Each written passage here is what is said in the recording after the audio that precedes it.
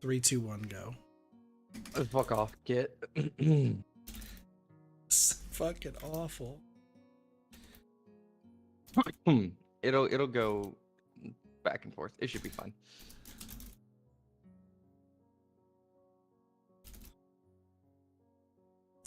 It's gonna go back and forth. Probably it's what the drink is for. It's And like, what's besides, gonna, I think what's 90. gonna Well, fuck no. 90% of this will probably be me. So There's gonna be I a have the lot of list. Lilly talking. I have, yeah, because I'm Hisao, Hanako, Shizune Bro, Nurse. You're Lily, Misha, Akira, Muto, and Rin. This is gonna come down mostly to the main character, obviously. Lily, the sister, Hanako, is like 90% of this chapter. I think Shizune Bro's in this as well, but not nearly as much as the other characters. Gotcha. Oh, do I have? Sorry, I just want to. You just talk one more time. Fuck you, Kit. You smell goofy. You have the spreadsheet up? No. There's nothing on chapter 4, is there? Yes, there is. There's one thing. Is there one thing on chapter 4? I didn't. Fuck. Where's my Discord? God damn it, I minimized Discord. Bro, we didn't pin it. Why didn't we pin it? We don't message that much. It should be okay. February, was it the 14th? Did we start on Valentine's Day? I'm pretty sure we started on Valentine's Day. Right? Did you just resend it right as I found it? Oh, I pressed Control C and it posted the fucking link for some reason to the stream. It was the 5th. Gotcha. So, okay. Yeah. Lily route. Says, Oh, there is one. All right, fair enough. I did not think there was one. The cats come out again. Yeah, they will. I don't remember what the difference between sprites and CG is. Oh, I guess Movie versus background. That makes sense. That makes sense. All right, you ready? Yeah, most movies are fine. It's just there's. So Which, I believe. What the fuck? Why do I keep losing my route check? Okay. It's this You one. ready? Okay. Let me get back to the actual fucking stream. Okay. Yes. All right. Well, after the excitement of our trip to Hokkaido, it seems strange to be right back to our usual daily routine so soon. Indeed, it feels like a normal day, the same as any other. Well, that's what I'd like to think anyway. To tell the truth, the atmosphere of the entire class, no, the entire school has changed. While an undercurrent of subdued trepidation has previously pervaded the class, now that the exams are in sight, it's boiled over into a frantic studying rarely seen otherwise. One day until exams start. It's horrific, really. And instead of studying, we went and wasted our time up north. We were such model students, too. Who needs studying? Most people. It's the one girl that we can't date. Sad face. It's bullshit, man. I'm so mad. Same. And then if you do date her, it's a bad ending. Dancing around the class. Yeah, that's the thing. Is because you have to date Shizune in that route. Oh, and if you abandon Shizune for Misha, it's a bad route. I think that's what Travis told Bro, me. I hope. I would love to date Misha. It's like you date Misha, but you feel really shitty for abandoning Shizune. Haha, I took your interpreter. Get fucked. I mean, I think Shizune is, or not Shizune, Misha is more attractive. So I agree, but you know, whatever. Game gonna game. Glance around the class, even the bubbly, ever-energetic Misha seems oddly deflated. Yeah, bubbly, and now she's deflated. She sits at her desk, nervously chewing a pen while Muto lectures from the front of the class. Wait, on closer inspection, I do believe she's eating it. Okay, maybe she's like Abigail from Stardew Valley, eating rocks, but she eats pens. Must be. Turning my eyes from the starry spectacle, I turn my attention elsewhere.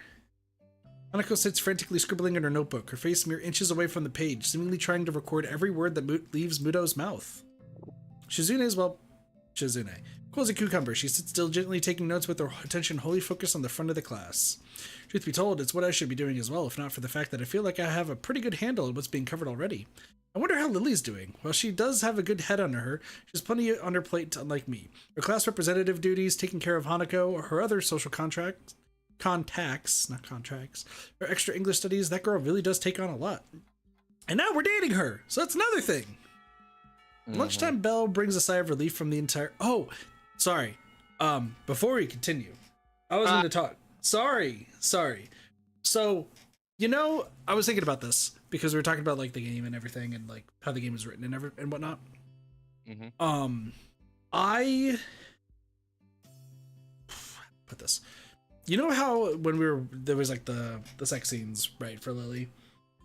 And both of us kind of were like a little uncomfortable like by watching it and everything and like going through it. Yeah.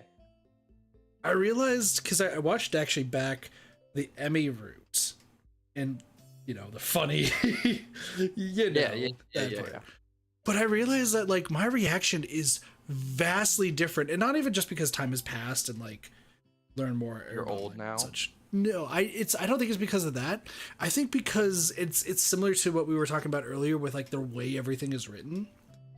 It's emotional as fuck.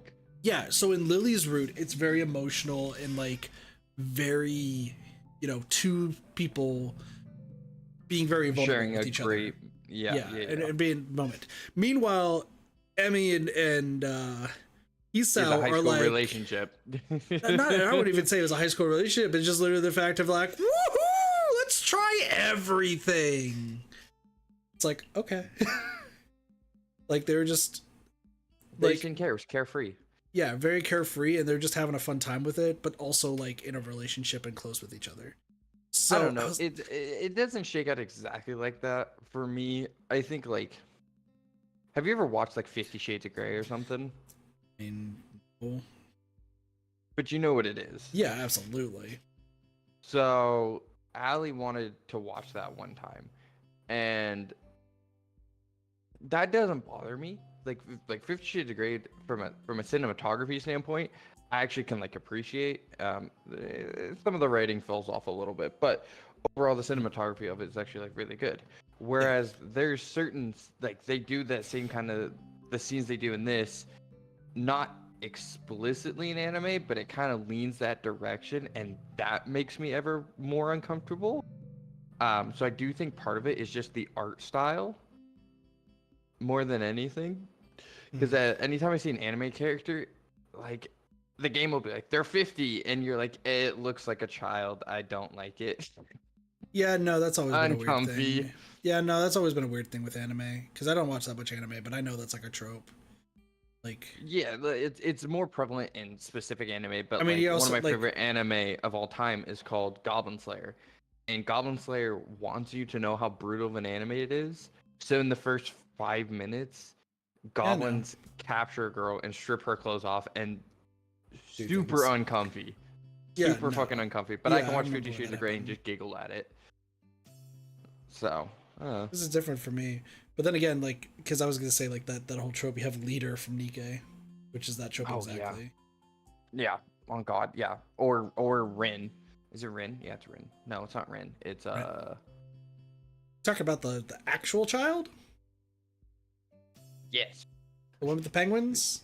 Yes. The one who swears up and down she's 18. I don't Ray. give a fuck. You're a child. You look 12. It makes it uncomfortable. Ray, because we made the joke because it's the same name as Ray. Yeah, no, that like, makes a lot more sense. Yeah, no, that was like, because that's the entire thing in that school arc is they're all just like, yeah, no, we've been here for like way longer than that school like should. It's like, oh, but like, yeah, they're giving themselves protection to make these kinds of jokes. But it's also like, it's like, I this don't is like the protection. Yeah, this game. I mean, there's also the other fact that like different cultures. Well, of course. Yeah, but yeah, because I was just thinking about that. But anyway, the lunchtime bell brings a sigh of relief from the entire class, Muto being no exception. I get the feeling he much prefers the more laid-back atmosphere of his normal classes to the frantic pace of exam preparation we're subjected to right now. Ichan, help me. I lower my eyelids to half mast, making clear my intention of doing quite the opposite. Ya fucking dumb piece out! Fuck you. What? What? Help me, help me, help me, help me. Not going well? Shishan's going to be fine, but I think I might die. Am I gonna die, Hichan? Will you let me die from all this work? Nope. How maudlin. Given that she's neither the brightest student in the class nor the most diligent, it isn't a great surprise that she's finding it hard to cope with the workload. Sorry, Misha, but I got my own work to do. I thought you and Shizune would be studying together over the long weekend anyway. Studying's too boring to waste a holiday on, Hichan. Shopping together was much more fun, wasn't it, Shishan?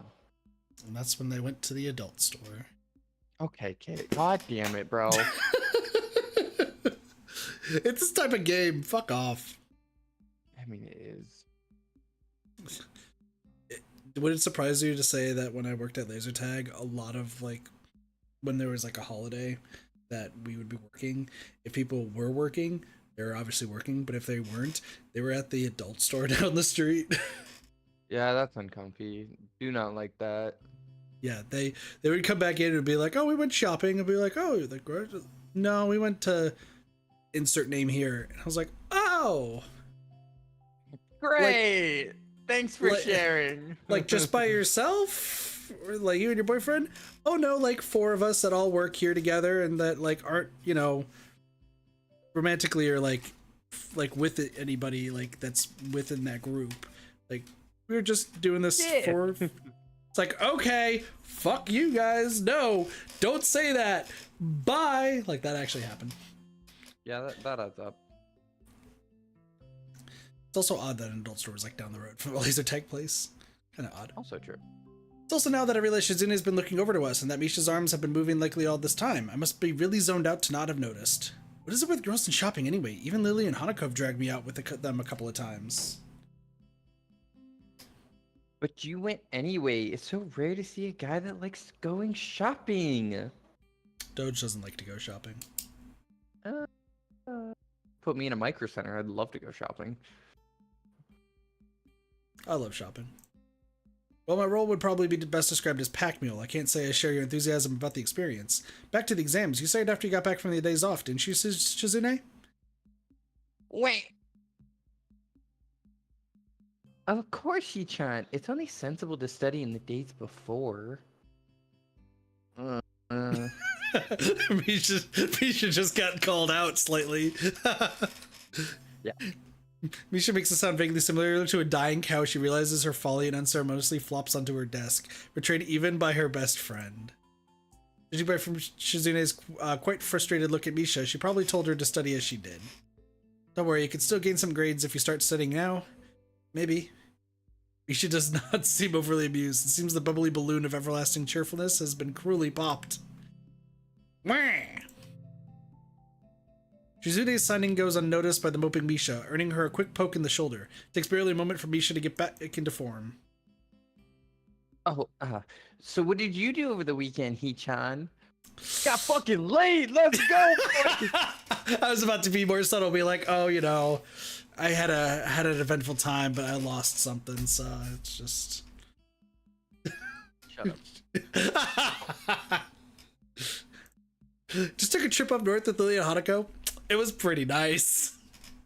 I see both of them narrowing their eyes at me. The mind surely in the gutter. Rightfully so. The fact that their suspicions are founded makes the situation all the more awkward. What? Also, we just studied and went sightseeing. There's nothing more to it. After such a fragrant lie, I realized that it may not have been the best step, considering Shizune's connections and her total lack of restraint when it comes to questioning someone she suspects of telling them truths. I really have no idea how she's going to take it, but she'll find out eventually anyway. It isn't as if it's really her business whom I date in any case. But yes, Lily and I are going out now. While Misha receives the news with an enthusiastic smile, Shizune gives a look of mild surprise, somewhat masked by her cool demeanor. Wah! Whoever you date is your business. I hope you two go well together. Misha gives a look that says that this is the most quarter I could possibly receive on the matter. It's all I wanted, really. After she says this, though, Shizuna begins to sign something else, then stops herself and shakes her head at Misha to prevent her from translating. Normally I think this strange enough, but the awkwardly casual wave Shizuna gives before walking off with Misha in tow adds to my confusion. Shizuna is hardly the kind of person to pull a punch or communicate without forethought. It's almost like she might have been crushing on us this entire time, too. Oh, damn. Am I wrong? No. I shrug my shoulders at the duo's odd behavior and look because I'm fucking dense as shit and don't realize that you're being crushed on. What are you, me? I was just gonna say that.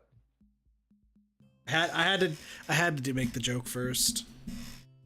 Otherwise, you would have made it more mean. Mm-hmm. Anyway, I look to Hanako's desk, but see that her chair is empty. She was definitely here before, so I guess she just didn't feel like waiting. I'll go grab some food alone then. Even though I have a girlfriend, I guess I'm just better off alone. Just like it. Yeah. There it is. Walking down the hallway to the unused room that's become a second home to 3 students in particular, I mournfully look down at the plastic-wrapped salad roll and juice box in my hand. The cafeteria's food really is unappetizing. Maybe I'll consider this my penance for my recent indiscretions. Opening the door, I notice one less quiet figure than I expected. It's strange, despite having known Lilly for months, I can't help thinking back to the very first time I opened this door and saw her silently sitting in the sunlight. Just as she did then, she slowly opens her eyes, and moving as they are, and calmly addresses me. Good morning, Hisao. It's afternoon, I think. Has Hanako been around? She skittered out of class without me even noticing. Lilly cradles her cheek thoughtfully as I take a seat, my bag taking its place against the closest leg of the table, and my unsatisfying meals neatly set out in front of me. Oh my god. Dang, Lilly, that was a nice burp. It 4 was. out of 10. Okay. Yeah. She did appear for a time. She said she had to study for the upcoming exams and left for the library. We find ourselves not entirely believing her words, or at least her intentions are in the right place. Quick, put up the cat. Now it's now. Is it? No. I was like, wait a second, I forgot to pull it up. Oh fuck, what do you mean? No, I thought it would be funny though. I asked her not to be here. It's like, oh fuck, put up the cats. Wait, hold on. The cats are up in the doges. Anyway, go for it. Okay. She is sweet, but she needn't go this far to let us have our space. We might talk to her about it sometime. She is our kid after all at this rate. On God, bro. Probably for the best. For a while, we quietly eat our meals, Lily elegantly nibbling on her sandwiches and sipping her tea as I eat, what tastes like a garden sandwich in dry dough. The atmosphere feels slightly strained, neither of us knowing quite what to say to each other now that our small talk has dried up. Is this how, like, starting to date is? Yes. Where you just don't know what to talk about? Yes. Oh my god, yes. I think I asked the same question during Emmy's route because the same sort of thing happens. Because it's like, what do we do now? And it's like, I don't know. Especially when you're friends prior to dating, it's like, do we revert to that? Well, now, we're acting more as friends than we are as a couple, and we don't want to, yeah. It's a whole fucking thing, I won't lie to you. Now, I know this is very implausible what I'm about to say. Okay. But if I do end up dating somebody. Yeah. And once again, stick with me, I know that's implausible. Yeah, this is sounding kind of fucking wild, but go on. What's the likelihood I fuck that up immediately? Fucking slim to none, to be honest. It's pretty hard. Once somebody commits to dating you, everybody has growing pains in a relationship. That's dime a dozen. It's awkward when you first, the first time you hang out with somebody outside of work or something. The same thing. You get through it. It's just a little rough in the beginning. Gotcha. But if somebody bails on you because you struggle to talk when you guys just started dating and you don't know where the boundary is, don't date them. That's my fucking advice. I feel like I feel like that was the case. I was honestly expecting like a jab, but that was actually thoughtful advice and thoughtful words. Beginning to date is nothing if not awkward. Fair. See, y'all, Doge does actually sometimes.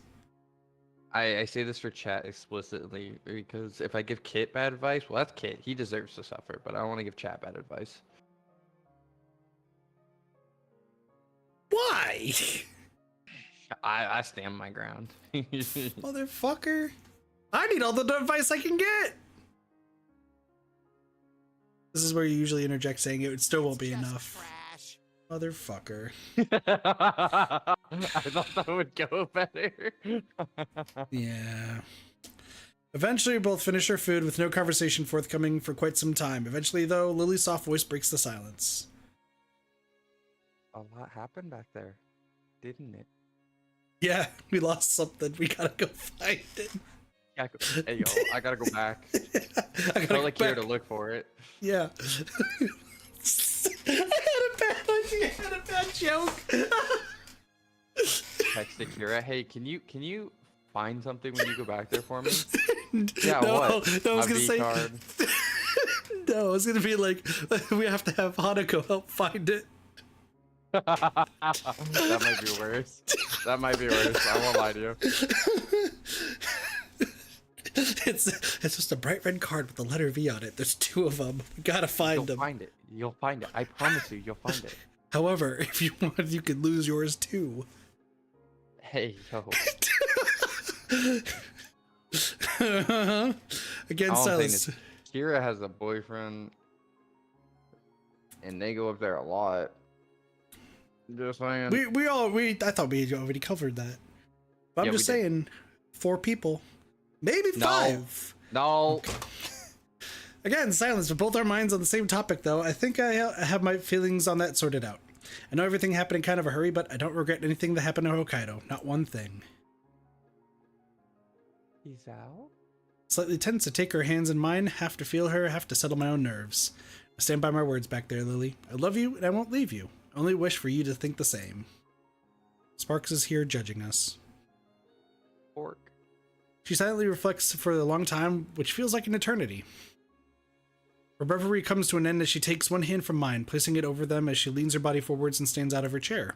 After a moment's hesitation, her face slightly pensive, her lips meet mine for a brief moment. My mind feels as if it briefly stopped at that moment, barely registering Lily sitting back in her chair and smiling back at me with ever so slightly reddened cheeks. Hearing that makes me very happy, Hizao. I would be glad to stay with you. Maybe it would be good to slow things down a bit compared to before. We still have school after all, and our exams. Yeah, we kind of hit a grand slam in like the first inning. Yeah, that's pretty normal though. Is it? Mm-hmm.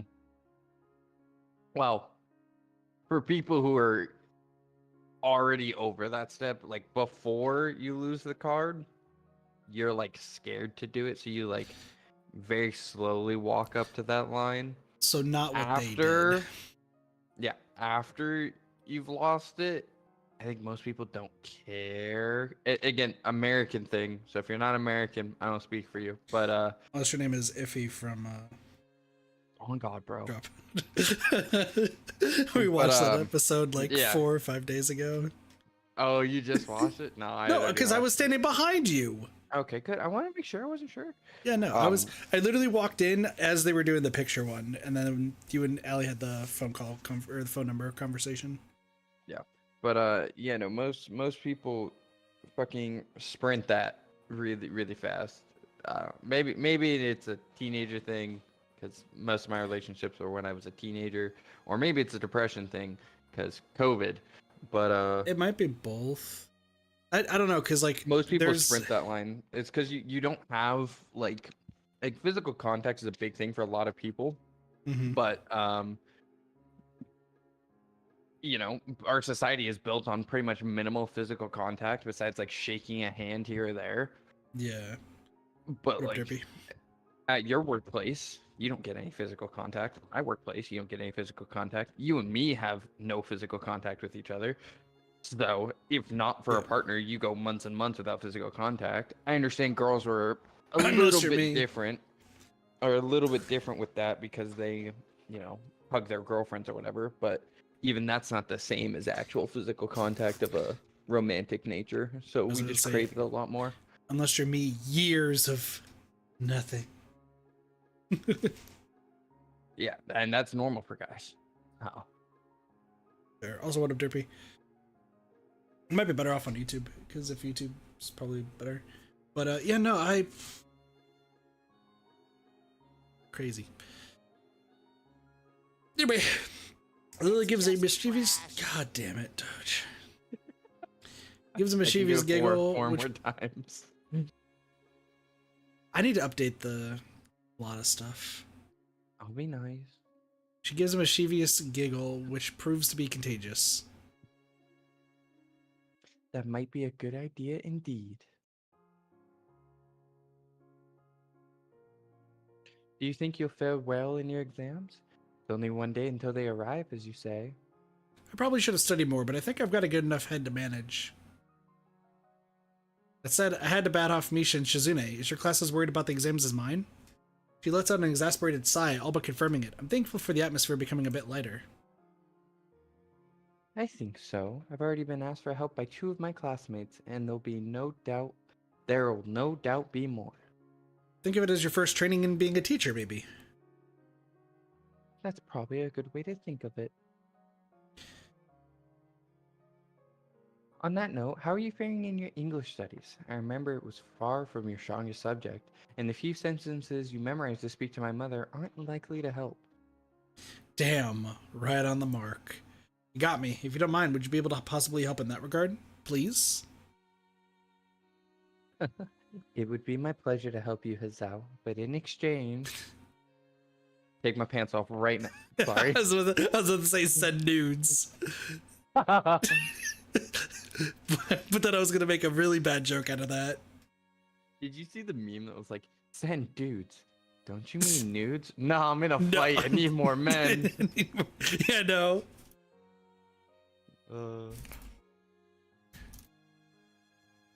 Hold on. I'm sending you the remaining part of what I was going to say. Did you see the 1973 Playboy? No. It's in Braille. Well, my cat's out of the bag on what that joke was. She lowers her eyebrows at me, her coquettish nature tentatively coming to the fore. No problem at all. You probably be better off with some help in your studies, though. She beams a smile at me, one of girlish victory that nearly makes me blush. I get the feeling she's aware of how to use her face to twist my judgment, so I should probably be more on guard. Here and now, though, a study group seems like an expedient way for both of us to shore up our more lacking skills. School bell rings out, reminding us that time isn't going to stand still. Lunchtime's over already. It sure is easy to lose track of time here. This room's so far from the other clubs and activities, not much sound can reach us. That's probably most of the reason why. A place far from all the others, alone with just one person whom she loves. As Lily stands and clicks her bag and cane, my thoughts are cast back to the time we spent in Hokkaido. Before I go, Akira and I are having a homecoming party in my room tomorrow. Will you be able to come? I don't know. Yes. Will we? I was gonna say, I don't know. Will we? Okay, hold the fuck on. My girlfriend comes into your fucking stream and goes, hearing you try to speak like a girl is hilarious. Fuck you. Come in here and read it your damn self then, or fuck off. Wait, what? Why don't I see Ellie's message? Oh no, she messaged me personally. Oh, okay. I was like, it didn't show up on the thing. All he has to do is whisper, Ellie. That's all he does. Hey, soft spoken. You're better with Misha, though you did do Valley Girl. Well, you kind of did. Look, my throat is not gonna let me do Valley Girl today, okay? Like, oh my gosh, Shizune. Hisao and Lily totally fucked, didn't they? Oh my God. She says that out loud, forgetting to sign. Everybody hears it. Misha looks down, Hisao, all the color drained from his face. It would happen. True. And back again. My schedule is free, so I should be able to make enough room in my study time to make it. Good to hear, Zao. Sparks, why are you sad? For what it's worth, I'm glad you're back from Scotland. Once exams are over, we should have some more time to ourselves. Holidays start soon after, too. We could start the holidays with Tanbata then, just as we promised at the school festival. She brings her hand to her cheek and laughs slightly nervously, recalling the event as I silently thank myself for managing to remember. It seems odd to see her react in such a way, though it's not like I never saw her embarrassed before. I better be going. Farewell, Hizao. Bye. What a shitty goodbye, Hisao. Yeah, for real. Whether it's out of habit or just my stubborn desire for one small fragment of normality, I hold my hand up in a farewell just as I always do. At least I'm consciously aware that I'm doing it now. Oh gosh, we're a dick. Oh, yeah. Sparks like Shizune looks confused and then just frowns after realizing everyone else's horrible reaction to Misha forgetting to sign. Girlfriend says your Valley Girl is peak. Thank you, Allie. I don't know why my Valley Girl is good, but I think I'm beginning to see a bigger picture than I ever have before, not only with Lilly, but also my life ahead. The chains of my past are finally breaking. Dude's breaking chains. Do do do do do do do do do.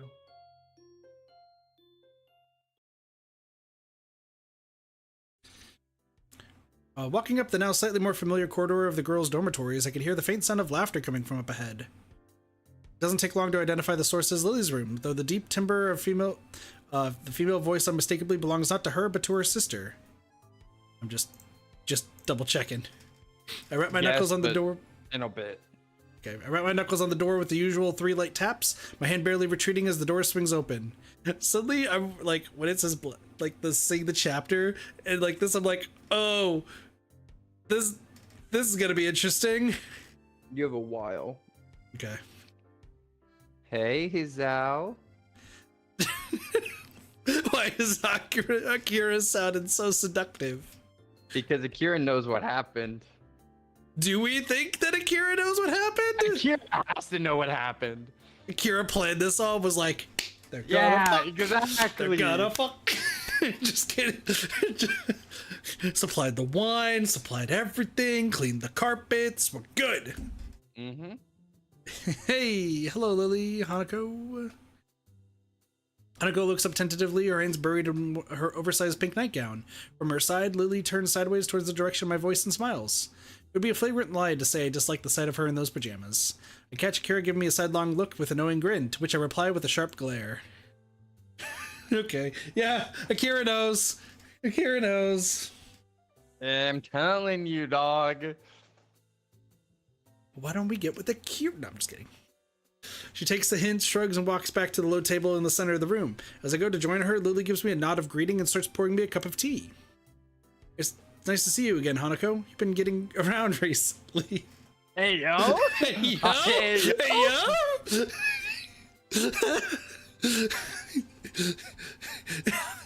Lily and Issa were not the only ones to lose their V card, it seems. Womp womp. Lily wears a look of concentration as the light brown liquid, carefully measured by her finger as always, floats from the teapot into the cup. It seems Hanako has taken up helping one of the people in your class with the newspaper club. Naomi, I think? The fuck is Naomi? Whatever. Hanako gives an affirmative nod. It's brought up twice. Even after spending about 2 months in the class, I still have trouble remembering the names of those students I rarely talk with. It takes me a few mental contortions to connect the name with the face, but eventually remember the girl that sits beside Hanako at the back of the class. Naomi Inoue, a fairly average-looking girl, except for her bleached blonde hair. Go for it, Doge! Say that name! Naomi Inoue? Perfect. I'm teaching Doge how to say foreign names. That one's easy. There's no other way to read it. Makoto, you can't say if Danganronpa was anything. Alright, relax. Motherfucker. We'll get back to that game at some point too. I'm gonna purposely find a way to fuck up Katasi. Everyone already does. Kitty. That's literally how they fuck it up. Literally the first rate I ever got. All right, Kitty or Dale. Do you know Dale from Dead by Daylight? White Tornado? Character? Yeah. No, not character, like stream. He goes by White Tornado. Fuck no. I have not watched anyone play DBD besides you and a couple of YouTubers right when it came out. Oh, gotcha. Yeah, no, he'll call me Kitty. I'll look at his streams every now and again. No, he has fun with Dead by Daylight. Anyway, given her upbeat and straightforward personality, Naomi may have seen an opening to poach Hanako for her club when she inquired about joining one. Either way, it's nice to see Hanako broadening her horizons. When I first met her, the idea of her joining a club with anyone but Lilly would have seemed utterly laughable. Explain how busy you've been. Enjoying it? Oh, this is me. This one, okay. It's really interesting. As always, Hanako's far from being talkative. Some things never change, and it seems that Hanako's personality is one of them. She'll likely always be one to shy away from being overly social. I want to try something. You're going to try a lot of things. This could be a terrible idea. Please don't try whatever you're doing. What do you think I'm going to try doing? I don't know, something with voice mod. Doo-ba-doo-ba-doo-ba-doo. He knows me too well. Yeah, don't do it. Because then you have to change your input for your stream, and then you also have to change the input for me, which really means fucking with banana, and we know how that goes, so... Yeah. Listen, I'm letting it do a software update, okay? It's fine. I hit Not hardware? I hit... What do you mean hardware? Voice me just... Oh. I love myself. I'm glad you do. I'm glad you do. Warned by the sound of crockery against the table as Lilly gently places my drink in front of me, I thank her and take a long sip. Hanako and Lilly are attending to their own, and Akira is quaffing a mug of strong-smelling black coffee. On Fifi. You're a lucky bastard, Izal. Huh? I can't help grimacing at her teasing smile, still visibly around the edges of the mug pressed to her lips. Seeing my sister in her pajamas? There's a lot of men out there who'd like to be where you are. I don't know if I like or hate Akira. Oh, this is exactly the shit I would do. Except you'd be making fun of... No. Oh, Akira is making fun of you right now. This is the total I meant rip. of like, okay. I've seen a lot more than that of her, not that I'd admit it. Akira. No, I can't do that. Hey, I'm just teasing. She leans over to me as much as she can, whispering with a sly grin written on her face. Gotta say something before I click. That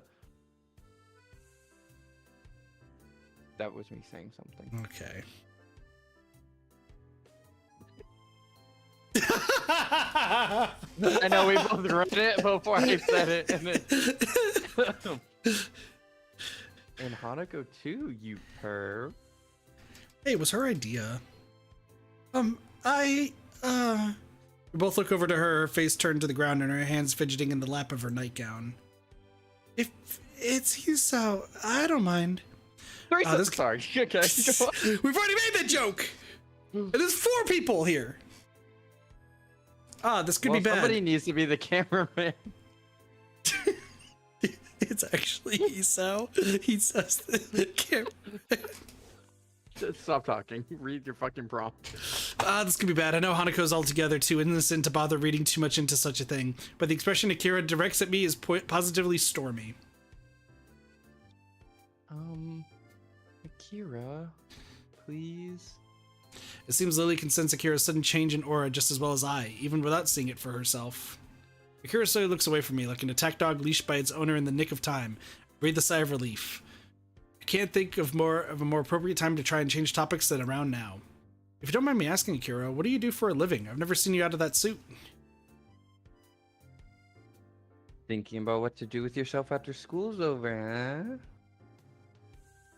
huh? I'm a lawyer. For the most part, I work in the legal department of the Japanese branch of our family's company.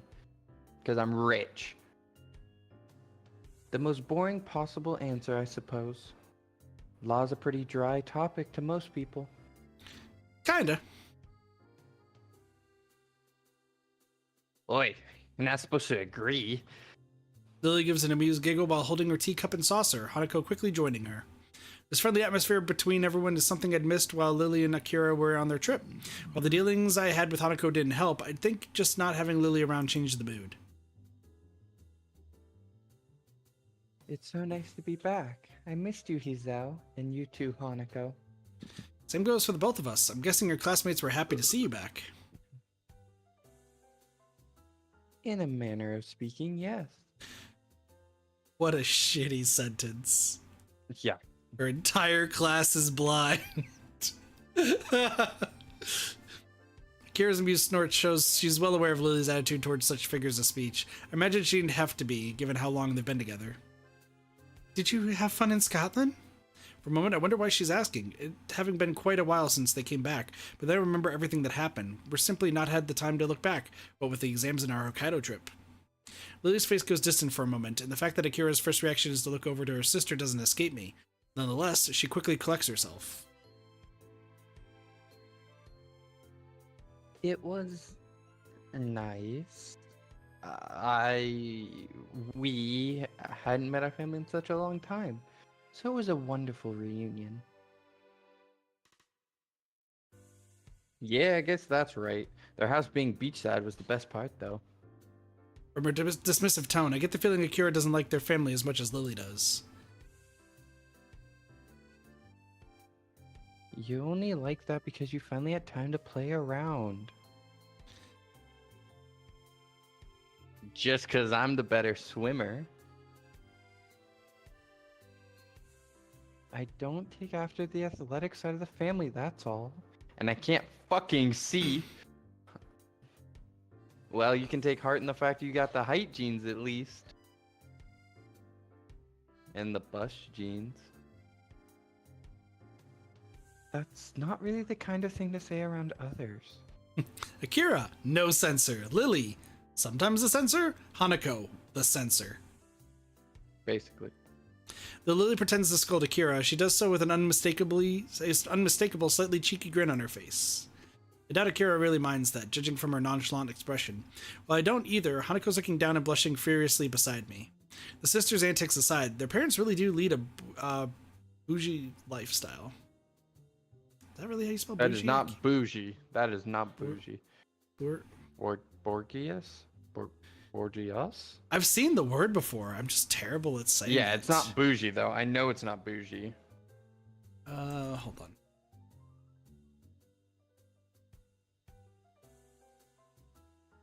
Bourgeois? Is that really what it is? Bourgeois. Well, and which is how we say bougie. Bourgeois. We shorten it to bougie. Yeah, bourgeois. Okay, I had no idea. Close enough. It seems Lily divorced from the life that Lily and Akira have lived until now. I suppose practicality must have made the decision for them. To have come from such a wealthy and well-connected lineage only adds to the almost noble air Lily seems to have, though. It's a small wonder none of it seems to have rubbed off to Akira. They really are as little alike as siblings could be. Their only similarity seems to be their shared confidence, which can be both endearing and a headache at times. Still the same. Most of the night continues with the same, with Hanako eventually leaving the Sato sisters and me to ourselves, as she heads back to her dorm room for a rest. For a while, only the barely audible sound from Lily's teacup and saucer can occasionally be heard as she slowly drinks. The silence is strained as Lily and I wait for the elephant in the room to be addressed. So... Lily y'all dutifully... Lily dutifully puts her cup down, giving her sister her undivided attention. With Lily and me on one side of the low table and Akira at the other, this almost feels like a judge passing down a verdict. I hear that you two are going out now. I glance sideways at Lily to confirm her as the source of Akira's knowledge. She gives a gentle nod to Akira, which I mirror in the affirmation. Deciding that this is the proper time and place to do so, and Akira being the closest figure to a parent Lily's had for much of her life, I bow deeply with my hands on the floor before me and my head very nearly the same. I'll take good care of your sister, Akira. I promise you.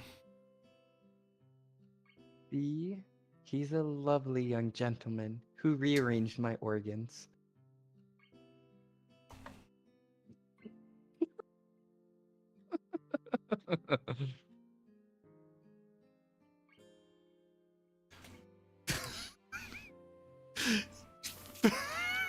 I don't know what to say to that. Accurate. She must have heard my voice coming from a lower position than usual. I slowly bring myself back up, my eyes tentatively looking to Akira from under my brow. To tell the truth, I very much doubt my suited judge will raise any objections. She's very definitely the type to make her disapproval with others well known, something that lends her a measure of respect in my eyes. The old-fashioned kind, huh? Well, he's the kind of person I guessed you go for. I don't have a problem with it, and I wish you two the best. Even if I didn't like it, couldn't really do anything about it anyways.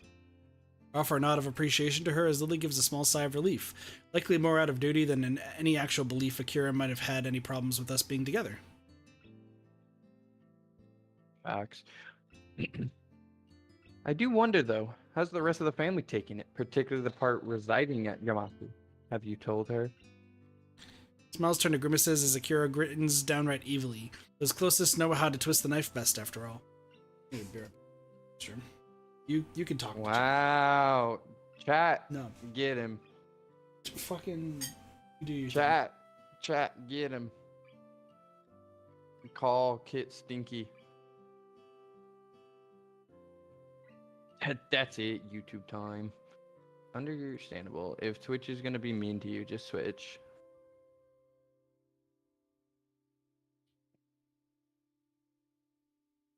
Nobody will have a problem with you switching. It's best for us all. How did I? It's fuck just this up? trash. It's just trash. I agree. I agree, Cheese. It's just trash. It is trash.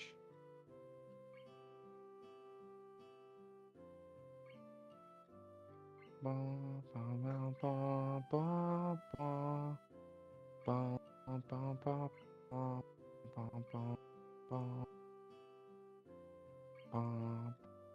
ba, ba, ba, ba. Do do do do do do do do do do do do do do do do do.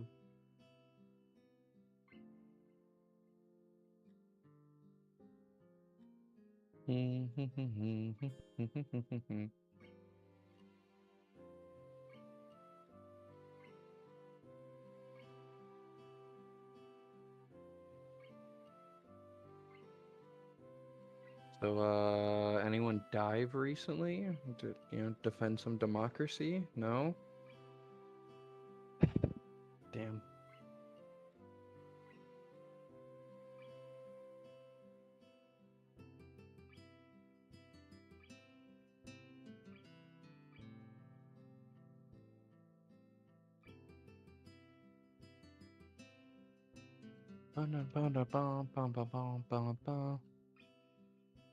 I'm definitely gonna miss YouTube comments because I'm just sitting on Twitch, but see.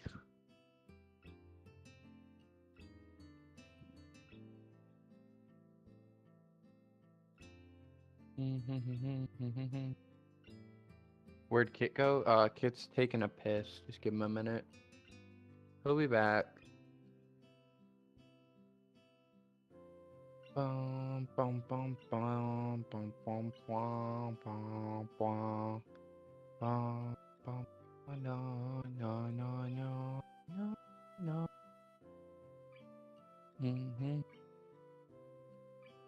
Holy shit, the wardrobe malfunction was mine!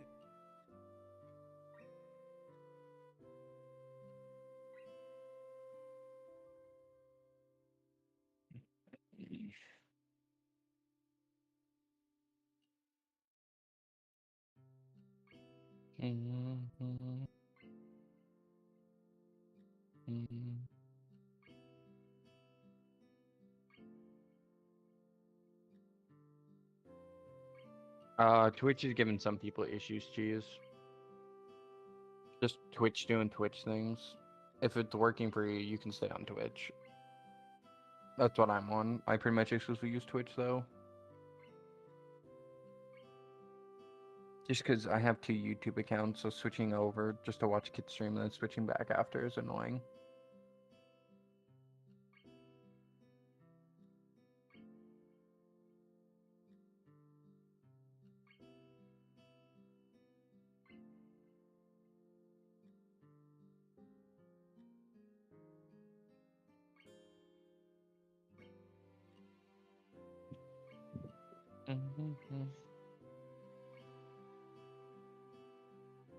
Which don't like me today, yeah.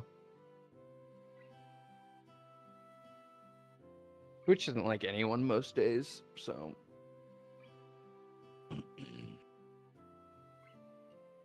Da, da, da, da.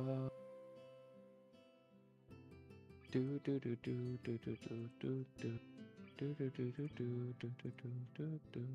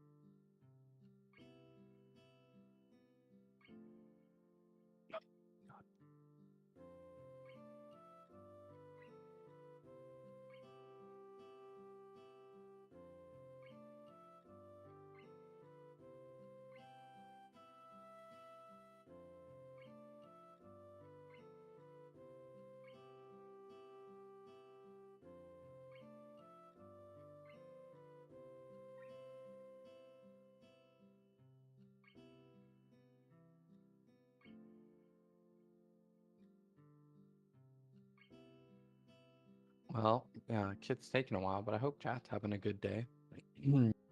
As you can obviously hear, I'm fighting a fucking cold, flu, hay fever thing. I don't know what it is. It's fucking annoying, is what it is.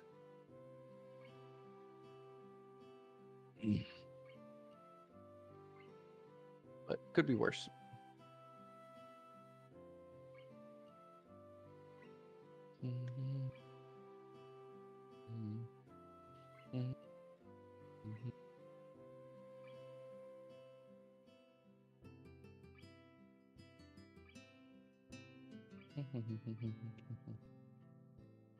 Oh, except cheese. Fuck cheese. No, I'm kidding, cheese.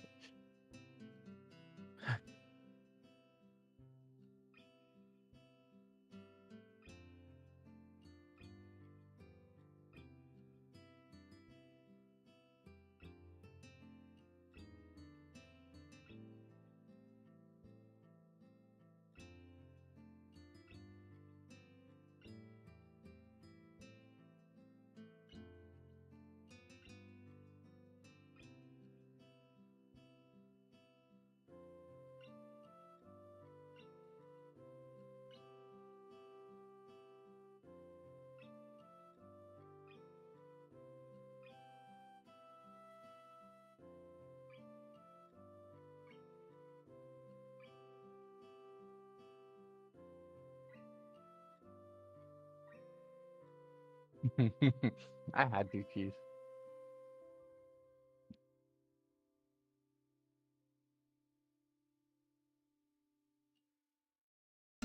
I'm back. Sorry about that.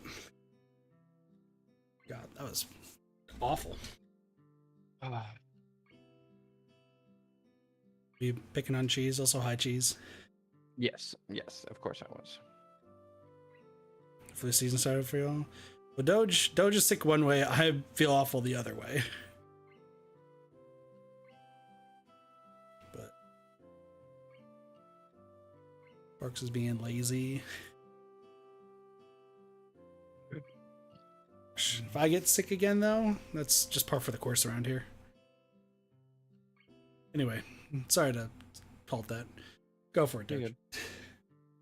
Putting up with it may be the best term for the situation. Don't you agree, Hazal? Yeah, that sounds about right. At least she's being reasonable about it. Good to hear. That girl can be a handful at the best of times. We sent a few messages back and forth during the trip, and she was already busting my chops for seeing my boyfriend when we came back after leaving Hidaki for so long. She really does care. Fuck you. She really does care for the little guy. Who are we talking about? Are we talking about Hanako or are we talking about... I think it's Hanako, because she said the other family. Oh no, it's Shizune. Shizune? It is Shizune? It's got to be Shizune. Okay. I cast my mind back to Shizune's, yeah, there you go, odd reaction after telling her about our relationship, but decide not to bring it up. It's no doubt simply born of their mutual antipathy, and Akira's comments only back that up. Well then, that's settled. Gotta get to work early tomorrow, so I better be off. She rises from the table with a grunt, her hand on her knee to push herself up. We just notice Akira's eyes lingering on Lilly for a couple of seconds before turning away as she begins to take her leave. After she walks out the door, she stops and looks up thoughtfully before turning to us one last time. Oh yeah, I almost forgot to tell you. Use protection every time. Good advice. Good advice. Thank you, Akira. Good Good big advice. sibling. They've never done that twice so far. Good big sister things. We appreciate you.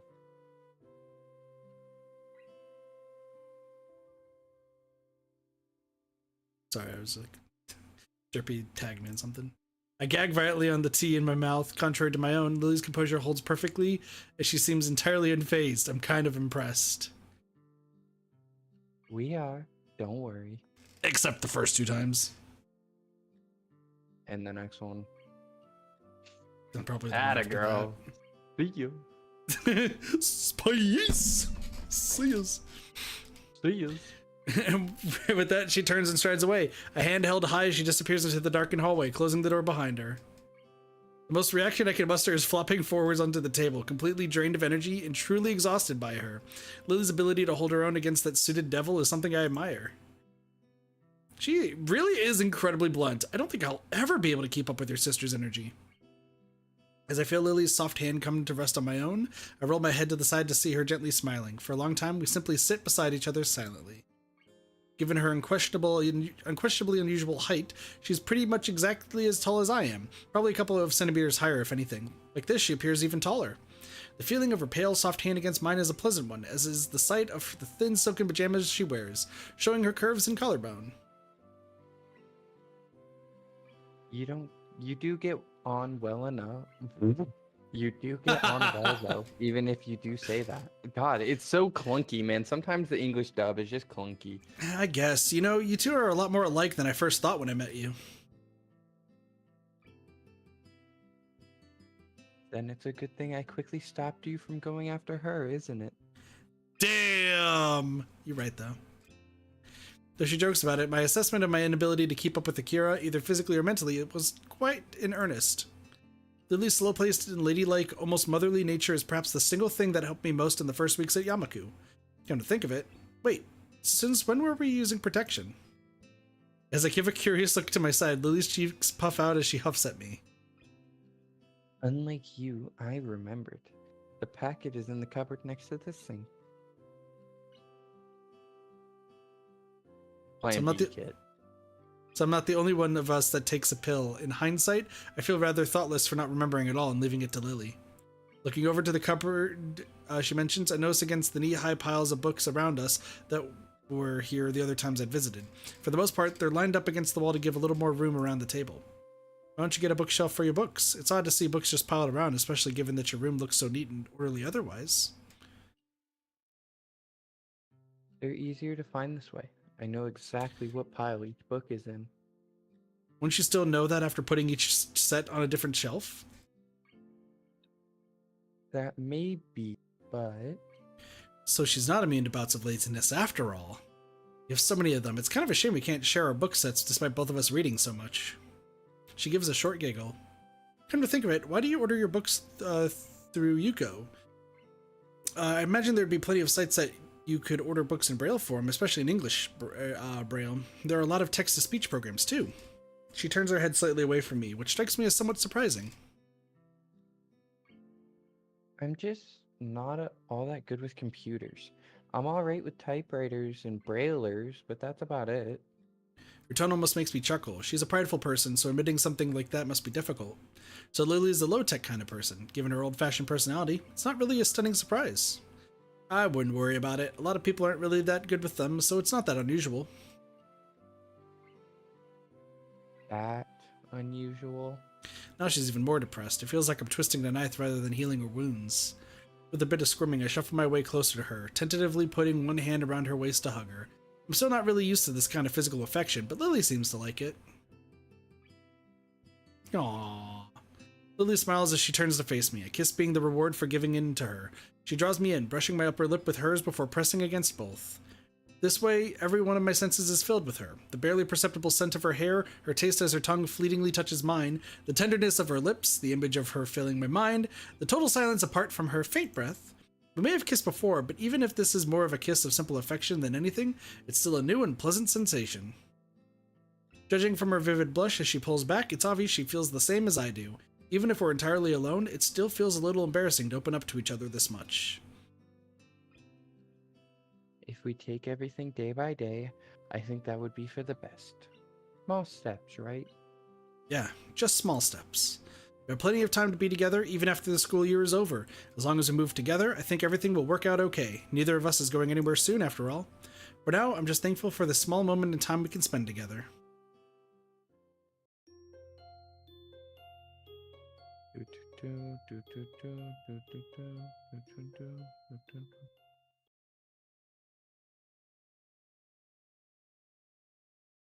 Yeah.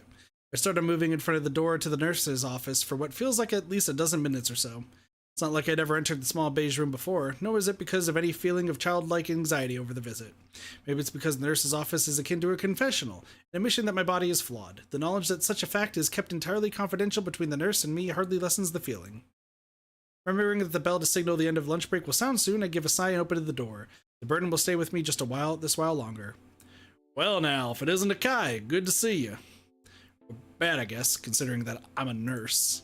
He gives a small laugh, amused at his little joke. I find his humor lacking and somewhat off, but the fact that he can make light of such a situation is perhaps comforting, or at least distracting. His brief episode of entertainment over, he claps his hands together and gets down to business. I take a seat as he gestures for me to do so. Wish the classrooms had seats this comfortable. I could feel my mind wandering as my eyes quickly scan the room, distracted by all the small changes since last I came. Alrighty, so what brings you here? I haven't seen you often, so I assume your health's been good so far? Well, mostly. I see. His smile drops as it trails off. I feel slightly guilty about it. It's these moments where I can't rationally call myself normal that make me so reluctant to see the nurse. There's an admission that I'm different from everyone else. While I was on a trip during the long weekend, I had a few problems with my heart. He hums very seriously and nods as he does so, urging me to go on. I think it was as I was walking a fairly long distance. I think the right term for it is a heart flutter. I suddenly went weak at the knees and felt almost like I was having a small heart attack, but it passed in about half a minute. Even afterward, though, I felt pretty fatigued and nauseous. Not good at all. That was how many days ago exactly? Did you do anything unusual aside from exerting yourself before the episode? Taking your medication properly? The nurse switches from awkward jokester to serious health professional mode, rattling off questions, making notes, and calling up stuff on his computer. I tell him about forgetting to take my pills in that morning and the preceding evening. It was a stupid thing to do, but I can't change anything about it now except answer honestly and bite the bullet. His seriousness evolves into a frown. The talk evolves into an instant checkup. I mean, fair point. He missed a day, so... I finish buttoning up my shirt and again get motioned to take a seat in front of the nurse. Is this the first heart problem you've had since coming to Yamaku? I've had short pains in my chest before, just a couple of times, but they were more discomfort than anything like this. He leans back in his chair, briefly resembling a white coat coated Poirot as he mulls over the mysterious case of the heart flutter. Moving his lips from side to side to show he's thinking, his non-existent mustache wiggling, he eventually comes to a conclusion. Well, you survived it. That's always on the plus side. Blink at this one, then notice the nurse wearing his got you face. It's actually somewhat reassuring. I don't think he would crack jokes if things were really serious, so I keep silent and take my lumps. I'll have a talk with your doctor, but right now I suspect it's simply due to physical exertion. Ever been keeping up with the regular light exercise like I directed you to? Yes. Yes. Yes. Yes. Yes. I make sure to walk a reasonable amount every day. It's usually enough to work up a bit of a sweat, but then again, I'm not really as fit as I used to be. But also, yes. That should be enough then. The main thing to keep in mind is to do regular low-stress exercise, not short bursts of sprinting and such. I understand. Since leaving the hospital, I've been a lot more focused on my studies, partly to take my mind off of not being able to do more physical things. I sense a lie. Hey, Doc, is my heart healthy enough for sex? Always! It's an important question to ask. And the answer is always. The answer's probably fucking no in this case, but... True. It's good to hear you're coping well. Sudden lifestyle changes can be hard at the best of times, so I'm pleased to hear that you sound like you have everything in order. Almost everything, that is. Nevertheless, I want to keep a close eye on you for a while, just for observation's sake. Just to make sure things aren't going downhill. You understand. It's something I really didn't want to hear. Since coming to Yamaku, all I've wanted to do was live as normal a life as possible. Observation was one of the words I came to hate the most during my hospital stay. For so long I felt as if I could have just walked straight out of the hospital doors, if not for that observation the doctors wanted so dearly. Sure, should I come in more often? He checks the calendar next to his computer, which seems to inflict on him a nasty case of furrowed brow. He spins back towards me after that. Summer holidays are a bit of a pain, considering the timing. I'll check with your doctor and try to get a better handle on the situation and see how he wants to proceed. I think you should just take things slowly and carefully for now. Just like relationships, you gotta take them slowly and carefully. You understand? What you're describing doesn't immediately sound like a reoccurring event, but it won't hurt to slow down a bit for a while, just to make sure. What should I do for today? He looks over my shoulder at the clock hanging over the door. I'd never have noticed it if I hadn't followed his gaze. It's nearly time for school to be over, so you may as well just leave early. He gives me a sly wink, making sure that I understand he's doing me a favor.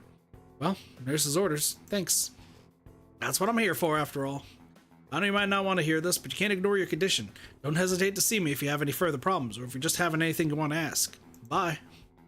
He spins around and gets back to typing on the computer in front of him. I suppose I'll just read before waiting for Lilly by the gate, considering I don't have much else to do. Even as I leave, his words echo in my mind. My condition isn't something as limiting as many of the others here in Yamaku, and I don't want to burden Lilly with thinking about it. If I just live life normally and avoid any short, sharp shocks, I should be okay. I won't let my condition rule me. Lilly comes into view soon after the bells heralding the end of school day ring out. She says farewell to a number of her classmates headed in the other direction before beginning her weekly trip to the convenience store. Afternoon, Lilly. The immediate warm smile and relaxed demeanor she assumes upon noticing my presence are unexpectedly welcome. Hello, Hizao. Good afternoon to you too. She hesitates for a second, but eventually deigns to tilt her face forward and close her eyes. My lips meet hers with a measure of slight trepidation before we move off, hand in hand. The fact that we're so close in height is somewhat useful at times, there being no need for either of us to turn our heads upward nor downwards in order to meet the others. Is that actually a problem?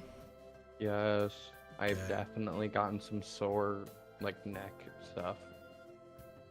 Doesn't take much time to leave the noise of the other students far behind us. The tapping of Lily's cane in her free hand, the only sound to be heard.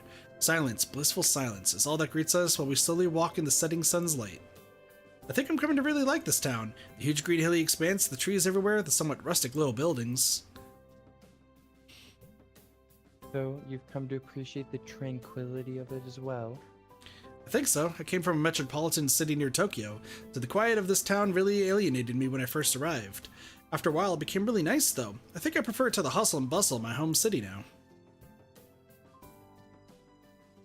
Well, I preferred the quiet of such a rural town even when I first arrived. I suppose I had the advantage of growing up in a quiet area before I came. Hanako said the surroundings are very pretty, too. Lily may say such a thing quite easily, but each time she mentions how others describe sights around her as beautiful or pretty, I feel a little put off. I notice her expression becoming one of anticipation for some question or another. She always had a good sense for when somebody's not saying something that's on their mind, so I might as well speak up. I was kind of wondering how to put this. Do you ever regret that you can't see what things look like for yourself? It's just something I've been thinking about. He thinks carefully for a time. Do you ever regret that you can't hear people whispering on the other side of a room? Yes. Yes. I can only speak for myself, but the fact that I can't see is the only way I've experienced life. Just as I cannot do something you can't do something that I'm capable of. The fact that the world is made for those who are sighted can be painful sometimes, but there are many, many people who suffer much more than I because of the way the world is. That does make sense, but still, it just feels kind of bad to describe something that you can't experience to you. She tilts her head quizzically, as if I'd just said something that makes very little sense at all. But I can experience it. You just said yourself that you like this area because of the way the surroundings are. I like this area for this very same reason. Thanks to the fact that it is a small rustic town surrounded by trees, it gives some peace and quiet from the din of the school and the bustle, not to mention the smells of the city. I suppose it would also be much like the home she shared with Akira as well. Her outlook on it seems pretty sensible, and I'm not surprised that she's got a much better handle on her particular condition than I do on mine. Just like how her coming from a location somewhat similar to Yamaku's surroundings led her become more acclimatized in a shorter time, being born blind affected her stance by her own omission. I should stop being so annoyed with myself over it, but I can't shake the feeling that I'm dependent on Lilly far too much, given the circumstances most have had to deal with in Yamaku. That makes a lot of sense. You're pretty good at explaining as always. Come to think of it, where is Hanako anyway? She was with us for lunch. It seems she's busy studying. The exams are far from over, and she said she wants to do better this year than the last. While I admire her work ethic, she's really been trying to give us a lot of room alone recently. She's that type of person, I think. The kind that puts others' needs above her own at every chance. She's a sweet girl, even though so much has hurt her in the past. This sounds familiar. Doge. Shit. What? I don't put fucking shit before my own I needs. know, it's me. I was trying to crack a joke. I tell Cheese to fuck himself daily, and that's a need of mine. Call me a bitch every day, daily. It's a need of mine. Don't judge me. Or fat bitch, one of the two. What up, fat beach? Meanwhile, I have to make sure Cheese and Sparks are okay every single day, I feel like. Oh, this is you. I don't know. I feel like it's only now, when she's less close to me than ever, that she's truly finding herself. It was thanks to you that she began to become more confident, after all, not me. I take my hand from hers and gently place it on her head. The important thing is that you were there for her. I can't even imagine what she'd be like without having found someone like you. That much became obvious while you were in Scotland. We're all still friends, so we'll just gotta have faith in her. I think she'll become a good person, and that much is thanks to you being there for her when she most needed it, just as you were there for me. And now she'll probably date Naomi. Sorry. It's possible. I don't know. True. I don't know if you find out anyone's sexuality in this game.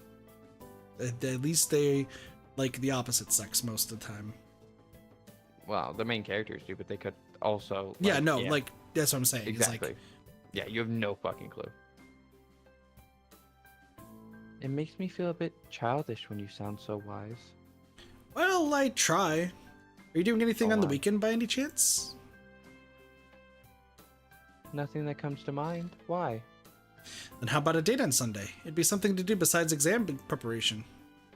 Countering my rapidly beating heart, she simply smiles and nods. That would be lovely. How do you feel about the arcade? Where would you like to go? What was... Did you not see that boulder coming at you? Come on, get a grip. We're playing Time Crisis. Look out for the guy. Look out for the enemies. It's Tetris. It isn't this hard. Oh, I'm going to hell. Same Straight here. to hell. Do not pass was- go. Don't collect the $200. What were we saying that we were all gonna plan to do at some point? I know we said escape Other? room. I don't. What? Oh. No. Laser tag, mini golf, go karting. Mini golf, that's what it was. Escape room. Yeah, mini golf was the one that we were talking about recently. Yeah, Laser it was tag. mini golf. We should probably do that. We should when we're not broke dicks and actually have the time to do it. When you and Ellie have the time to do it. Yeah, I'll find time. But I whenever you love know, mini golf. I would be fine to pay for both of you as well. I love mini golf. Mini golf's so fun. Out of all of those games, though, I think go karting might be my favorite. But laser personally- tag is a bop. I used to work that some, dude. So you know how my You're thoughts saying on you that. have an unfair advantage? Yes, I do, because literally. Fuck you Okay, up. story time. Story time. When I went to Utah to hang out with that one person that we were talking about Yeah. the other day, yeah. there was an arcade and a laser tag place in bowling. Okay. First off, bowling. I suck at bowling across the ball. I haven't bowled in a while, and we should also do that too. I'm okay. I'm not great, but I'm not terrible. We should bowl though as well. We should just have Bowling's a fun easy. time. But I'm honestly terrible at it. I used to get so pissed off with family because my family would all of them could hit strikes consistently, and I would gutter ball constantly. Oh, I'm not hitting strikes consistently. If I get a strike, if I get 3 strikes in a game, that was a good game. Yeah, no, they're getting like 4 or 5. So I'm just like, oh fuck. Yeah, they're on bowling teams and shit. But anyway, so bowling, I actually did pretty well. And then the arcade stuff, because I was, working as an arcade manager, doing pretty well. When it got to the laser tag portion, first off, I silently the day I got back and went back to work, I told my boss, I was like, y'all, they have shit training for laser tag. Like, it's so bad. Because obviously I was a laser tag guy. But Yeah. absolutely demolished every single person. Like, Damn. wasn't in before people are like, oh, you're probably playing with kids. No, this was like a bunch of adults. Like, we're talking probably like 5-10 years older than me as well. Like, Well, we were that's definitely why the kids youngest are people. old. They can't move. Motherfucker, this was when I was like 18. Exactly. 30-year-olds are old, man. I don't make the rules. Yeah, it's gonna be me in a bit. Mm-hmm. But anyway, no, Grandpa. like, they're trying to do like crazy stuff too, and like I just demolished. So, mini golf though, I think we should do it. I'd absolutely pay for you and Ellie as well. I think I'm better at mini golf than real golf, but I think I enjoy real golf more. Yeah, we were talking about that too. Golf. There's a Yeah, lot we because should I threw probably away do. my clubs. That's true. But I mean, you could rent clubs, so it's fine. Yeah, you can rent clubs. Not a big deal. Yeah, no. Derpy, I used to work at a laser tag center. I used to be a arcade manager and fix the vests, so we're great. Anyway, where would you like to go? Mini golf! Mini golf. Her face suddenly changes to one of disapproval. You can't do that, Hizao. That's cheating. Damn. Just started a relationship and we're cheating? We're terrible. Yeah. Most girls would say that's cheating. I'm just gonna let you know right now. If you ask them on a date, you gotta plan the date.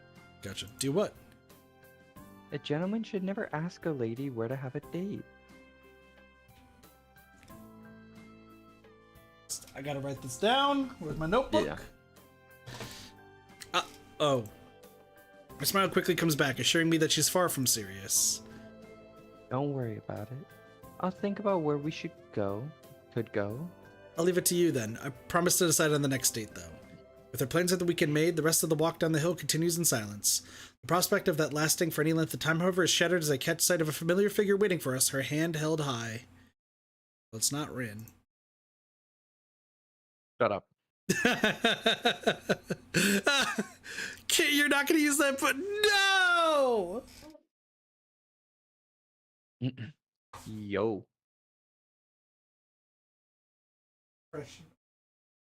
Be depressed.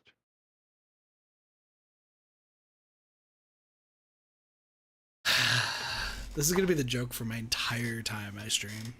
Yes. If I date somebody. Yes, And then it's going to be about a year of people saying that they don't believe me. correct. And I then will be one of them. every single day. There's no way you're with somebody. Damn. Anyway. Thank you. Please come again. The The changing temperature as I step outside from the convenience store sends a chill up my spine. It feels like summer's starting to wind down. Looking to my side, the same feelings seem to affect Lily as well, though unlike me, she doesn't manage to hide the fact. Something I didn't realize at first was how physically delicate she is, even compared to the likes of Hanako. If I had to describe her, I'd have to say that she reminds me of a China doll. Interesting choice. Kira walks up behind her and gives a couple of hard pats on her shoulder, much to Lily's consternation. For a moment, she looks as envious of my status as the only child as I am of their close relationship. They talk between themselves for a few moments as I sort out my bags, their voices too low for me to catch, but eventually they break off and begin to walk back to school. It feels good to be out of that damned office. You kids don't know how good you have it here. Facts. Kids. You too, then. Kids grow up so fast nowadays. You're not old enough to say that. I don't know. Being around Hideaki. Hideaki makes me feel so damn old. He's so precocious. He reminds me of you when you were younger. He's a nice boy. It would be a shame if Suzune comes to have too much of an influence on him. Damn, that's brutal to say. Kira gives an amused snort at her sister's antipathy. She really doesn't seem to regard it as anything to make a serious fuss about, treating it more like a childhood spat. She looks over to me, apparently only just remembering that I'm here, and gives a small grin as she reaches towards her back pocket. We know what's gonna happen. No, you don't. What is it? Just a sec, let me dig it out. After quite some difficulty, she managed to retrieve her black leather wallet from her back pocket, quickly fishing out what looks to be a folded square of paper. With Lily all but unaware of what's happening, Akira unfolds the scrap and hands it to me. An old photo of what looks to be a younger Lily and Shizune operating a noodle stall with some other girl in the background. She looks vaguely familiar, but I can't quite pinpoint why.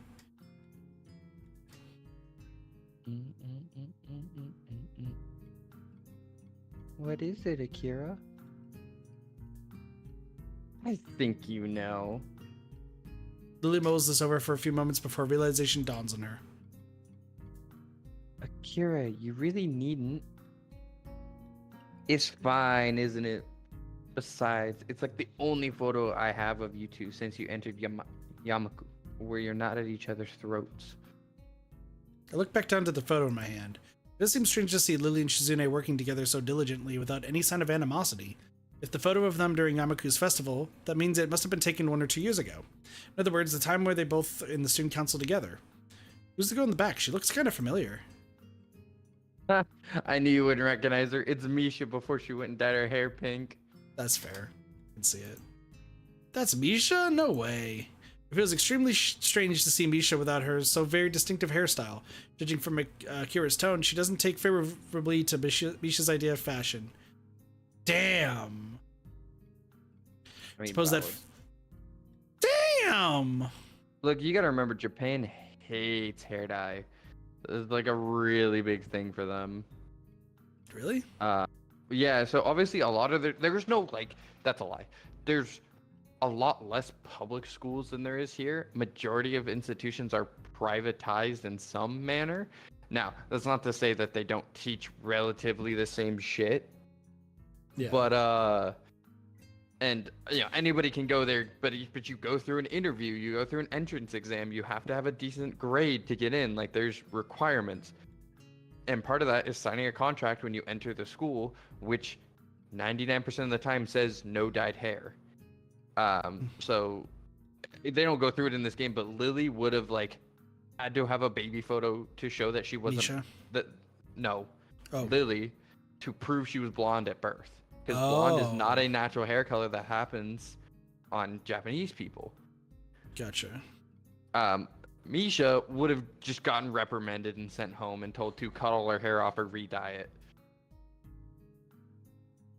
Yeah, you see a lot of anime characters with colored hair. Yeah, I don't know. Maybe it's like a, well, we can't do it in real life, so we'll do it here. I think. I don't know.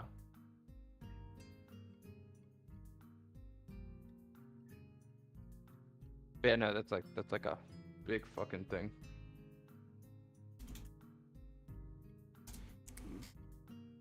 So welcome back, Sparks.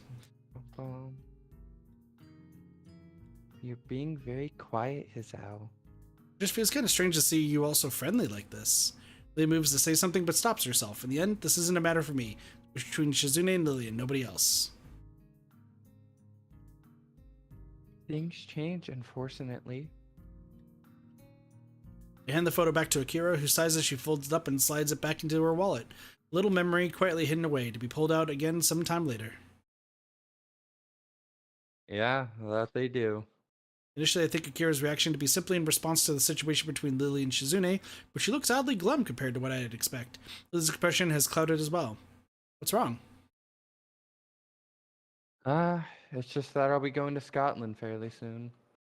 You're leaving for Scotland again? For a long moment, Akira looks surprised. It's an ill-fitting expression for her. After a glance at Lily, she turns back to me as if she'd never done so. Yeah, in a couple of weeks, I'll be leaving for Ernavest to work at the company's headquarters. It's a pretty big jump in a corporate position, and it's not a chance that's going to come up again. You were so close. What? Inverness. I was close. That's why I said. So Akira's going to leave Japan on what seems to be a permanent basis. I can't help feeling that my assumption that we could all happily while away our days having fun in this isolated little world is coming to an end. It's unsettling. I look at Lily, mildly surprised that she hasn't told me such a thing despite usually being so forthcoming. She continues to walk with her face fixedly pointed ahead. I can't read her expression, nor can I even guess what's on her mind, which is discomforting given how it's usually easy for me to do both.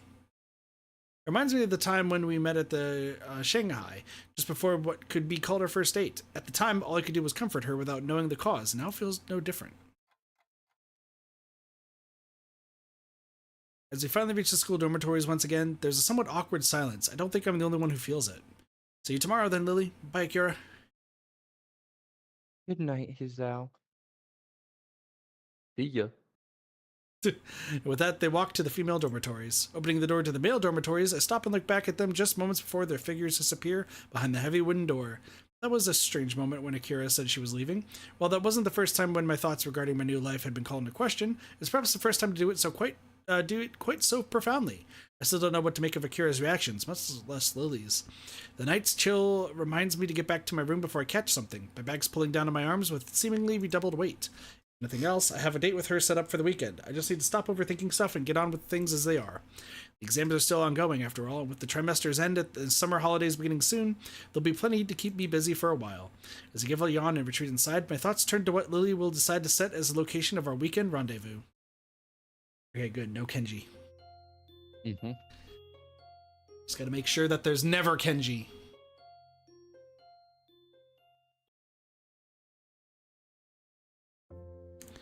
Pretty sure this is about the last thing I had in mind when Lily said she decided where to have our date. Nor man nor woman is dressed in anything but their finest, their formality only matched by that of their surroundings. Rich red wallpaper adorns the walls as the city lights far below flicker and glow. Combined with the ambient hum of quiet speech and the high-pitched clattering of cutlery and wine glasses, the mood is very formal, yet relaxed enough for me not to feel too uptight despite this being our first real date. Once we get seated, our waiter leaves to attend to others with a quick bow, after an appreciative nod from Lily. Far from depending on my help, Lily's managed to navigate herself around surprisingly easily so far, despite the unfamiliar environment. A light brush here and there, and she's generally quite deft at orienting herself as needed. My eyes look to Lily's. I can tell from her face that she's listening to her surroundings just as hard as I'm looking. The truth be told, my eyes are lingering on her each time they sweep across the room. The red, cheongsam she's wearing accentuates her figure very well and shows off her legs. Chungsum? Cheongsam? Chungsum? I think it's Chungsum. I don't know. I'm gonna say Chungsum. That's what I said. So, even her hair is done up, and the scent of perfume is just noticeable. While my black suit may be a rental, I managed to select an appropriate one. It feels surprisingly comfortable considering I'm so rarely worn one. It fits the setting just as well as Lily's attire. Honest question, Doge? What? Suit with a vest or without? Okay, this is easy to talk about. So Okay. there's a suit and there's a tuxedo. Suits do not have vests. Tuxedos have vests. There's actually a difference between them? Yes, business meeting dates, no vest. Marriage, formal, like super formal, like business dinner or like a ball or a gala, vest. I have both in my closet. I have neither. Or I guess you can count a cosplay one. I guess I never got a suit because I never went to prom or anything like that.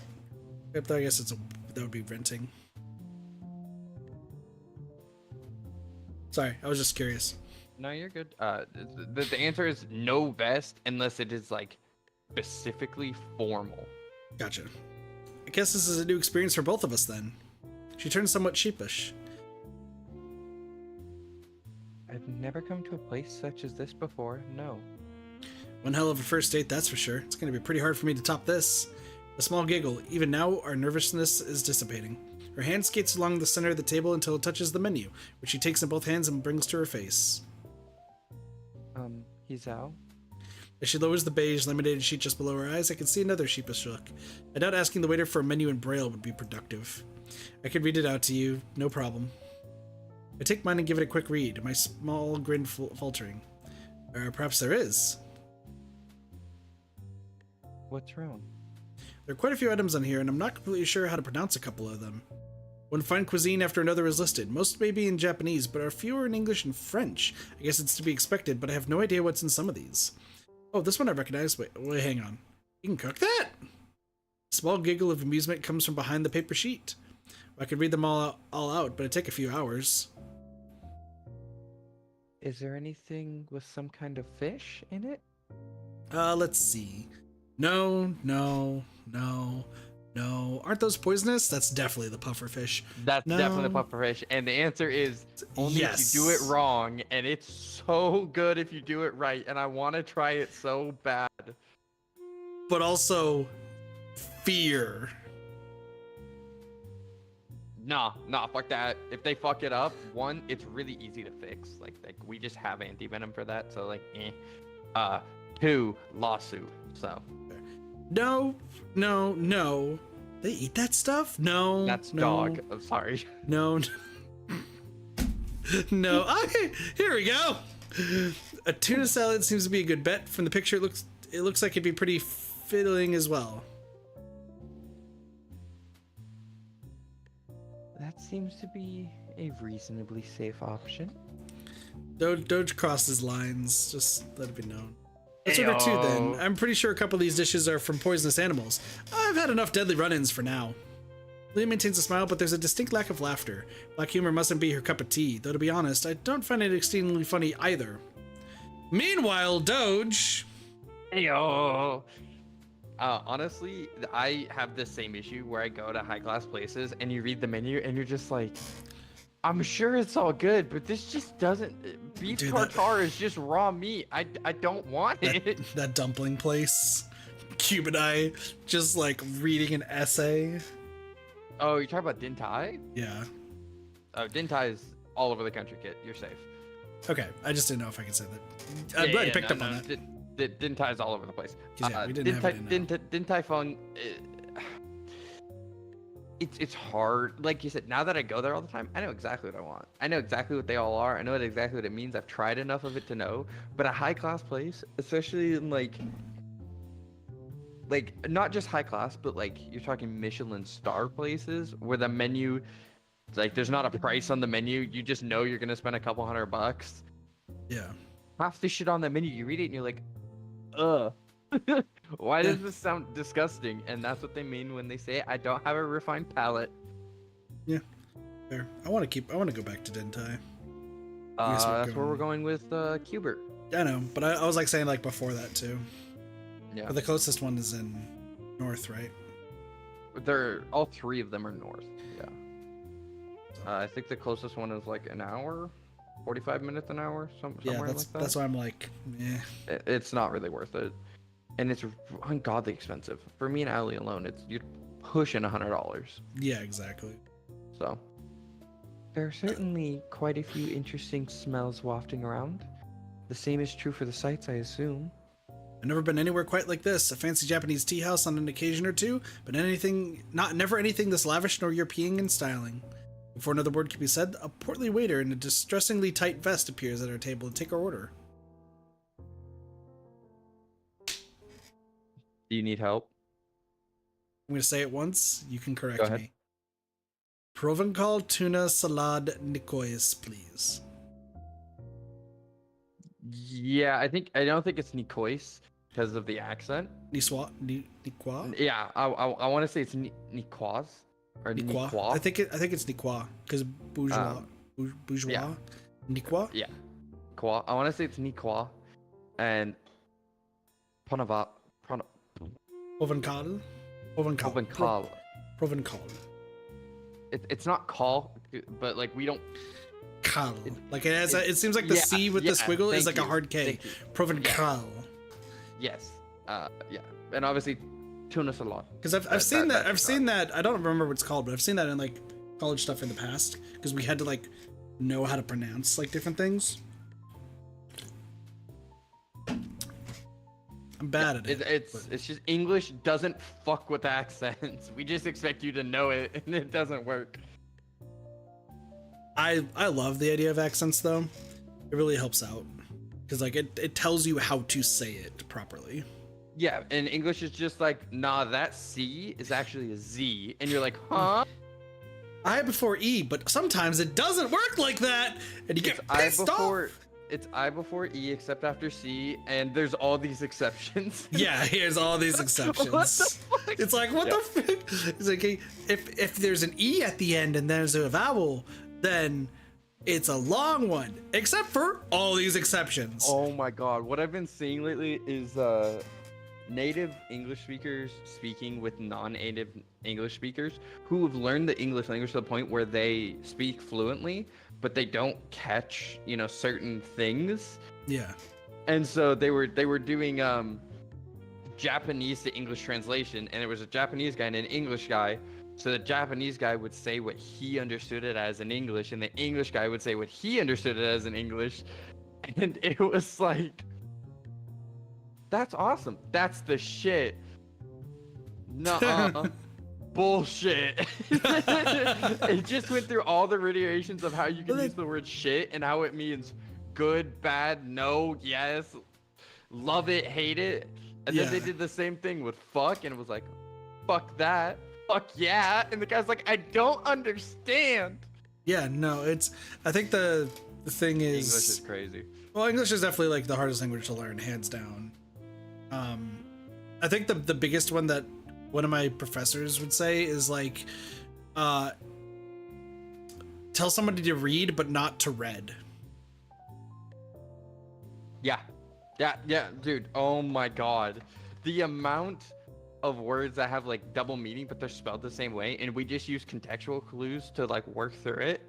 And most of us don't even skip a beat. We just go, oh yeah. Yeah, exactly. But like that, I remember one of our professors for English courses mentioning that, where it's just like you might be wondering why English is the hardest language to learn. And that's not us trying to be like, oh, our language is the best and it's the hardest. No, we're stupid because try telling somebody to read and not read. And I was like, oh shit, they are spelled the same. Fuck, that's rough. And like you think about it and you're just like trying to like remember words that are spelled the same but sound differently. And it's just terrible. Yeah. Anyway, I hope I didn't mess up the pronunciation of that too badly. Even if I did, he doesn't show it. And may I have a glass of Chardonnay, please? He's out? Oh, the same. As the waiter nods and leaves, I suddenly realize what I said it by absentmindedly mimicking Lily's answer. I regret it pretty quickly. Alcohol. Only a little. This girl has an odd propensity to getting hooked on things, I swear. And we should clarify the drinking age in Japan. I don't think they could drink. I think it's 20. In most of Europe, it's 16, but in Japan, it is 20. The legal adult 20. age is 20, so 20 is smoking, drinking, everything 20. Surprised I don't check IDs. They do. Surprising that More they than didn't we ask for do. identification. Yeah. And again, I guess we both do look mature for our age. I'll have to take your word for it. I'll add that this isn't what I'd call the type of. I'll add that this isn't what I'd call the type of place to ask such things, though. Yeah, that doesn't exist. That's Yeah, that not a don't thing. exist. You ask every fucking time. And every fucking time, jail. I can say know this as a bartender. Jail. The cutoff in America is technically if you look at someone and you suppose they're 30, you no longer have to ask. And most bars ignore that rule and will ask every single fucking person unless you're a regular. Yeah, exactly. Grocery stores also have to abide by this hair. too. Gray hair is what gets you out of. You don't have to ask somebody that has gray hair, pretty much. And wrinkly, they look old. You pretty much don't have to ask. Yeah. Stuff like there's this branch is called Total Wine and More. They're all over the U.S. I'm sure you guys have heard of it. They just ID fucking everyone. They do not give a fuck. I don't remember what my boss and one of my coworkers, I guess, went somewhere and they both got ID'd and both of them felt like insulted, and I'm like, why? Isn't that a compliment, getting ID'd? Because they're like I think both are like over 40. And it wasn't like a bar or anything. They were just. I don't know why you would feel restaurant. offended. You're just like, it's Yeah. the job. Yeah, We it's don't the want to go to job. jail. Yeah, I was still confused. Maybe only one of them got offended, but I thought both of them did. Anyway, we both relaxed a little into our seats, trying to take our minds off the choking formality of the surroundings. As soon as we do, the same waiter reappears at our table with 2 empty glasses and a bottle, the contents of which are quickly and professionally poured into the former. That is one thing. I am so proud of myself. Like, I doubt I can do it anymore, but I bet you give me a couple days, I could immediately get back into it. Pouring drinks is so, like, at a professional level. I can do it, and I'm so fucking proud of that fact. I could do it too. I will say this kit is my not even least liked, but actually most hated scene in all of Lily's route. So just deal with that fact. Okay. We both nod politely as he leaves, Lily taking her glass and gently moving it from side to side. The liquid inside glistens as it moves around in the glass, and I have to admit it makes me a little less regretful for ordering the same. I guess it must take effort to judge how the liquid inside is acting based only on its center of balance. Maybe it's like her origami, taking every little chance to practice her dexterity. I guess I'm not surprised to know that you know about a place like this. Those who have money would, I suppose. This reminds me of just how completely different our upbringings were. In Yamaku, it's easy to forget about social and economic disparity between students all wearing the same uniforms, living in the same dormitories. Well, Akira was the one to tell me of it. She's come here before, apparently. So Derpy just sent me what like the food was called, like how it's actually pronounced. Mm-hmm. Proven Sol, not a call, it's Sol. Proven Sol, tunid salad, niçoise. Niçoise? Yeah. No. So the CS is swa. I thought it was a hard K. That might be another one. It There's a must C be the thing check that's a K. above. It must be Possibly. the check above, not the squeal below. I don't know what I confuse it with, but okay. Proven Sol tuna salade niçoise. Anyway. So that's what they were conspiring about on Friday. And he chastised me for cheating? That's not cheating. It's simply making use of personal contacts. Oh, and some of the thing. Yeah. Sure. If you say so, still, I get the feeling that you're more familiar with this kind of restaurant than I am. She pauses a moment, a wistful look on her face, before softly smiling. The compliment seems to brighten her mood. You can thank my former school for that. If I were to appear any less, they'd be gravely disappointed. She had mentioned her previous schooling before, but now I'm kind of curious. She seems to think a lot about her past, so I don't see any problem in asking. What was that like? It was prestigious, all girls, and Catholic. These facts made my parents choose it for me. Many wealthy families send their daughters there. Sheep! Sorry. What? Why sheep? I don't know why, but ever since I was little, anytime I heard about Catholic, I always associate it with sheep. So you think Allie's a sheep? Not like they are a sheep, but like sheep is involved somehow. But like the fluffiest I'm gonna of ask sheep. her, are sheeps Catholic? I cannot tell you why, but that's always been a thing since I was like 3 or 4. Like ever since I was really little. My parents used to practice it, but from how it sounds, life there must have been pretty strict. I wouldn't say it was a bad experience, but you're quite right. It was very strict. Thankfully, I managed to adapt well enough and make a number of friends. Unfortunately, the same can't be said for my sister. She found the atmosphere and religious aspects suffocating and ended up leaving for a job as soon as she was able to. Gotcha, Jeremy. That's fair, Lily. She gives a small self-deprecating chuckle. I shouldn't complain about it, though. Not many even have the chance to go such a school. Do you resent your parents for sending you there, then leaving? She gently shakes her head.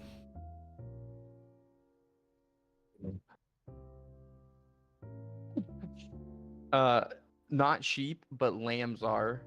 And Lambs. it's not necessarily Catholic, but it's a picture reference / imagery for Catholicism because of Jesus. Sheep. Fair enough. This is you, buddy. I know, I was just sending the text. My family is highly patriarchal. My father, business always on his mind, was entirely lost as what to do with me. In the end, he made the decision that my education was of higher priority than staying with the family.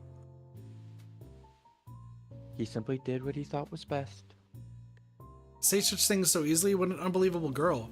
That said, I'm a little surprised she doesn't think her blindness played any part at all. Though maybe I'm being too harsh on her family. You're too kind-hearted, you know that?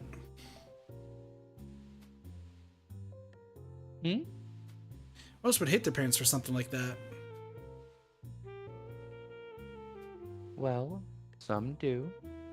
Oblivious to my raised eyebrow, she takes a sip from her glass. The wine slips down effortlessly, her fondness for it evidently helping her deal with the flavor of alcohol. I can't say the same goes for me. What of yourself? What was your schooling like?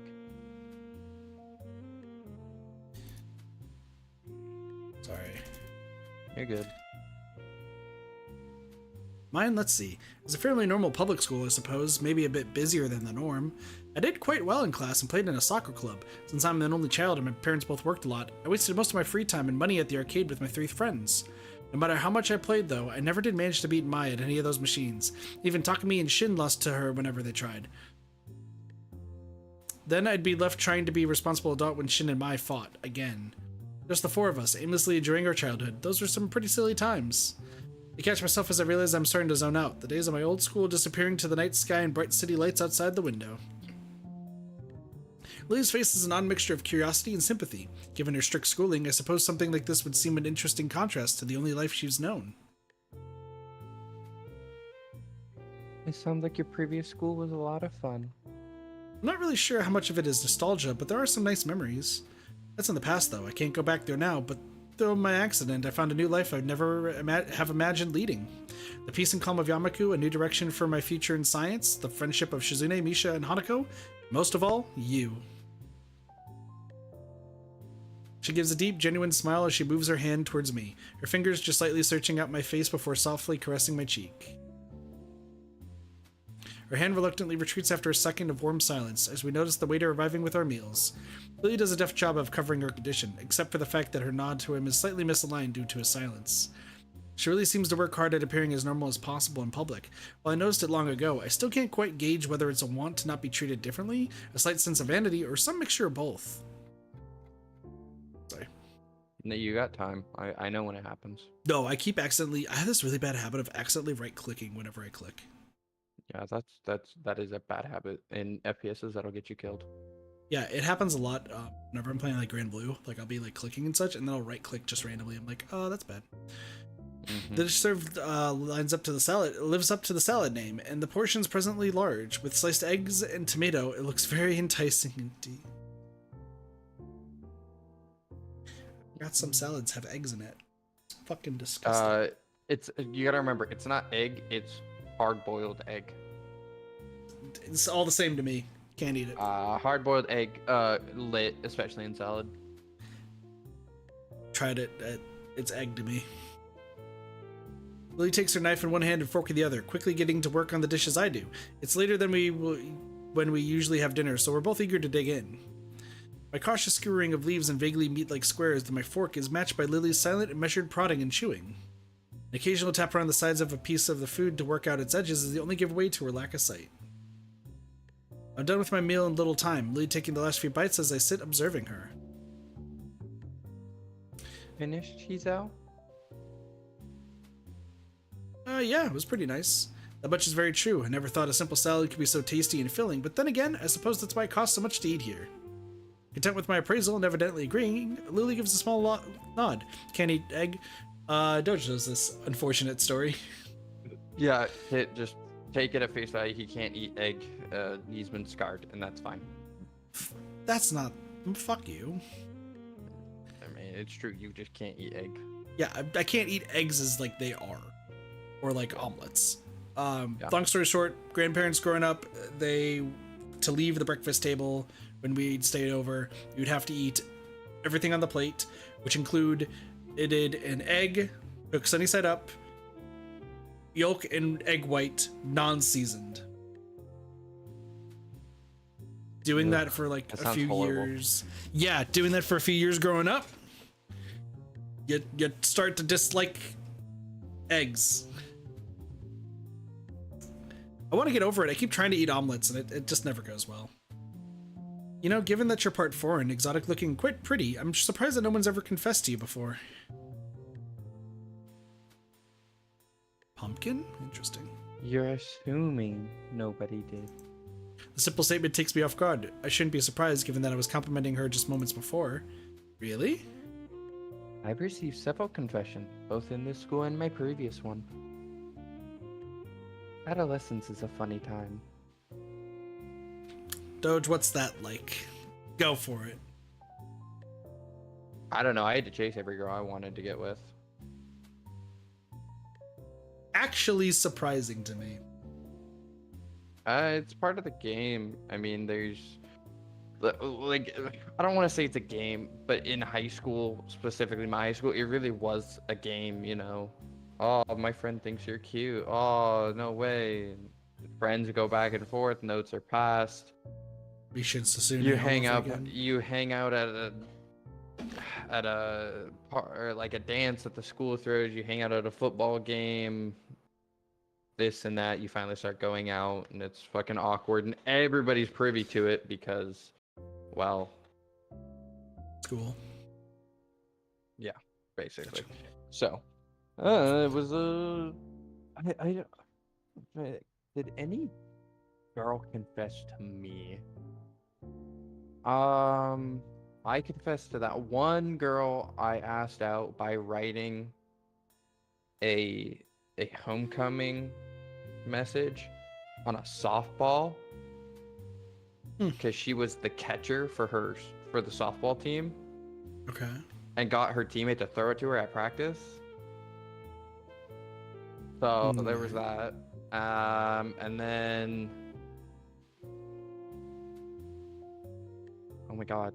And then I didn't date for 2 years. And then the next one, I don't want to say I asked out. We were like friends with benefits. And then the conversation just kind of came up one day and we both kind of looked at each other and went, sure, fuck it. And then the one after that, I went after because I have a boyfriend. I went, oh, never mind, and quickly, removed myself from that situation. And then like a week later was like, my boyfriend's cheating on me. I'm gonna dump him. So if you still want to go out, that should have been the red flag. I didn't notice it at the time, but that should have been the red flag. Yeah, you're young and dumb. I was 19. You're young and dumb, fucker. No, yeah, No, it's So- post-COVID. I was 20. But yeah, young and dumb, like you said. And then,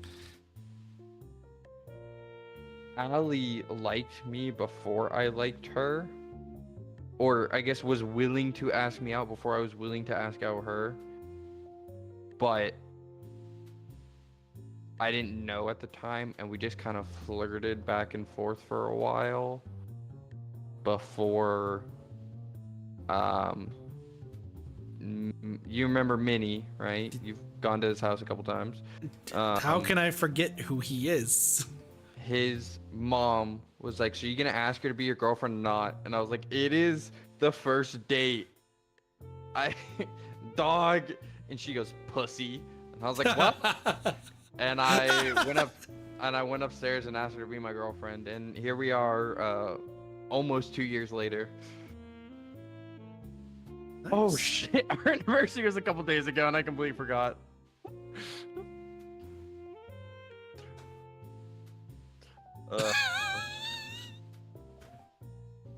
Hold on, I gotta do math.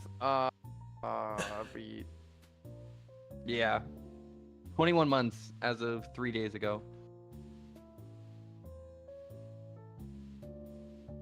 I hope he texted her. I did. Oh, God. She's watching the stream right now, like, oh. No, she goes, "I forgot," and I was like, "I forgot too." That's why you two are perfect for each other. That's so funny. 21 months, I think, is what. Yep. Doge said. Yeah. 21 months. Yep. 2021. Surprisingly enough, I've gotten confessed to as well. Like I said, I've never been confessed to. I've chased them all. Oh. I mean, I've had 2 weird confessions. I think you know about these, maybe? I do. Because there was the one freshman year who... I'm talking high school, by the way, not anything else. High school, freshman, 15, 14, got it, go. This one girl, like, just kind of not a good student, not a good person or anything, near the end of the year, decided to walk up to me and was just like, "Okay, this has been like a few months, but I just wanted to let you know that you're incredibly attractive, and do you want to go to the restroom?" I'm like, Hey, "Party?" yo, hey, yo. I didn't. I got very confused. You're better than that. Good for you. And this girl would later go on to like get pregnant at like 16 and such. No. Yeah. Gross. Yeah, and then she worked at a Quiznos down the road from my house back in Arizona. Mhm. And I actually like would order there like sometimes when she was working, and she'd still flirt with me. I guess now that you've said that, I guess I did get. What's the word for it? I keep Hit wanting on? to say proposed. No, it's not proposed. Confessed. Confessed. Yeah, I did. confessed. I did get confessed to, but only if they were leaving. Like if they were Yeah. moving away, or like I wasn't gonna see them again because we were going to different schools or some shit like that. That's the only time I would get confessions. And the only one that I remembered like distinctly is I had a crush on this girl from like, fuck, 3rd grade till like freshman year of high school, and I ran into her at the the local fair that happens where you work. Yeah. My freshman year, I literally just started dating my girlfriend at the time. We'd been dating for like 3 weeks, 2 weeks, something like it was very fresh.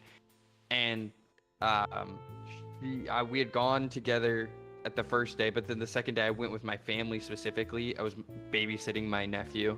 Mhm. And she saw me and ran up and hugged me.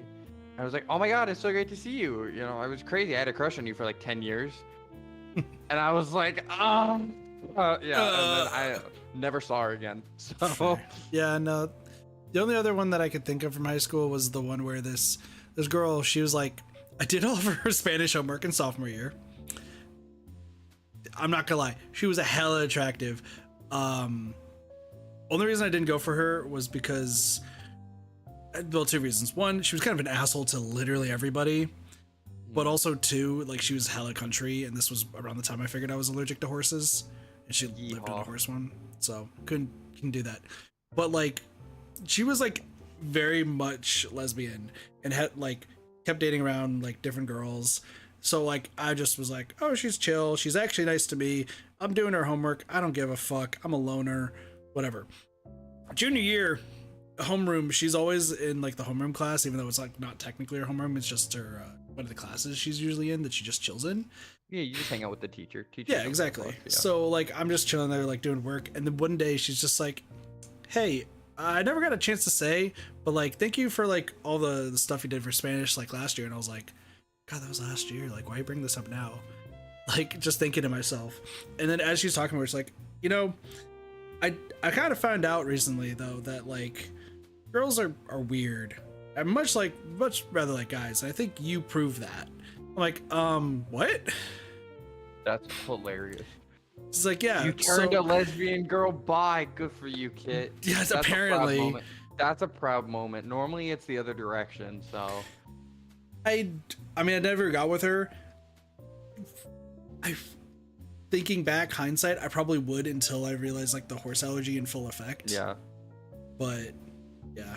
And then the only other time I could think of, just right off the top of my head, I know we're like not playing the game, but just reminiscing because it's topic, and Sparks will read your comment in a moment.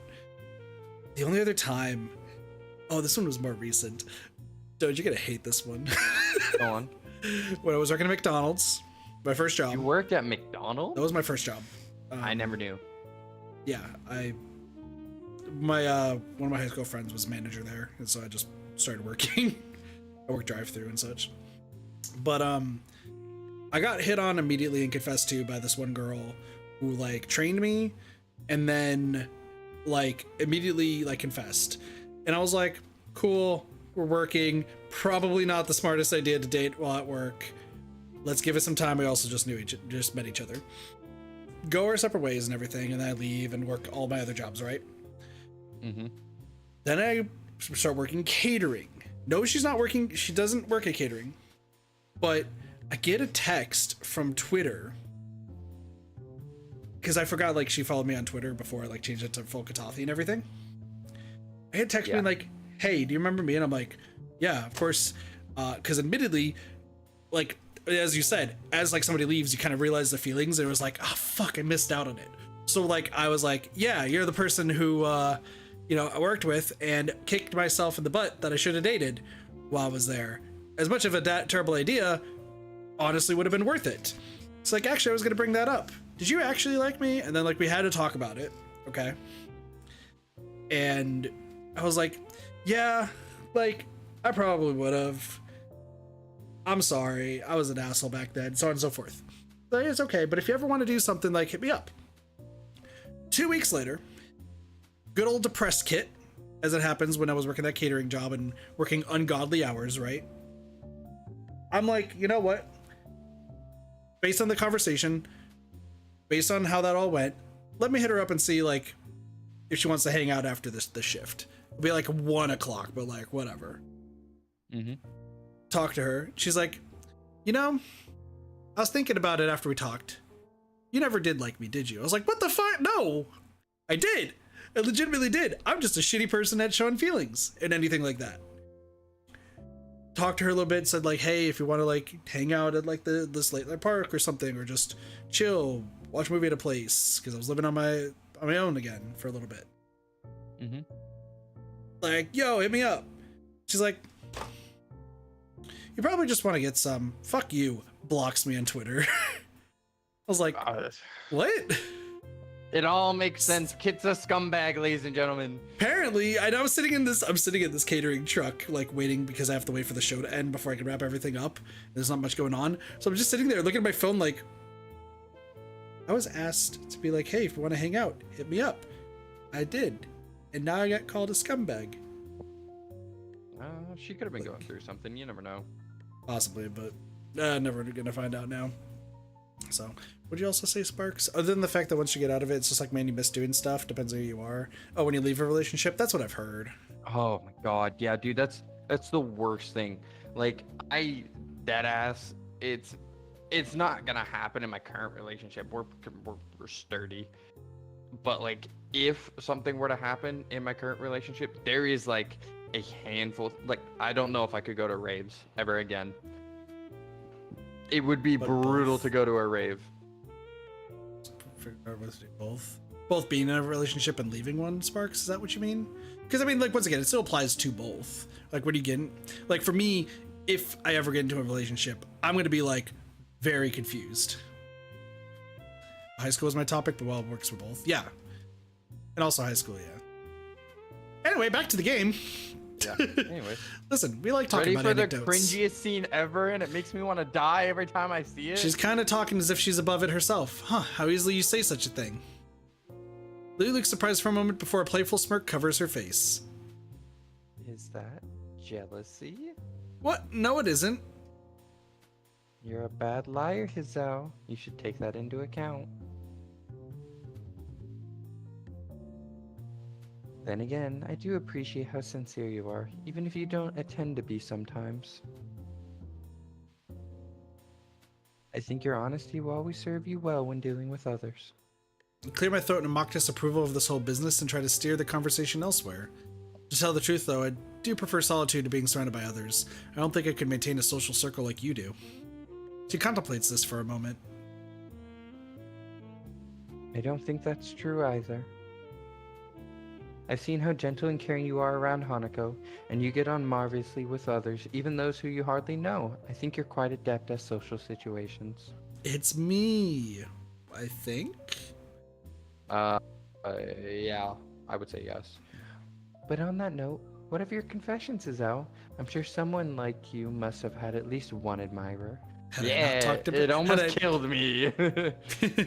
Oh, true. Oh, true. I forgot every route is supposed to have one discussion about this. Yeah. Fuck. Good luck. It was bad on Emmy's route. This one's probably just as bad. Also, I'm glad we talked about this before it got to this point, because otherwise a joke would have happened. Mm-hmm. As I open my mouth to speak, I can feel my face turn slightly dour. At times like this, I secretly appreciate the fact that she can't see my expressions. Just one. Her name was Iwanako. It was when she confessed to me that I had my heart attack. There in the woods. During winter. She said, "I like you!" And I died. Damn. Lily finds herself speechless, not expecting for the topic to move into such an area. Man, it's almost like this happens every route. My condition has always been something of a concern for her, sometimes something that I strive to minimize despite my body's best efforts to the contrary. Afterwards, she visited me for a while I was in the hospital. For weeks she came in and talked. It was usually just small talk or classroom gossip, but that was enough. But eventually she just stopped coming. She was there every day, then every other day, then once a week, then finally one day she just stopped visiting entirely. Did you... Oh, I'm gonna sneeze. Did you ever see her again? Wrapped in my own little world, I shake my head before remembering the futility of the gesture. This is the choice, isn't it? I think this is Yeah, the this same... is super important. I think this is the choice that it was also an Emmys. Yeah, and so I'm assuming I- you know what to do, right? It's drop the subject. Right? So I'm asking you to make the good decision. Which decision do you think is the good decision? Drop I the just subject. want to clarify. Drop the subject. No. It is the letter? It is for Lily's route. She's so caring. She just wants honesty. You have to talk about the letter. Okay. Or you get the bad route. Okay. Because I think in Emmy's route, you drop the subject because it's actually messing with her. Two different types of people. Lily is a much more mature, honest relationship. We True, all but have if this to is going to be, honest that if we've this been is in going to person. happen every route, that means everyone has different reactions to it, and I'm Wait, really bad. as you should. I mean, It's true. look. In We'll all, mention the letter. in my most important relationship of my life, my current one. I mean, we've talked about our exes, we've talked about our trauma. If you don't, then they can't understand like a big part of you as a person. I think it's Fair point. important to go over those things. And if the person isn't willing to, at some point, it doesn't have to be immediately, but at some point, I think that's a massive red flag. Fair. The memory of that single letter Iwanako sent me comes back to my mind. I never saw her again, but after I was sent to Yamaku, she wrote me one letter. Lee's face shows an expression I know well. I've piqued her interest, but I'm slightly offended that it's simply a matter of curiosity for her, but she's never been very good at masking her reactions. In hindsight, it really didn't say much. It was going on in my old class, how she was faring, and almost as an afterthought, that it was probably best for both of us that we don't see each other again. After reading it, I ended up reassessing a lot of things that I thought I'd managed to work out. For the most part, that letter reminded me that the world around me was still moving, and just how much I'd become isolated from it. And I guess it also reminded me of what I'd lost. She gives the information some thought before her face lights up at realization. No doubt she's worked out that it was this letter which had contributed to my angst during the lunch at the rooftop. It's a rare sight to see Lilly quite so lost for words. Her entire persona is a little deflated from her earlier rapt interest. As charismatic as she is, in the end, that isn't any replacement for life nor relationship experience. Perhaps it is better that she sent it than not. I hate that fucking ugh. How's that? It can be difficult to work out how best to communicate with those you haven't met in a long time, all the more so considering your separate situations. Instead of doing what was easiest, she built up the courage to talk to you one last time, not only for her sake, but from how it sounds, yours. Maybe. I don't hate her for it. Not that I really ever did, but I don't know. Probably a more non-committal answer than I should give, but it isn't without cause. I never looked at the situation from Wanako's perspective like that before. Seconds pass in silence before Lilly speaks again. Moving to Yamako must have been hard for you, having your friends and even your girlfriend taken away from you at no fault of your own.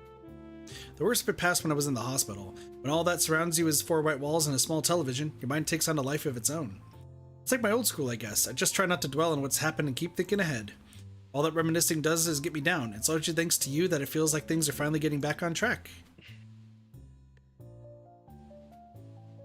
That's pleasing to hear, Hazao. Smooth. She lowers her face slightly, her expression pensive. I guess I went too far and embarrassed her. I suppose you went through something a bit like that, like what I did when you entered Yamaku anyway, right? I imagine the vast majority of our school students did, after all. You said yourself that you made friends in your old school. I can't imagine many followed you. Lily's deep smile drops, her expression unexpectedly darkening. Even her hands retreat to her lap. After a long while, she speaks. Hazao, can you promise not to tell anyone else what I'm about to... I promise. She looks slightly taken aback by my serious tone, but then relents and smiles weakly before continuing. When I moved to Yamako, I did regret losing the friends I'd had at my other school. But there was one other person who I most regret not seeing again. He was the reason I took up English as a future career. He, considering she came from an all-girls school, they can't have been a schoolmate then. I rejected the confessions I'd received until then for him. Every time I improved my English skills, his praise was the most treasured reward. It's funny, isn't it? Someone like me, able to boast about the people who have set eyes on me, liking someone so utterly attainable as my tutor. It truly is the most ridiculous thing. She quickly shakes her head from side to side. I couldn't. Even then, I knew it was impossible. A silence reigns over both of us. This does seem to explain her ardent focus on her future in teaching English, but I can't help thinking of her confession to me. She lost him without even ever letting her feelings be known. Did she somehow fear that would happen again, but with me? I don't really know what to make of it. I've heard of such relationships before, taboos born of such things as puberty and youth. The fact that she had a good judgment not to act on it, though, is heartening. I know this must sound strange, but please, don't think of me. Why would I think any less of you for that? To be honest, I think you must have been a very nice person if you liked him so much. Not only that, but you stopped yourself before going too far. For a moment, she looks somewhat lost. Most unexpectedly, though, it isn't a second before she starts to laugh. The sound takes me off guard. It's not a giggle, nor a restrained chuckle, but honest and genuine laughter. I find myself smiling, and not just as her display of relief and happiness, but for her to trust me enough to let me see this most private of secrets. Before I realize it, I feel her palm touching my face. Her touch is gentle as ever, with her thumb slowly stroking my cheek. You're kind, Hazao. I really do love you. So do you understand what that was? Her falling in love with the teacher? Not necessarily teacher, but definitely somebody older. Yeah, older, like an older yeah. woman. Yeah. Seeing her face like this, with her palm gently caressing my face, I think tonight has been a wonderful night. I guess we're both have pretty weird pasts, eh? I think by most standards, our present is rather odd as well. I smile and hang my head. This woman could easily run rings around me. Of that I'm quite sure. No, that's Emmy, actually. She's the... Sorry. I look back around the room with its continuing quiet hum of patrons. This place probably fits into the odd category, too. It is a tad overbearing. That's one word for it, yes. Catch the eye of a scurrying waiter, a short, scrawny guy no older than 20. He kind of reminds me of Kenji, though unlike him, the waiter isn't dressed for winter during midsummer. After a curt bow and an offer to remove our plates, Lee asks for the bill politely and softly. With expert coordination, he maneuvers around the tables, our plates in hand, to retrieve our bill. In no time, he reappears through the doors, smartly handing our bill to Lilly, who probably hands it to me, causing him to raise an eyebrow. As I read the small computer-printed leaflet, the cost is considerably more than I expected. Huzzah. I quickly stammer out the amount, to which Lily merely nods and reaches for her purse. Giving her card to the waiter, he disappears once again. That was a disproportionately large amount of money. The statement seems to make Lily slightly uncomfortable.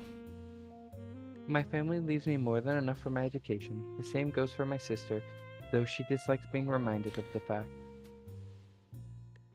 That said, I too dislike throwing money about, but this one time I think I can make an exception, just for you. Not only did you choose our date, but you paid for both of us as well. I take the bridge of my nose and my fingers. I can't believe how high you've set the bar for our next date. She gives a small giggle. I'll be looking forward to it, Hizao. The waiter reappears beside us as if by magic and hands Lily's card back to her. Evidently picking up on her lack of sight, he places the card in her hand with an extra, perhaps unneeded amount of firmness to make sure of her grip. Leaving, he exercises a measure of diplomacy by keeping a neutral face despite my own expression.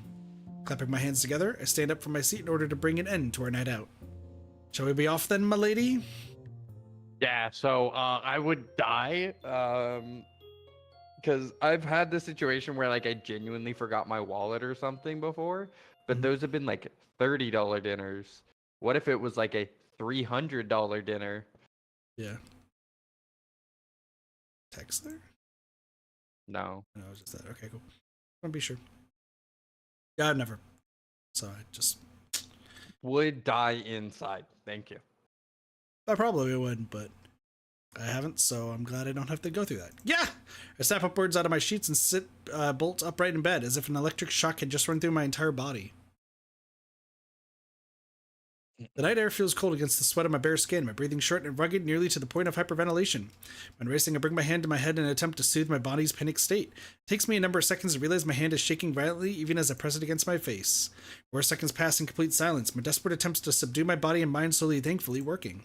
Gathering myself, I start taking measure of the state I'm in. It feels like I've run a marathon, every muscle feeling tense and sweat practically pouring off me. I carefully direct my attention to the beating of my chest, measuring out the rhythm in my head. Sure enough, my unreliable heart is functioning properly for once.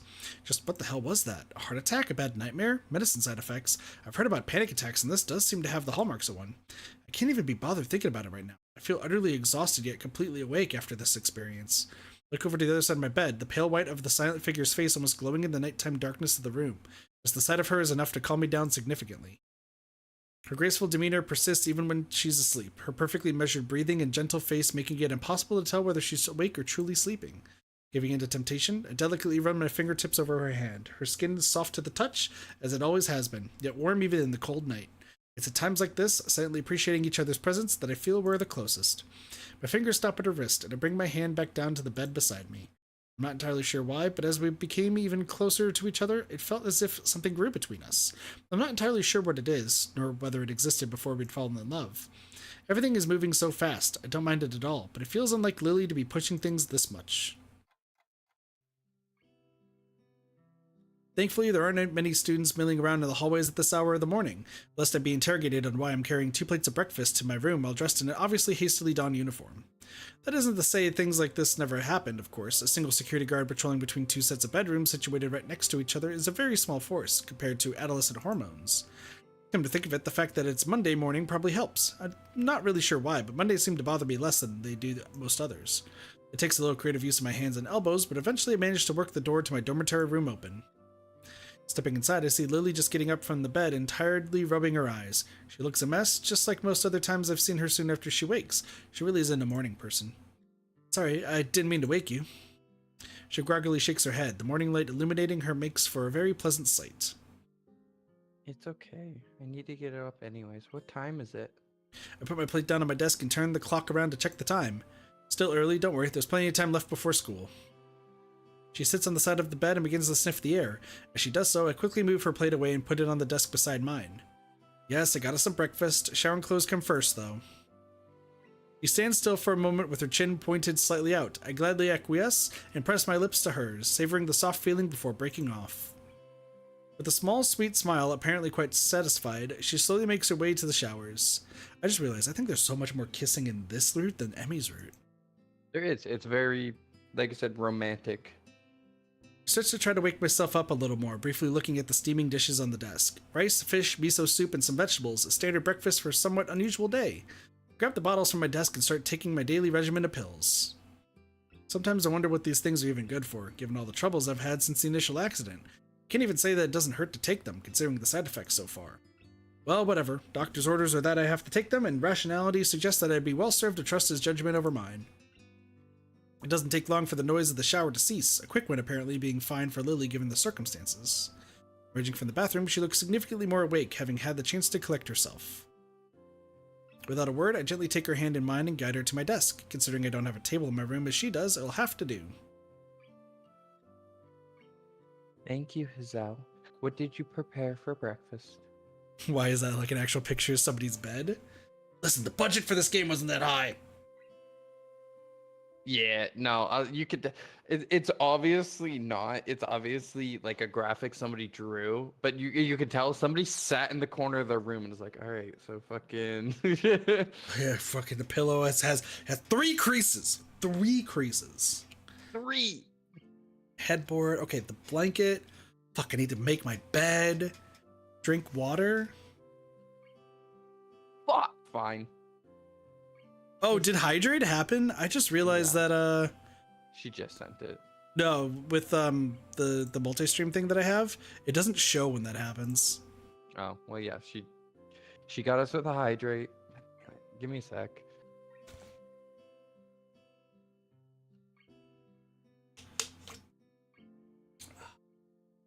All right, all right. Don't worry, we're good. Doge drink tea. What? I don't want to make tea. Tea's good though. It is good. I love tea. I just am a lazy bastard.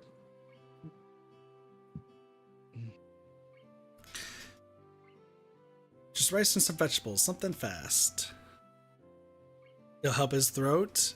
His hot water and honey. I've been telling him that he needs rest. Don't want to hear it. Read your fucking line. It did. Her face lightens up at the revelation.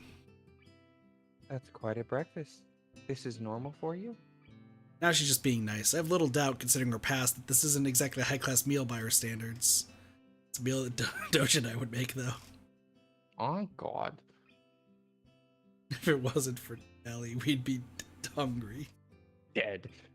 Also true. Did you finish eating the mac and cheese, by the way? There's one bowl left. Because I'm probably going to have it, if that's okay. Yeah, Unless you go want for it. No, go After for it. It'll be after this, though, but... Yeah. We're getting close. Breakfast is the most important meal of the day. Just because we're students doesn't mean we can take it lightly. That's my belief, anyway. From what others I've talked to have said, it might be in the minority. I take a seat on the side of my bed and begin eating together with Lilly, her chopstick slightly tapping out the outlines of the vegetables just as I'd noticed her do during our date. This is quite nice, Hizao. I had no idea you could cook this well. If this was me, the house would be on fire. Well, you know. This time she's much more genuine, I can tell that much. That said, cooking really isn't anything special at all. After a bit of practice, it's pretty easy to make a simple dish. Most of the credit goes to modern technology. Still, after years of cooking for myself, I should hope so. I got bored of eating instant noodles and ordering pizza every time my parents are both working, so I taught myself how to make a few meals. I'm still trying to get the knack of it, though. I need to cook Spam again. We still have the Spam? Yeah, we have a can. Try cooking that tomorrow or something. You'll make a good wife someday, Hizao. Damn. I take a grain of rice and place it onto my thumb before carefully taking aim and giving it a good flick. Lily jumps a little as it hits her cheek, right on target. I can't help chuckling a little at her expense as she lowers her brow and tries her best to assume a harsh and serious expression. Oh, that's right. What is it? Do you have any problem sleeping last night? You seemed restless. So she was awake back then, or at least partly so. Whether it was my heart or a nightmare caused by the side effects of my medicine, the last thing I want is for her to be worrying about me even more. Even before my relationship with Lily, I felt my body was drag on everything I did. My body is my burden alone, so as long as I'm with her, I'll continue to act as normally as possible. No, not particularly. Don't lie. Is Asshole. that so? That's good then. Luckily, she seems to take me at my word. Come to think of it, there's something else I wanted to ask. Oh? How should I put it? When you dream, do you see people and objects? Yes. You guys dream? You don't dream? Not normally. It's pretty rare if I have a dream. Normally when I get sick like this, I'll have dreams. But I'd say it's once a month, best case scenario. Once every 3-4 months, normally. Really? Yeah, no, I never fucking dream. I just hit the pedal and then I wake up and I'm like, hey. Yeah, you know how What's like up? I usually only get like 2 to 3 hours of sleep typically? Yeah, I still dream during that. Nah, I don't fucking dream for shit. Like when I got home yesterday and I was so fucking exhausted, passed out, had a dream all the way to like midnight, woke up, got some stuff done. But I went to bed at like 3:30, 3:45, had another dream. I still remember that dream because it was fucking weird. At least the ending was. But I'm pretty sure I've had the dream before when I was younger. So like, but no, I always dream. Ray's the same. She doesn't have dreams very often. Never dream. Yeah, of course I feel more than a little sheepish for that slip of the tongue. However earnest it may be, Lily looks unperturbed though. But you don't taste, feel, nor smell things? I will sometimes smell things in my dreams. I don't have the ability to smell, so. I don't really feel, though. Or taste. I don't really feel or taste, but I'll smell things sometimes. See, I use the only other thing- 4 senses. I use the other 4 senses, but yeah, no. No, smell the only is time I'll feel something is like when you go to the bathroom in your dream and you're about to pee and my brain goes, oh, no, and then I wake up. It's it like, you're gonna knows. piss the It bed. knows. Go. Yeah, it knows. If I'm going to the bathroom in a dream, because like dreams feel very foggy to me. If or the fall one. The fall one's a good one. Yeah, everyone feels the fall Oh, one. the fall one. Yeah, but no, the dreams feel very foggy. Like I can normally tell when I'm in a dream if I think about it. If I ignore it, then I just won't notice. But when I see a bathroom, I even do this in like when I'm awake, is I'll like think like, how sharp is the world right now? But it feels very like I almost feel lethargic and like foggy, like I'm kind of hungover in a dream, and Gotcha. so it's pretty easy for me to tell. To say feel, to reference, I don't remember like the specifics of the dream I had, but at one point, like, once again, my brain fucking weird as shit. It was like, I might have seen it like in a movie or an anime or something. It was like green little like alien things that were like coming out of my arm and everything, and it felt like a slug that was like sliding weird. against it.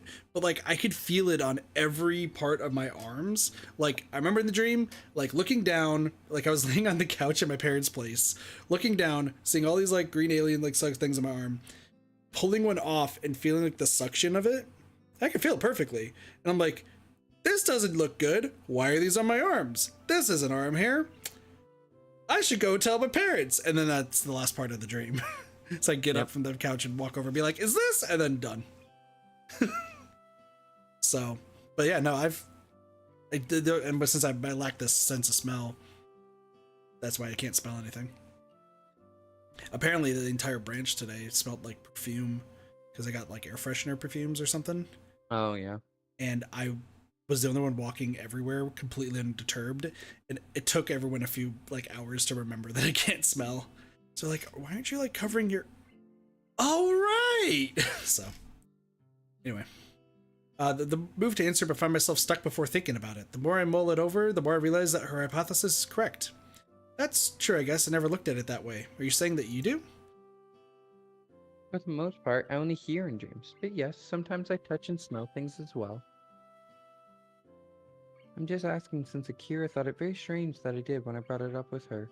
If you don't either, then maybe it's due to my blindness. That would make sense. You rely on your other senses more than me, so maybe that affects your dreams as well. The wonders of the human body, I guess. For the rest of the time before school, we quietly eat the hearty breakfast in front of us, exchanging a few small pieces of small talk as we do. Charisma would be great as CNA, not as RNA or CNA would be superpower. Yeah, no, I could taste the air if I really want to, but like I guess we have a lot of people who smoke who come in, and I just can't smell the smoke at all. That's a blessing, trust me. Yeah, they send them over to me, and I'll just talk to them, and they'll be like, God, sometimes I wish I had your ability not to smell. And I'm like, but I feel like that fucks up my sense of taste, because maybe that's why like some things just like, I can't really describe the taste as well. So, anyway. This is definitely not, but I'm still going to check. No, you got time. A quick peek out of the door assures nobody's looking directly at the entrance for the boys' dormitory, so we walk out with the path clear. Oh, the weather's good today. I stretch as Lily and I make our way outside, the bright morning sun beaming down on us. But now a few students can be seen doing the same, making their way to the main school building either from the dorms or through the main gate. It does feel nice and warm. Our hands linked and our cane tapping the ground, we begin in earnest our trip to the school building and join the chattering throngs of students around us. This would be the last day of exams, no? Yeah, how are you going in them? Fairly well, things considered. You seem a bit stressed by them, though. It's that obvious, huh? I just don't think it's just the exams, though. A lot of stuff's been happening in a short amount of time, and I'm not doing that well in the humanities subjects. You're doing well in science, though, aren't you? Well, it would be hard not to do well in science for me. Come to think of it, didn't you say before that you weren't very good at science and maths? Jason looks very sheepish, my remark no doubt hitting home. Lily's sense of pride really could be a double-edged sword. Well, aside from that, have you ever given thought to what you might do with that ability? Seems a pity to waste it. A bit, most at Muto's prompting. In any case, I'll probably end up doing science as a career in some form. That's good to hear, Hazel. As I enter the gardens, I suddenly receive an unsolicited packet in the back. The green-dressed culprit dances around me to meet, evidently not paying any heed to Lily at my side. Get the fuck out of here, Kenji! Hey man, what's up? Haven't seen you in a while. Hey, just been busy with the exams and stuff. Exams or schmams. A true Renaissance man needs no study to excel in such things. Kenji just struck me as the kind of person that does well in school, even if he has a horrid attendance record and poor work ethic. So I've little reason to doubt his ability. To be honest, I'm a little envious of him. Between studying for exams and my time with Lily, I've had practically no time to myself. Maybe this is a bit like how Yuko feels. Good morning, Sato. It's good to hear you're doing well. It feels slightly odd to see Lily speaking so formally. She's come to address me more casually over the months, though I have seen her speak more formally to classmates from time to time as well. Some people never change, I guess. Not that I'd say her calm and polite manner is a bad thing. It was one of the reasons I liked being around her to begin with, after all. Kenji seems to take a moment to work out who it is beside me, and probably hasn't noticed us holding hands either. Wonder if those glasses of his actually do anything. Oh, hey Lily. Good luck on your exams too. I'll see you after school then, man. The slight edge to his voice makes me think those words are meant to be an imperative rather than a casual farewell. I guess I'll have to smooth things over later. Sure, see ya. At least he can be cordial with the ladies. Kenji nods curtly. He moves to pass by us, but he's too busy glaring in Lily's general direction to take notice of her cane. Before I can try to react and save the situation, Kenji trips and reflexively reaches out for a handhold. Unfortunately, said handhold turns out to be Lily's arm. Wow. Both fall to the ground in a sprawling heap, with me left feeling rather helpless. Damn, are you two okay? Kenji quickly rises back up, seemingly unfazed by the accident. No problem, man, no problem. This is nothing. My body can take much worse abuse. Lily lies face down on the grass. She doesn't look hurt by the incident, more startled than anything. I move closer to offer her my help. Are you alright, Lily? Hey, Sato? Kenji offers her a hand, tentatively touching hers to let her know what he's doing. He says some odious things sometimes, but I do think he may be a genuinely good person at heart. Imagine he feels pretty bad about this. To his surprise of mine, though, Lily pounds on the ground with her fist without warning. Damn it! Kenji freezes, entirely caught by surprise at her outburst. I'm just as shocked. She never acted like this before, not even around Shizune. Seemingly only now remembering that there are people around her, Lily slowly climbs to her feet. Her face as she does so makes me retreat a little. Only catch a glimpse of her expression before she turns away, but it's not something I'll forget soon. She showed plenty of annoyance during her clashes with Shizune, but this flash of anger is something else. There's no way that this is just about this petty incident. She paused for a moment before sighing and walking on ahead. I really don't know what to make of this. I'll talk to you later, dude. See ya. Yeah. See ya. Kenji scratches the back of his head trying to find something to say, then shrugs and walks away, giving us a wide berth. Quickly catch up to Lilly. She turns her head a little to acknowledge my presence, but nothing else. I should probably scold her for lashing out like that, but I also don't want to get into a shouting match with her. She's still very obviously annoyed. In the end, I keep my mouth shut and wait for her to cool off. Probably the right decision.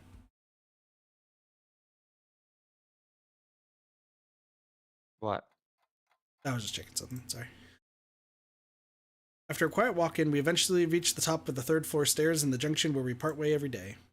I turn to Lily before she leaves. While I do like the comfortable and warm silences we usually share, this was anything but. I don't want to leave things like this. You seem quieter than usual recently. Is anything wrong? She shakes her head almost automatically, as if to dispel any notion that I need to worry about her. It's just the exams taking their toll. I'll be fine. I don't think that's the reason. I'm fairly nearly say so, but decide against it. There's no point trying to draw it out of her if she doesn't want to tell me, especially when she's in a foul mood like this. If you're sure, I'll see you later then. As I turn down the hall to go to my classroom, Lily's soft voice rings out from behind me. Peace out. Yeah? I'm sorry. With that, Lily makes off down the hallway to her own classroom, her hands skating along the metal railings. I stand still and watch her until she turns into her classroom and out of sight, before going to my own class with a fair measure of reluctance. As usual, I'm early. Muto is fiddling with folders and papers on his desk as he prepares for the day while a handful of students mill about, chatting away. While my feelings about Lily haven't dissipated, far from it, her mention of my exam performance did remind me that I have my own life's journey to attend to. After thinking about it, I have realized that I do generally want to pursue science in some form as a career, rather than it simply being the path of least resistance. Until now, though, I didn't have much of an idea of where in the field I want to go. Just science is a pretty broad category of jobs. Something Lily mentioned earlier focused my thoughts, something I'd only idly pondered about before.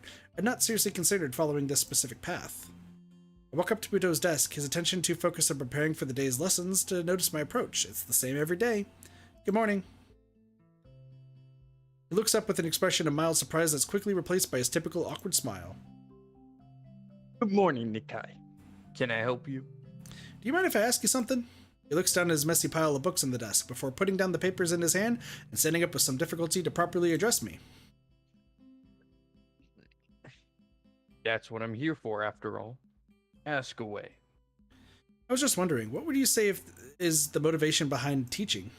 He thinks on this question for a few moments before responding, evidently far from having a prepared answer. Screaming at kids. No? Oh. No, I'm nodding. I'm nodding. If you talk to 10 different teachers, I think you'll get 10 different answers to that question. Well, I can only speak for myself. I'd say that I teach because... He sinks into thought again, carefully assessing the way he wishes to present his idea. Think of it this way. When you were a child, you probably played with sticks and pebbles in moving water, such as the gutter or puddles, right? Yeah, I think a lot of people do that when they were young. Well, it's not just when they're young for some, though it does take on another form. My point is, though, that when one is doing that, they're curious about how the water will flow or be changed. Everyone, even at a young age, possesses an immense wonderment about how the world around them works, even in its smallest forms. I still feel the sense of wonderment about the universe. Even reading about new discoveries or classic experiments given me a renewed sense of awe at how marvelous everything is, from the furthest stars to the smallest puddle.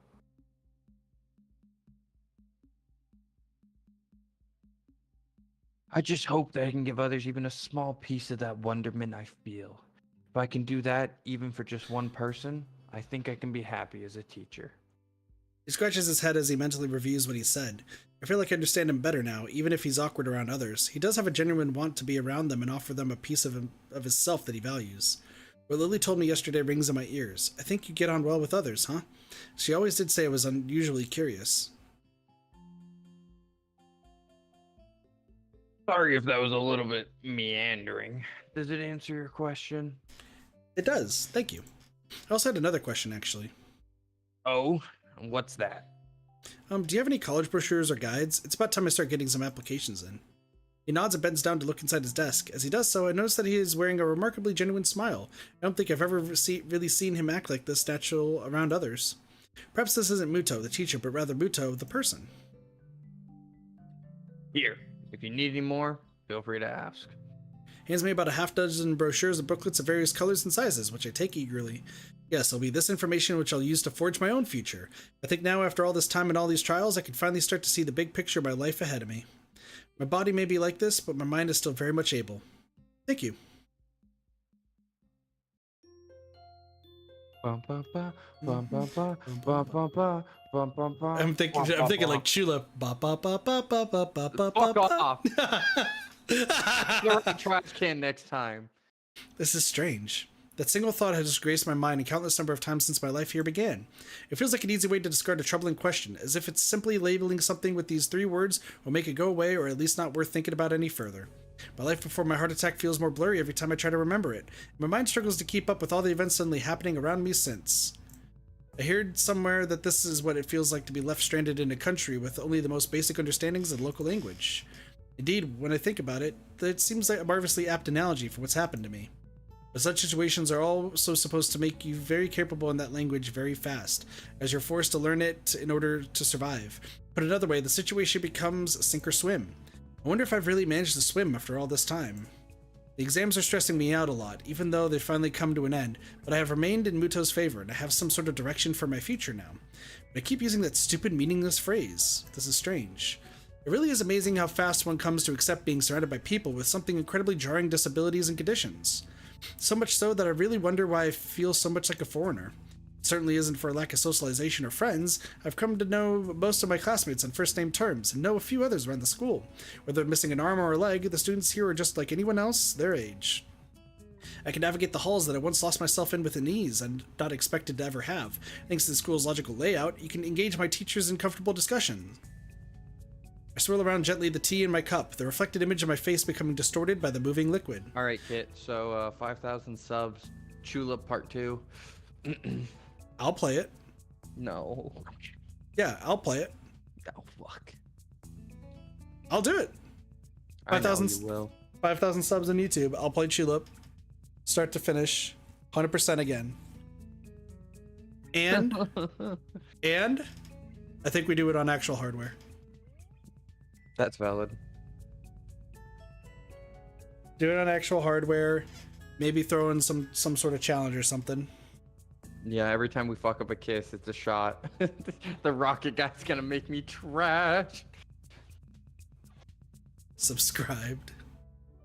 5,000 subs for Guilty Gear. Guilty Gear 2 is coming up, cheese. Don't worry.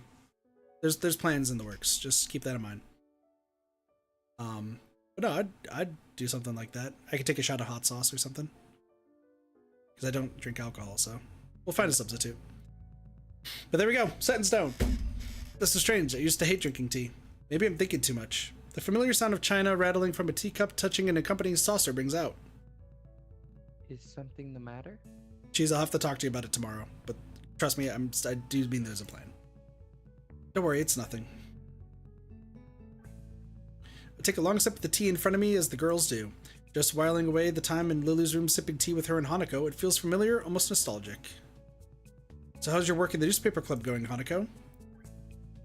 I want to know too. Sounds like it would be quite interesting. Fair, Dippy. Hanako's face turns down at the attention placed upon her, though her smile belies the fact that she generally likes being the center of interest for the two of us. It's good. I think I'm getting better at it. Naomi and a couple of her friends handle most of the jobs, getting stories and stuff. I just do the computer things, like putting the stories together and getting it printed. It's nice, since I can sit and concentrate. I see Lily's low-tech nature isn't shared by Hanako. While sitting in a room compiling other people's newspaper articles into documents doesn't strike me as overly outgoing, it is heartening to see her widening her circle of friends. Baby steps, I guess. It's probably a bit much to be expecting her to become a socialite like Lily. How are you finding Naomi? I heard she can be trite, troublesome at times. And Lily's going into her mothering mode over Hanako. Letting go of her is something she's had to learn. Hanako scratches her cheek, thinking on her answer. Naomi's nice. She's a bit loud sometimes and a bit tiring, but she's really helpful. Her friends are nice too. I have a better feminine voice than Doge, just saying. Okay, buddy. I'm not wrong! You are wrong! Fuck My you! valley girl cannot be defeated. Motherfucker, my valley girl beats yours any day. Your valley girl sucks dick in a bathroom. I don't want to hear it. That's because that's what the valley girls do. I wish I had a fucking Red Bull and I would swirl the ice. Just be like with one of those like small cups and everything. Yeah, the Stanleys. Yeah. Both of your feminine Alright, voices cheese, suck. do better. Get the fuck in here, cheese. No. I'm just kidding. Just kidding. That's wonderful to hear, Hanako. I'm glad you found a source of such enjoyment. Lily's smile is warm and genuine, but I can sense a touch of wistfulness to it as well. Hanako seems to miss that entirely, but I don't think for a second that I'm imagining it. I suppose it's because I've slowly come to pay more and more attention to everything going on around me. With things seemingly happening faster and faster, it feels like I'll miss something if I'm not as observant as possible.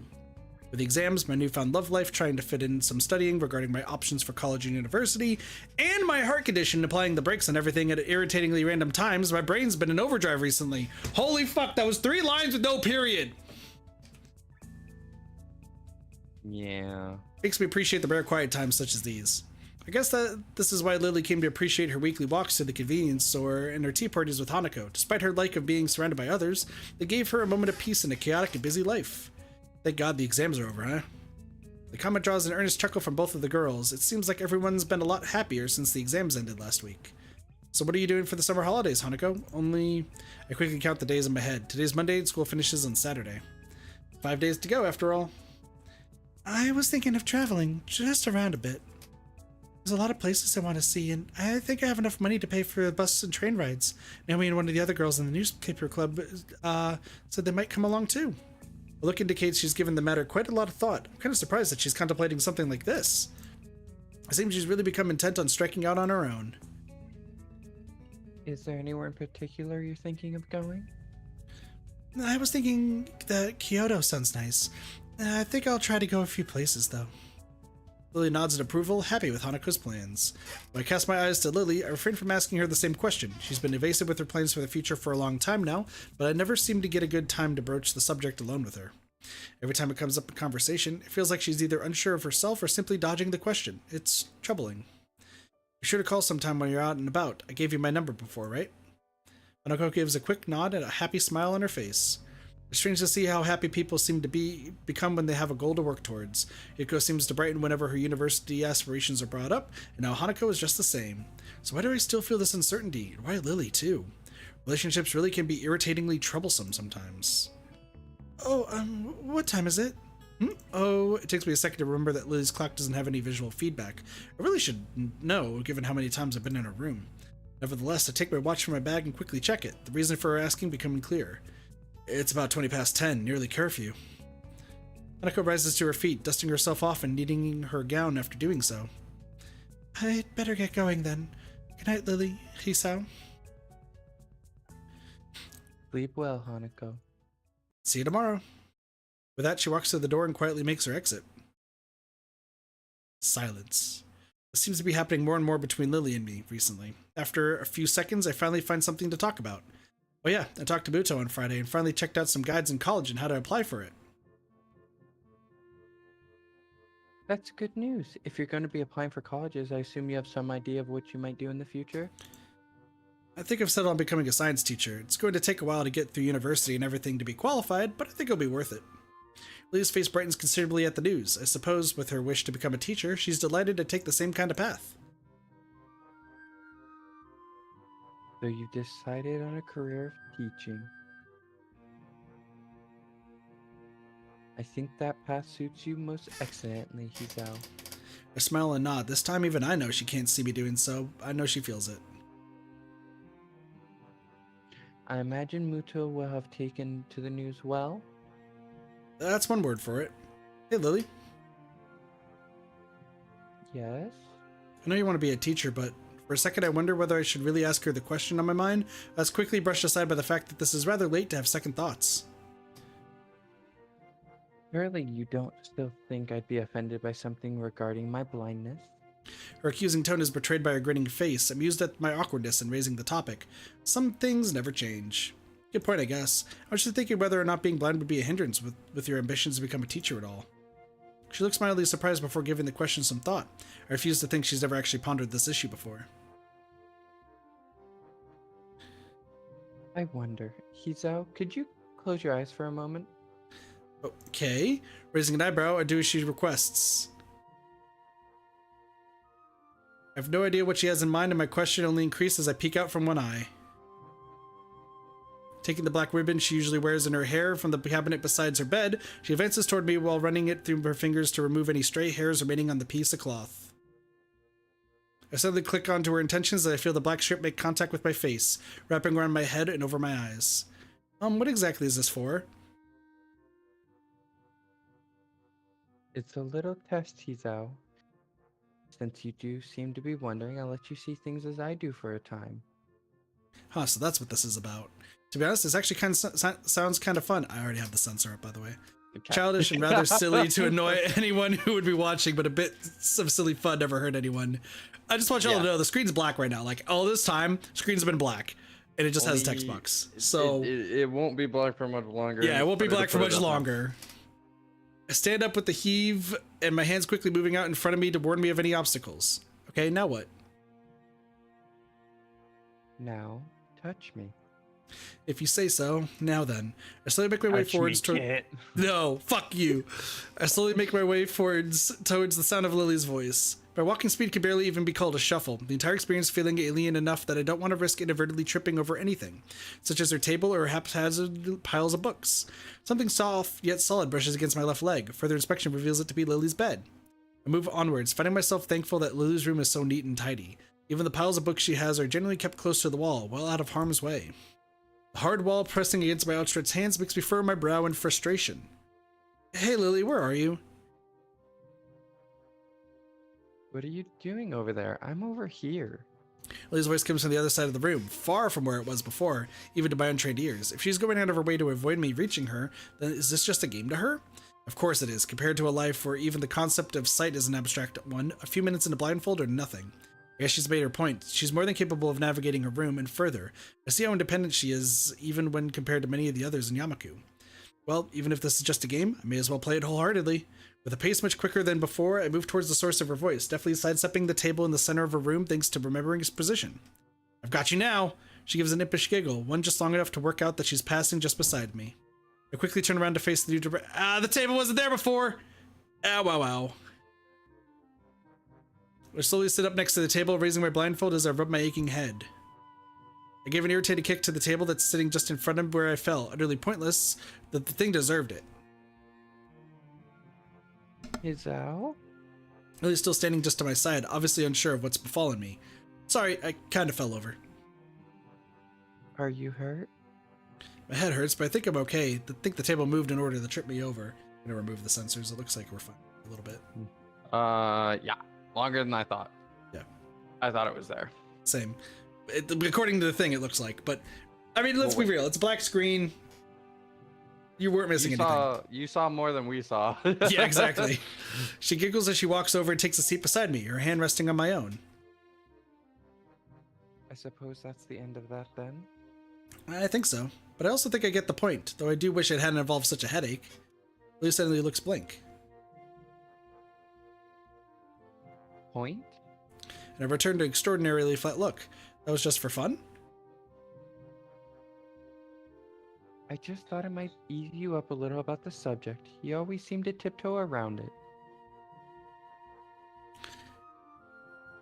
In regard to teaching, sight isn't that important. There are plenty of classes taught by entirely blind teachers, and more than enough resources for me to learn the subject.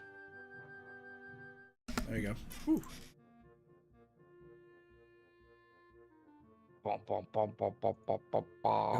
What's up?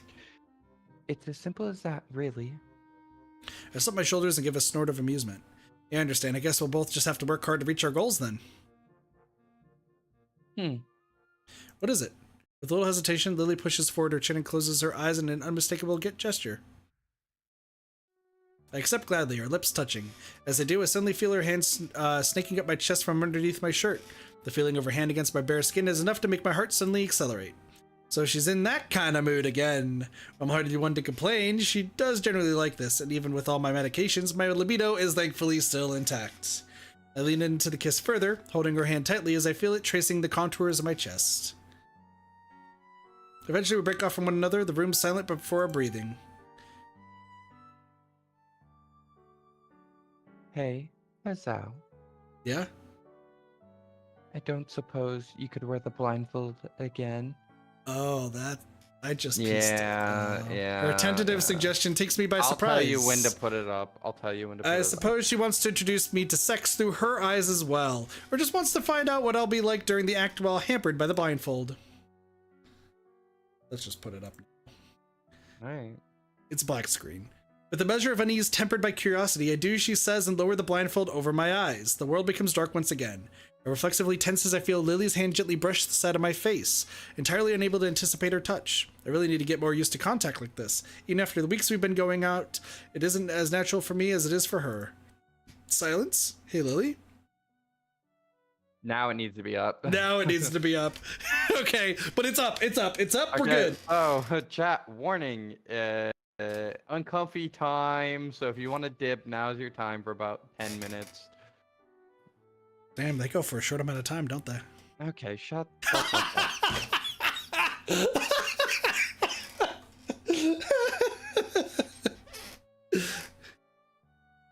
Yeesh. Is that what she said? Obviously. You still have a line to say, sir. I said shush. No.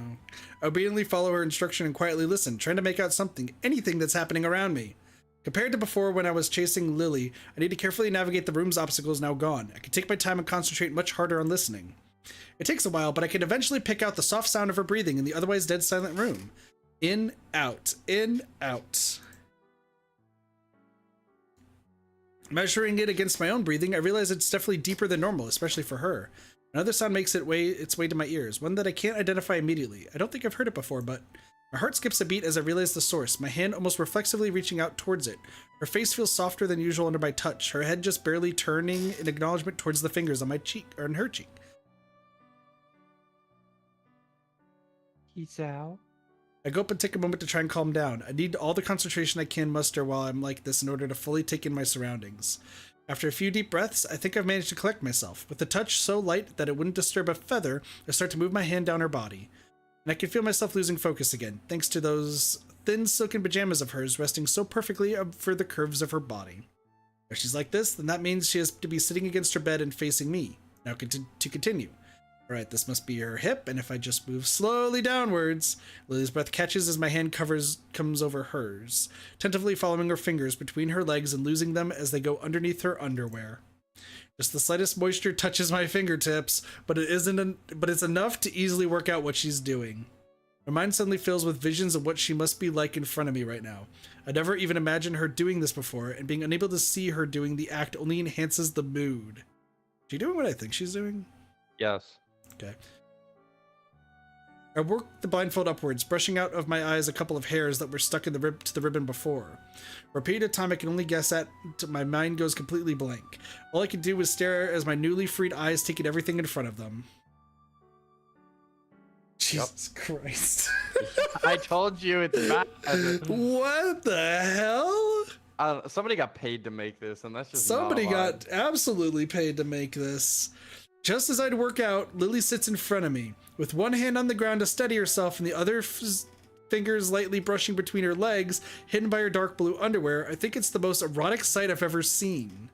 Once again, I reach out and brush her hair from her face, her chin tilting outwards as she fills her pleasure-wrapped body with another breath of air. Lily looks oddly cute as she smiles at me, my calling of her name. It always seems like it's at the moment when she's least attentive that she lets her most interesting emotions slip out. It's not long before she works her fingers over herself faster than before, her excitement evidently rising, the scent of her sweat in the air only echoing that fact. I sit in front of her. It's hardly as if my own arousal is holding still. It takes every fiber of my being to let her continue by herself instead of pushing myself on top of her.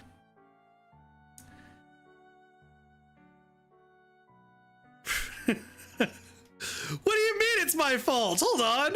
It's your fault. You're the one that played this game before me. We could have played something else. Or could have played this alone. And be called more of a loser. Take your pick, Doge. Both. Yeah, I will throw Kid under the bus at the slightest problem. The funny thing is, I won't throw Doge under the bus ever. Doge will throw me under the bus. And I will. Perfectly okay with that. It's strange. I initially found her clouded blue eyes to be distracting, almost disturbing in their lack of focus. That bothers me far less than it used to now. My attention refocuses on her as she lets out a whimper, her breath coming much faster than before and her hips suddenly rocking.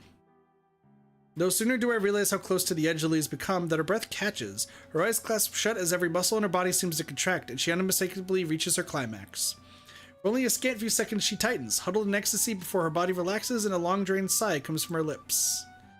I just have no idea what to say. Silence reigns while I simply watch her, hair hanging over her face as she sits exhausted. Zao. When she reaches out to brush my face, my urges take complete control of my body. Without so much as a second thought, I push myself over her frame. It's an unusual feeling being like this. I feel oddly powerful, holding myself above her blank face. As though, for the first time since the accident so long ago, I feel physically strong. Lily, I want you. To my surprise, she smiles weakly before reaching upwards to feel the side of my face. It's an almost cheeky expression, of the kind which she usually gives only after getting something out of me. You wanted me to do this? She holds her smile and gives a silent nod. I guess it was an effective way to make me take the initiative for once.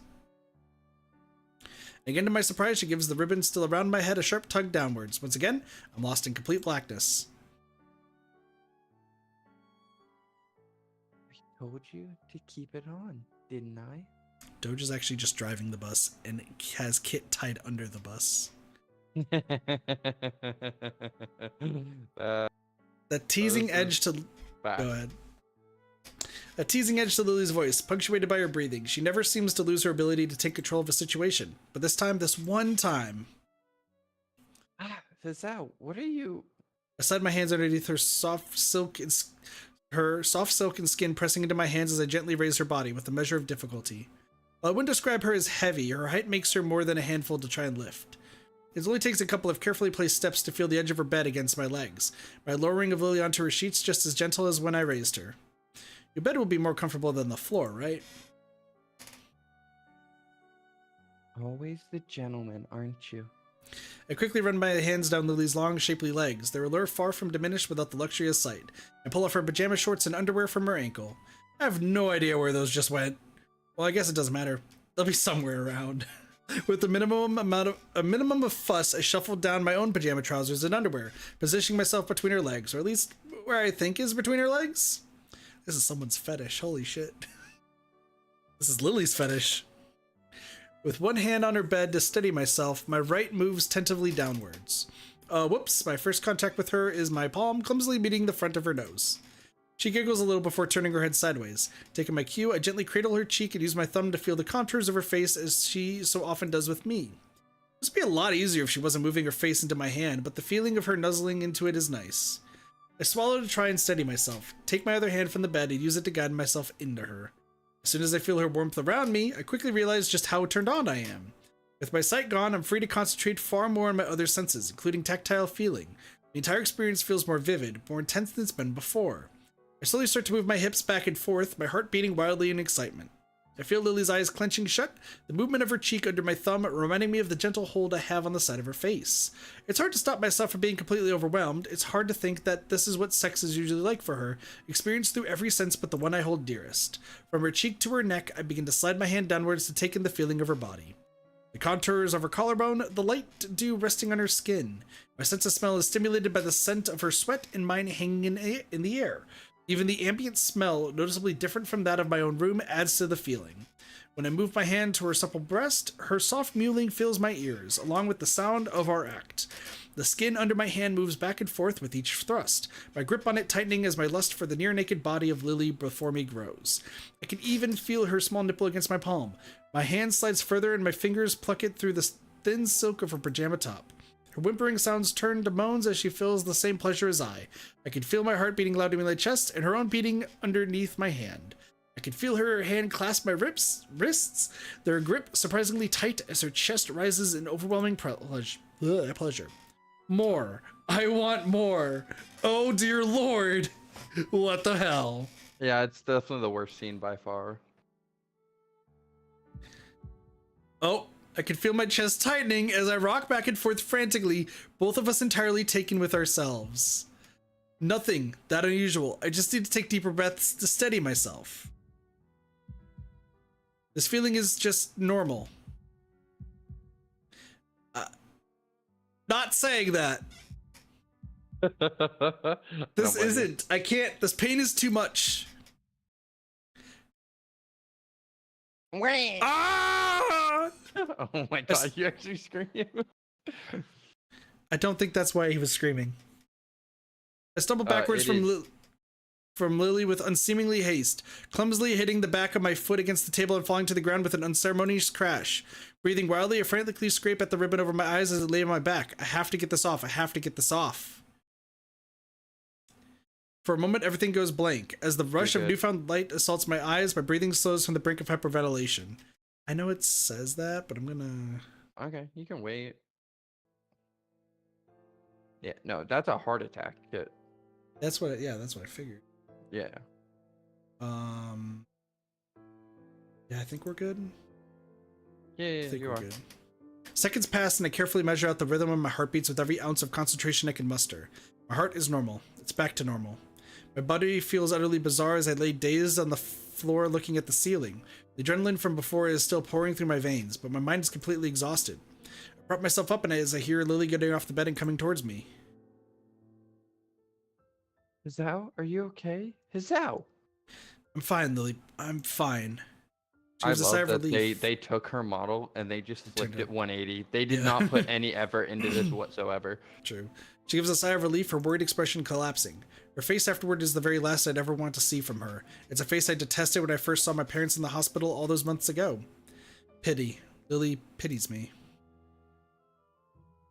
I just close my eyes and turn away, powerless. I feel like throwing up.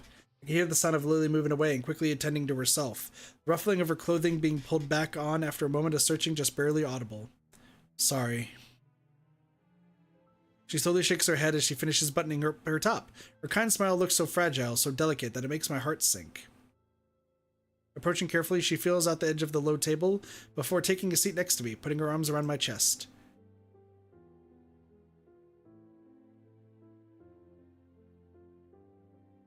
I'm sorry, Hizao. I shouldn't have pushed my desires onto you. You don't need to apologize. I'd normally be fine. You've seen that much before. I guess I shouldn't have tried to push myself so far. My eyelids feel heavy. Calmly sitting next to her like this is probably letting the adrenaline work itself out of my system and letting my mind relax. So, that's why you never took the lead? Yeah, I guess it's a good thing you like to, huh? The joke seems to lighten her expression a little, a fact which helps to let me feel less uneasy about my unreliable self. Lily's head comes to rest on my shoulder as I struggle to keep my eyes open. With more difficulty after each blink, I feel completely drained. It's okay, Hizao. It's all okay. No sooner does she say that than a small quiet tune escapes her lips. Entirely too tired to think, all I can do is listen to her soft humming. It's a soft, almost melancholic tune. It sounds familiar, but the more I try to remember its origin, the less I seem able to concentrate. The feeling and scent of her head gently resting on my shoulder and her warm body against my side are soothing. The soft humming of her voice, too, relaxes my mind as much as her warmth relaxes my muscles. The singular, quiet moment, after all the fracas, it makes me realize just how exhausted I've become. I can feel my eyelids slowly becoming heavier and heavier. Even with the chaos of before, I wish this moment would last forever. Lilly and I, together, sharing a single solitary occasion together, just as we used to. But if that's the case, why does she feel further away than she's ever felt before? But that's not good.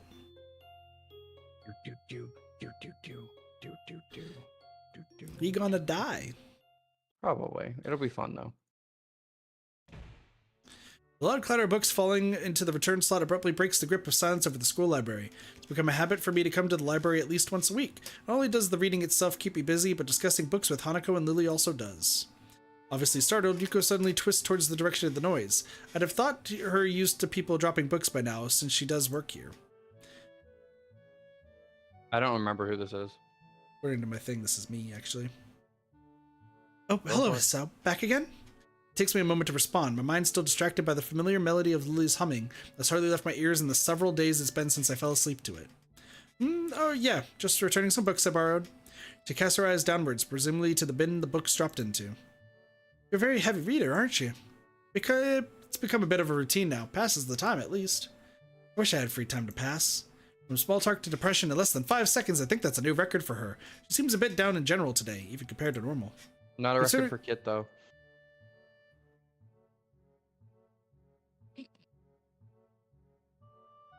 See, look at that, immediate. There was no hesitation.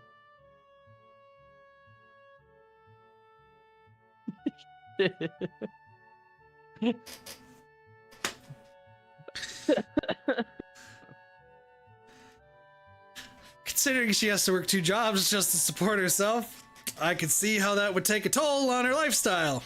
Come to think of it, the pay for a job here can't be all that bad. The idea of staff at such a prestigious private school going hungry strikes me as counterintuitive. Working 2 jobs must take up a lot of time. I'd probably never imagine it. You're lucky being a student. Do you think you'll be able to go to a university? If she's asking, then I guess that's the expected result of having this kind of education. Private schools like this don't exactly come cheap. I guess I have the money, I think. I have plans which will require going to one, and my grades are good enough. It's more a matter of how I'll pay to do so. University costs so much that I'm having to work 2 jobs to afford to enter it. Paying for daily expenses, too, makes it a lot harder. If you're reading this much, though, that means you're doing well in school, right? Interesting logical jump. Not an altogether wrong one, though. I suppose so. I didn't find any of the exams very hard, aside from maybe 1 or 2. But if I ask what studies you're pursuing in university? Yuko appears to generally brighten at the question. I'm fucking boggled that she can afford to go to university just on working 2 jobs, because here you could work 2 jobs and university would still be out of your grasp. True. Anthropology, I- to be... Go ahead, I sorry. have walked away from my PC, so you'll have to inform me if it's my turn. It's not going to be your turn for a while, it seems like. Anthropology, to be specific, I'm specializing in the history of classical area, Athenian civilization, and democracy. She really seems to know her stuff. Such enthusiasm is to be admired, and it's nice to see her genuinely excited about something. I guess even somebody like Yuko could be happy if she has a visible road ahead of her. That's good to hear if you... Both of us jump at the sudden interruption coming from my pocket. Apologizing profusely and quickly shuffling into the hallway as I fumble with the cover of my mobile phone, I glance at the screen. Weird. It's a mobile number I don't recognize. Considering I can count the number of people with my number on one hand, I briefly wonder whether it's some telemarketer that lucked out. Hello, Hisao Nakai speaking.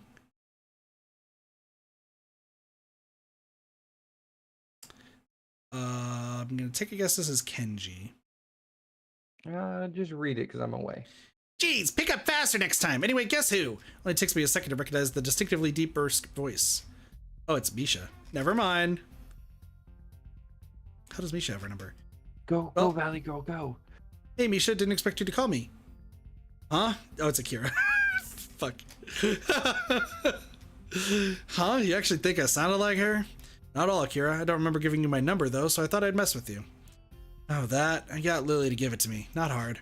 She positively burns with pride at the statement. She's trying to get me caught up in their pace, I know it. I suppose I shouldn't be surprised that the two would share her number, though, given how close they are. Yeah, I was completely wrong 2 times. I'm sorry. So what's up? You free right now? I guess. Why? You meet me at the park in town? I just want to talk to you about some stuff. Is that an invitation to a date? Well, of course not. You sound suddenly crestfallen. Her previous teasing nature having instantaneously left. Seems strange for her. Anyway, I don't see why not. Where do you want me to meet? Kinda nowish. Wait, right now? But it's... The dead silence suddenly coming from the phone announces the fact that she has unceremoniously hung up. For a long time, I just stand there, staring at the call-ended message on the screen while replaying the conversation in my head. What the hell, Akira? Throwing a glance up and down the street, I cross the road and step into the park. I've learned to pace myself on such walks, mostly because Lily's slower speed during our forays into town means I have to consciously slow myself down. That aside, I hope Akira didn't expect me to be immediately prompt. It takes only a couple of seconds to spot her, waiting on a bench with a can of beer in her hand. The look she gives me as I walk up lacks any hint of acknowledgement or greeting. What's with that look? I needn't have come, you know. I knew you would. You're that kind of person, after all.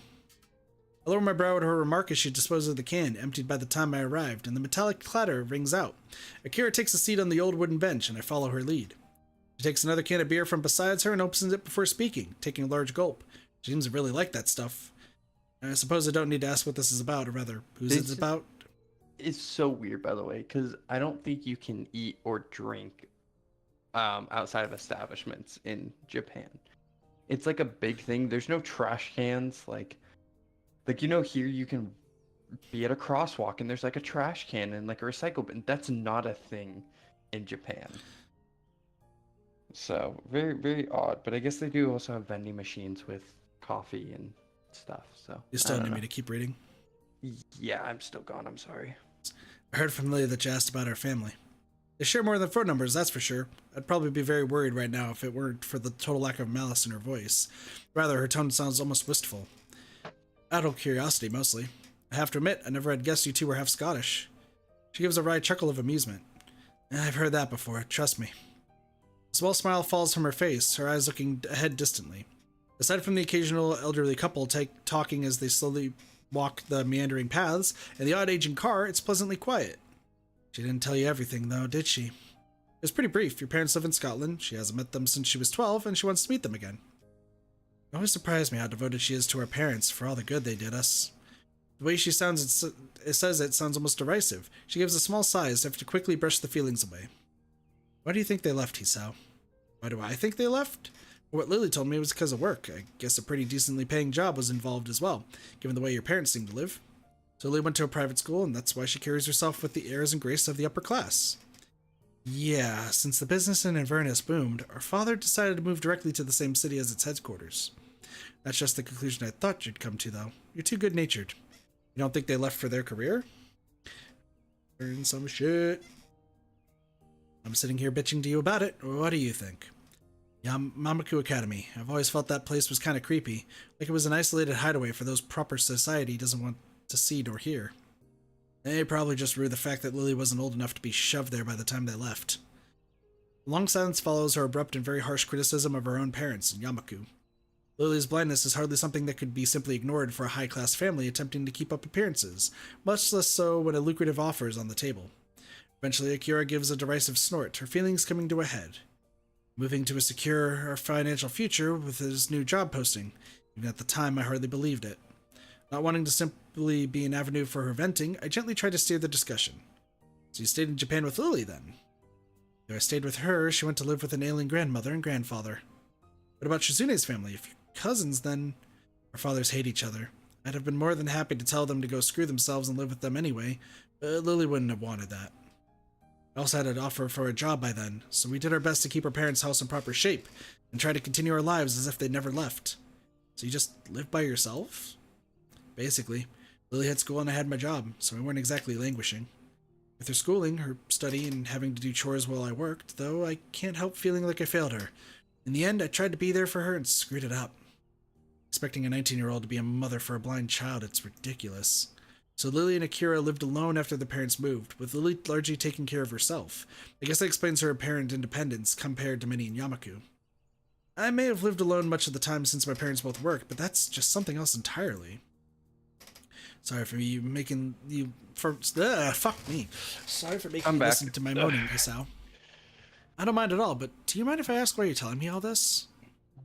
You always were curious. Context, I suppose. Life isn't a fairy tale, Hazal. Some people have to learn that the hard way. She takes a long drink from the can in her hand, her face becoming more depressed than distant. I broke up with my boyfriend a few days ago. After I leave, we're not going to be able to see each other again. But that's how life is. You can't just set up your life and expect it to stay that way forever. Sometimes stuff happens, you have to roll with it, even if it means hurting yourself or others. She takes a long breath before looking up at the bright orange sky. Damn, if I smoked, I could take a nice long drive right about now and look kind of cool. Nope. Want to Don't smoke, respond. kids. Don't smoke. I want to respond to help her in whatever way I can, but I feel utterly useless. This kind of situation is one I've never been in, and I simply don't have the experience to say anything meaningful to comfort her. Kira looks over and evidently picks up on this, much to my embarrassment. I must look pretty pathetic right now, whining about this to someone I barely know. Hardly, and I'm pretty much an expert on looking pathetic. She gives a chuckle, the act feeling like a personal victory for me. You're a good kid, Hazal. When I said that I approved of you being with my sister, I wasn't joking or just being nice. She picks herself up off the seat with a grunt, one that seems ill-fitting given her age, and throws the now empty can into the bin after one last swig. It's just unfortunate that it doesn't really count for much in this world.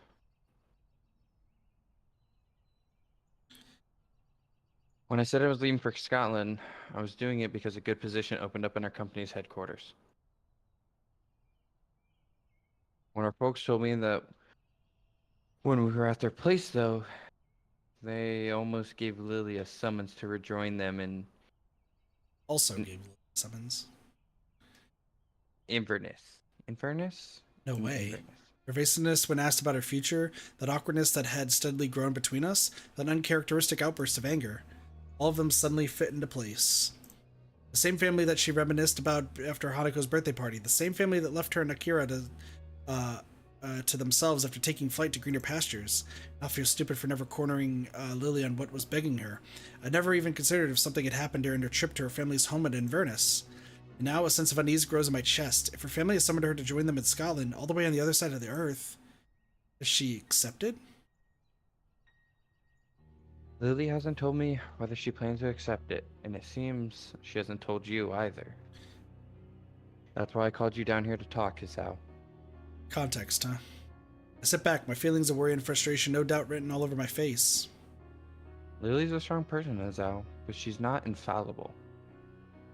I guess it's my job to worry about her being her older sister, but I think you deserve to know. I understand. You okay? You sound depressed. No, I'm just thinking. That's good. Thinking is good. Being rash won't get you anywhere. She looks at her watch, barely moving her wrist. I've got to go. Will you be okay? I'll be fine, don't worry. I'll have to talk to Lily about it and get everything sorted out.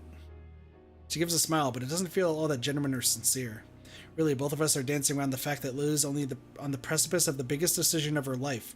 She's trying to take the entire burden on herself. Part of that burden is the matter of our relationship. By the time I look up, Akira's already walking off with her hand held up.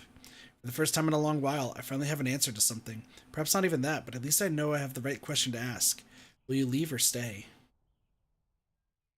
So we're pretty much at the end, huh? Mm-hmm. Because this is pretty much what happened with like Emmy's route, where once like a big thing happens, like it's just here's the scene and it's done. Mm. Alright, Lily. I'm moving as fast as I can. I can barely make out Lily's voice over the deafening pounding of the rain. Even though I dislike pulling her around, the situation calls for it. I turn forward, my free hand over my head, in a futile attempt to keep at least my hair dry. My vision seems to be in grayscale. This really is rotten weather for summer, and the last kind of climate I want for a date. A pity I even checked the weather forecast beforehand, one of the very few times I'd ever done so, only for it to say that Sunday afternoon would be fine. Looking to Lily, her shoulders are by now completely drenched, with her right hand holding tightly to mine and her left gripping her retracted cane. This horrid downpour came on just as we were between our destination and Yamaku, so we decided to try rushing the rest of the distance rather than doubling back. Entirely unused to running this fast, Lily's using all her concentration just to avoid tripping over. Hisao, do you know where we're going? Even she's reduced to shouting to try to be heard over the combined noise of the wind and the rain. The rest of my voice is completely drowned out by the even heavier burst of rain. The what? The Shanghai! How far is it? It shouldn't be far now. It doesn't take long before I call out to her once again. Looks like we're safe. It's just up ahead. I quickly pull up to a stop just in front of the familiar exterior, the lantern outside still giving off its reliable glow, and wait for Lily to catch her breath before going in. Ladies first. The tiny bell inside rings out when I hold the door open for her, a smile and a polite nod being my reward before entering myself. As I step in behind her and wet my feet, only a quick glance is necessary to notice the distinct lack of activity. Shanghai doesn't seem to get much in the way of patronage, and today is no different. Only a couple of tables are occupied. Summoned by the bell's ringing, a most expected person comes to greet us. Welcome to the Shanghai! Yuko looks chipper today. Trying to predict her moods is pretty hard, but it's a nice change for the norm. Hello, Yuko. Hey. Good afternoon, you two. She takes a deep bow, somewhat taken aback as she rights herself again and gets a better look at us. What happened to you? You both look Her eyes drift towards the glass of the door behind us. Oh dear. We're inside now, at least. I think that's the most important thing. It's nice and cozy. You're lucky to be working inside today. It has been nice and quiet. I like days like this. Oh wait, I'm sorry. Is there anything you'd like? French vanilla tea, please. I would try this tea. I want to try this tea. I'll have the same.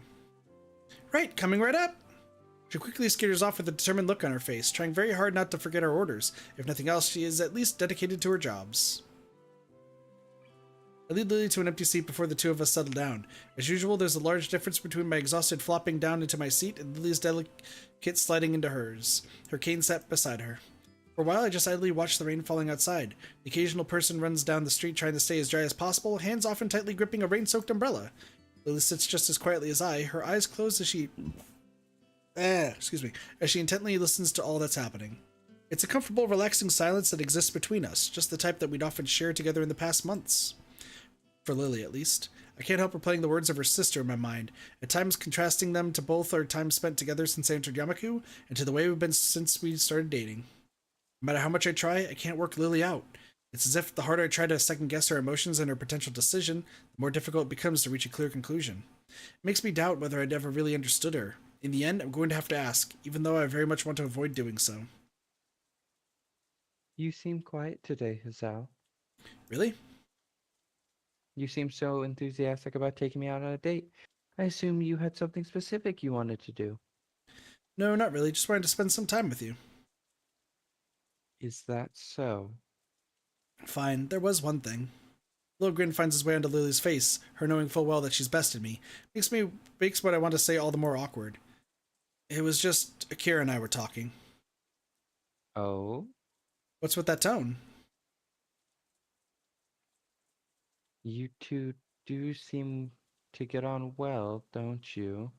Well, I do think she's a pretty cool person to talk to. It'd be nice if any of the teachers were anything like her. Cool. For a moment, I tried to place her tone of voice, my mouth curling into a smirk as I realize it. You're not jealous, are you? I'm not jealous. After teasing me over such a thing on our first date, I don't feel too bad having a little laugh at her expense this time around. As we settle down, though, it's only a minor distraction from the real point of why I brought Lily here. Don't worry, it was mostly just everyday stuff. That said, there was something Akira mentioned that I wanted to talk to you about. When you went to see your family in Inverness a while back, she said... Akira told you about my family summons, hasn't she? Seconds ticked by while I tried to read Lily's face, an odd mixture of feelings written on it. She seemed annoyed, but also somewhat confused. Here. Yuko tentatively slides our drinks onto the table, her presence oddly small. As she walks back to the counter after a quick, polite nod, I realize the air between me and Lily is thick and our expressions are both somewhat pensive. Even though she says I should lead my own life, she still interferes at the worst time. I don't think you should blame Akira here. She's just looking out for you, and it's not like I can't understand her concern over this. Lily's irritation gives way to an awkward and largely unsuccessful attempt to mask her feelings. She really doesn't deal well with being cornered on personal topics. I know, but I just wanted some more time. I knew you'd have figured it out eventually, but... You were intentionally hiding this from me? For how long were you planning to do so? As I said, I simply wanted more time to think it through. I wanted to be sure of my decision before telling you. What did you decide to do in the end? I know what I want her to say, but an awful feeling refuses to leave my gut. My family does dearly want me to return to them, and Akira will be going as well. I could still teach as a career, whether it be here or there. So, you're going? How long have you known? I already know you were asked when you first went to Scotland about a month ago. Sometime. My frustration very nearly boils over. The fact that she's done this affects me more than it should. For her to not only be leaving, but to have been actively hiding her own plans from me, and after seeming for so long to be the one solid pillar of support and reliability I could depend on, it feels as if the foundation underneath me is suddenly shifting drastically, much faster than I could adapt to. Perhaps this isn't so much frustration as sheer unease. Lily. I'm sorry, I wanted to think this through completely. I wasn't trying to take advantage of you, please. I know, Lily, I know. This is just really sudden. I guess this means that once you go, we'll be breaking up? One of the few times I've seen since I met her, she's generally lost for words. She doesn't look surprised, nor doubt because the fact had dawned on her once she became sure of her decision, but rather, she appears generally unsure of how to deal with the situation now that it's in front of her. We could try pursuing long-distance relationship. They're getting more and more common these days, after all. Even as she says it, the tone of her voice gives away that she doesn't truly believe what she's saying. Lily is far too old-fashioned to be able to cope with a relationship without any kind of physical presence, and even I am, to an extent. All we would ever be to each other would be a voice from the other side of the world. In the end, trying to rationalize everything is futile. Any attempts to try and connect what's happening with the future or past just seem to get more difficult the more I concentrate. Those quiet moments when we just walked side by side, the precious time we spent with Hanako and Akira, the casual chatter we had during lunchtimes, the times we made love, the confessions of our feelings to each other. All pointless. All just a fleeting moment in our young lives. Just two children pretending to be adults, aren't we? A long, long silence hangs in the air between us. The noise of the other patrons drinking and talking only makes the situation feel more strange and disconnected. Lily's face remains low, her dejected expression clouding it. I'm sorry, Hazao. A simple apology and no more. She's left entirely without any further response or comment. With a long sigh, I gather what's left of my thoughts and ask the final question I have for her. When will you be going? I'll be leaving with Akira, so it'll be a little less than a week. The beginning of summer holidays? Just a little afterwards, yes. Her tone is unusually slow and steady, her apologetic and depressed mood all the more written to her face as she tries to hide it in her voice. In the end, I can't even keep my promise of going to Tenabata with her before she leaves. I look down, seeing my face reflected in the now lukewarm cup of neglected tea sitting in front of me. I really thought that I left this kind of expression behind. For a while, I just stared down into the still surface, trying to sort through my emotions to get at what course of action I should take, whether it be right now or in the future. But just as before, the effort is wasted. I glance up to see Lily gently sipping her cool tea without complaint, her face drawn and shoulders slumped. She looks to be deep in thought, too, a strangely cold atmosphere coming between us as we isolate ourselves to mull things over. Even as Lily's cup slowly empties, mine remains untouched. It's a long time before I notice the rain dying down outside and the few other patrons of the Shanghai having left. The chill of the rapidly darkening evening permeates the dormitory hallways. While trudging down the corridor to my room, I see an unwelcome movement from up ahead. Enough, the opening of the door opposite mine heralds the arrival of bespectacled Kenji. Hey man, that's you, sorry. I'm just autopiloting. Hey man, what's... Whoa dude, you look awful, I think. Are you okay? He really has a knack for making any situation better. I don't really want to get into it. It's late. Okay, that's cool. If you ever want to talk about it, I'm here. I look at him for a moment before surrendering my stern front and awkwardly scratching the back of my neck, embarrassed by my standoffish response to him. Thanks, Kenji. Hey, it's cool. That's what friends are for, right? Yeah, you're right. See ya. Open the door to my own dorm room and close it behind me as he quickly waves me off. The solid thud the door makes against the doorframe sounds out the final call for the life I've led since coming to Yamaku. I just stand in my darkened room, fruitlessly attempting to work out what I should do from this point onwards. So what should I do?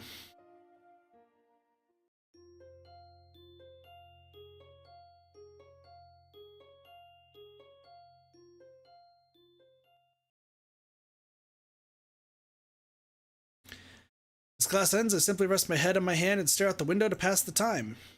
It's been a few days since Lily told me her plans. I haven't been to our ordinary lunchtime haunt since then. Not that there would be much of a point. Hanako's been busy with the newspaper club she's newly joined, and has even begun talking in class with Naomi every now and then. Even Lily, aside from the fact that a meeting between us would have been awkward in any case, has been run off her feet with class representative duties as the summer holidays approach. Now they're just about here. With the end of today's bell, the summer holidays will have begun. I suppose that's all I'll end up doing. Will be visiting my parents for the duration and lazing about my old home, though that my previous plans are entirely askew. Meanwhile, Akira and Lily will be en route to Scotland to live out the rest of their lives there. No matter how hard I try to rationalize the idea that once the summer holidays begin, my life will return to the way it was, it simply refuses to happen. Everyone's moving on with their lives. Lily's rejoining her family, Akira's moving up in her father's business, Hanako's getting new friends and hobbies, and even Yuko's moving ahead with her university aspirations. Even I'm moving forward in the end. With the grades I've gotten so far in Yamaku, much less about after such a rocky beginning, the path to get into teaching science as a career seems straightforward. I suppose I should at least be happy about that much, but it doesn't really seem to help. Richan! I quickly stop ruminating and turn to face the bubbly voice beside me, putting on the most upbeat expression I can muster. As expected, Shizune starts flanking her. I have a sneaking suspicion they want something from me. Hey Misha, Shizune, what's up? Well, Shishan and I were thinking, since we're just two poor little girls that need help with all the work we've been given just before the holidays begin, Sure, I can help. but Hachan, we're really neat. What? I think I broke Misha. Even Shizune raises an eyebrow at her accomplice's shuddering stop in her tracks. So you'll help us, Hachan? I just said I would, didn't I? It's hard like I have anything better to do. Maybe helping them with their work will help take my mind off the situation. Misha seems genuinely ecstatic with my response, but Shizune's expression is clouded and difficult to read. I find myself quickly averting my eyes from her own, as it almost looks like a face of pity. No doubt it must just be my imagination. This is hardly the first time I've been in the student council room. Indeed, I found myself down here often, either to help Lilly with classwork or to sort out one thing or another with the student council itself. Now, though, it's quite a different place. Papers and folders are strewn across every table in the room, and only a solitary little black laptop atop a single desk sticking out from the mess. It's a fucking old-ass laptop. Shit. Mm-hmm. It looks positively ancient. I'm guessing it had been valiantly serving its task in archiving information for years and years. So what needs doing? This looks like a lot to do. Shizune's expression becomes determined as she signs. It's a worrying look. Everything, Hachan. My worry was well placed. Everything, you say? What's left on the desk is what needs to be done. It all needs to be digitally recorded, which is what the laptop is for. And I'm guessing that I'll be the one doing this? Shishan says she saw you with computers in the library a few days ago and that you seemed really good with them. Good with computers, I can touch type, I guess, but it still seems like an overestimation of my skills. I was typing up some homework. Wait, Shizune was watching me do that?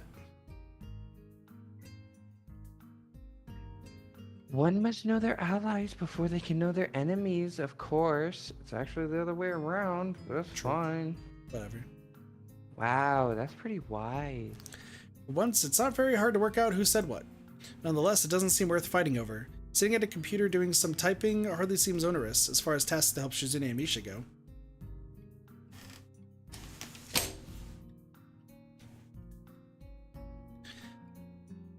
Besides, it'll help to take your mind off things. Take my mind off things? Take my mind off what things? Misha's face goes blank as she translates this for Shizune. The latter's response is only to glance away towards the window after briefly signing. Misha's face quickly returns to a smile as she translates back. She was confused, I guess, but Shizune is harder to pin down. I was just thinking that you may like to get your mind off the exams, of course. Either way, I may as well get into it sooner rather than later. I'll go along with you. That's the spirit, Hichan. And that's the 5th spreadsheet compiled and saved. Time for next month's. After a little bit of fussing around, we all managed to get a bit more organized. Shizune's been gathering up the loose sheets and thankfully sorting them into a neat pile next to me. Meanwhile, Misha's been handling the manual writing work, her girly pink pen leaving its unmistakable mark on paper after paper. Once I get myself into a rhythm, this really wasn't so bad. Shizune and Misha also seem to be in the swing of things, wordlessly communicating as they go about their business with fervor. I periodically glance at the sheet beside the laptop, apparently a list of student names and matching addresses. Excuse me. As I dutifully enter the data written on it, I don't pay a lot of attention to what I'm typing until I reach about midway down the page. Hakamichi, Class 3-3. Ah, her family's home is in Saitama. My idle curiosity is ended abruptly as 3 light taps can be heard rapping on the door. Misha quickly skips over to check who it is, tapping Shizune's shoulder on the way past to let her companion know what's happening. You're here. Who is it? With a slight pause to enter Shizune's data into the file along with all the others, I look up to check who's at the door. Lilly? After giving a cursory nod to Misha and greeting, she perks her head up in the trademark manner. Is that Hizao? She's pretty darn good at working out my voice from the smallest of phrases nowadays. Yeah, it's me. Hey. The atmosphere feels slightly awkward as she bows. Neither of us knows quite how to intimate? We should be... It should be initiate. neither of us knows quite how intimate we should be around each other. Oh. Given she's leaving in just a matter of hours. This is the fact that thankfully neither the oblivious Misha nor the hardworking Shizune pick up on. So you got work to do as well? Unfortunately, I arrived as soon as I could, but my class held me up with a surprise farewell party, and I had to get changed. I glanced down at the laptop's clock. It's pretty much the end of lunchtime, so I'm guessing Lily managed to wrangle the last period off as well. I take it Shizune is here as well?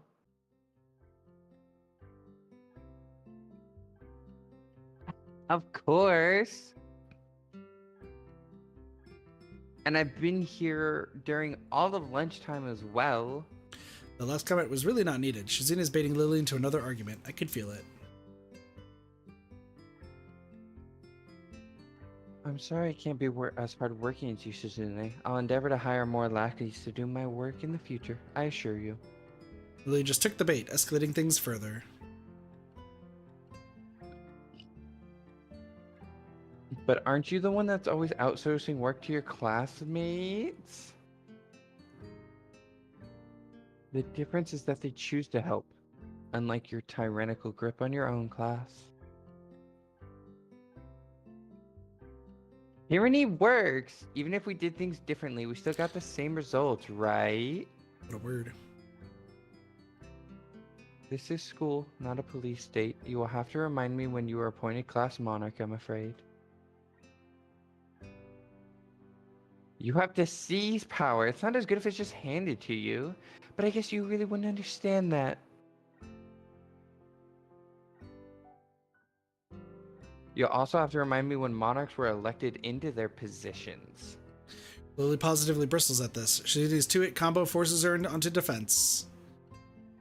Yet, for all your vaunted power, you cannot get one person to help you without forcing him. But Hizao volunteered. He's such a hard worker. He's doing this instead of meaningless socialization, right? Is that so, Hizao? This is bad. I really ended up between a rock and a hard place.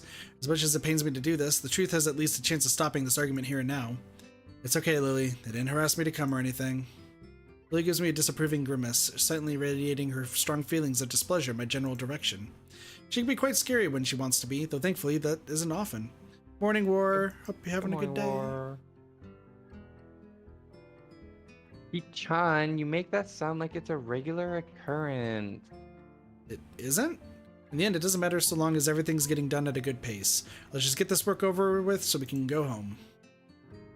Shizune sorts derisively and gets back to marking off the sheet in front of her, while Lily sighs and finds her way along the room with her hand following the filing cabinets lined along the wall.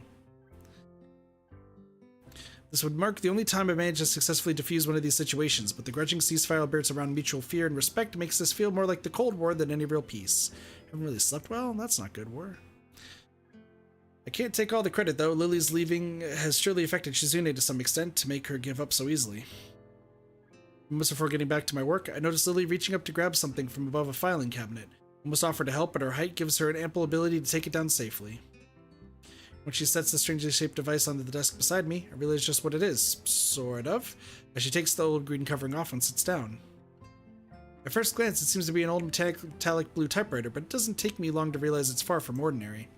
It has far fewer keys than expected, and those it has show no lettering printed on them. Only the shadows cast by the tiny braille dots on them give a hint to the thing's purpose. Blind typewriter? Oh, this? Well, you're not far off. It's normally called a Perkins Brailer. But it's basically a typewriter for the blind, yes. It presses braille into the page rather than text, which is why it has fewer keys. Huh, that's really neat. She gives a lighthearted grin at my curiosity over it. I have to admit that it appeals to my sense of novelty. Without further ado, we each get back to our allotted tasks. The loud clunking of the mechanics in Lily's brailer and the tapping of the laptop's old and weary keyboard quickly fill the room. It's a nice atmosphere, really. Everyone knows what they have to do, and Lily and I get to sit beside each other and exchange the odd word as we work away. Nostalgic, that's what it feels like. It's pleasant, but just slightly stained with the knowledge that our time together is nearing its end. Excuse me, Misha? Properly address her, Misha bounces over from the filing cabinet she's peering into in spite of Lily's lack of sight. For a moment I think it's strange, but then realize it's exactly what I do. What's up? Could you ask Shizune where the attendance records for the Class 3-2 are? I think they've been moved. Okie dokie. And with that, she flitters off to Shizune, who's working at a table behind us. Lily's familiarity with the council room and the efficiency with which she works reminds me that she, Misha, and Shizune used to all work together in the student council. Maybe this is a fitting end for her stay in Yamaku, working away just like she used to, surrounded by those she loves and at least liked. I look up, getting taken off guard by Shizune sorting through a drawer rather than Misha. Sure enough, she plucks out a manila folder, entirely blank save for the just barely visible bumps on its front, and holds it in front of Lily. Lily's hand flits over it to check what it is, her fingers feeling out the dots of braille and confirming it's what she's asked for. Thank you, Misha. No reply. No reply, that is, save for an odd grin, no smile on Shizune's face. A couple of seconds pass before Lily clicks that it isn't Misha behind her, but Shizune. Her momentary look of surprise is replaced by a slightly bashful smile. For a few moments, the room is all but still and silent. Eventually, though, Shizune straightens back to her workstation and Lily begins typing once again. It only lasts a handful of seconds in all, but it feels like years of communication were made up for in that one silent exchange. There. Finished. I lean my head back and rub my eyes to try and work away their weariness. Staring at that small and rather poor screen is taking its toll. Excellent timing. The only thing left is to file these away and I'll have my workload finished as well. Good, I can pack up the brailer and put it away while you're doing that. Thank you, Hizao.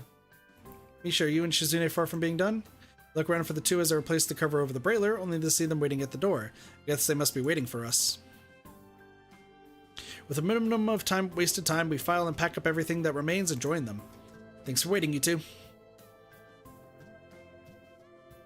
We couldn't just take off without you, Chan. You've been a great help. Shizune nods approvingly, praised with my efforts. Guess that's the last class representative work done and over with, then. That's right.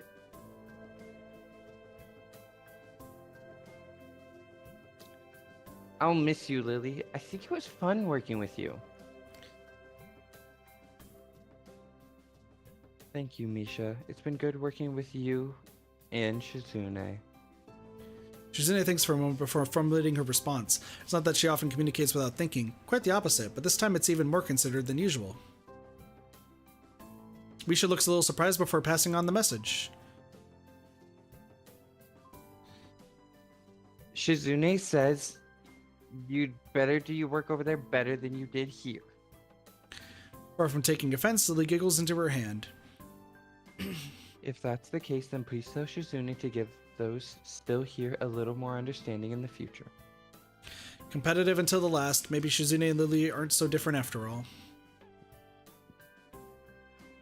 Shishan says that she'll be checking in to make sure you live up to your end of the promise. Then that's how it will be. It better be off then. Goodbye, Shizune. Goodbye, Misha. He's out. Lily takes a hold of my arm and hers, there being no need for a cane if I'm here to guide her. With a nod of farewell to the two, we set off out the door and make our way to the school grounds. As I turned away with goodbye to them, I noticed Shizune's gaze lingering on Lily. They may know each other, but family bonds aren't easily broken. Got all your papers sorted then? Yes, they've all been filled out and handed in.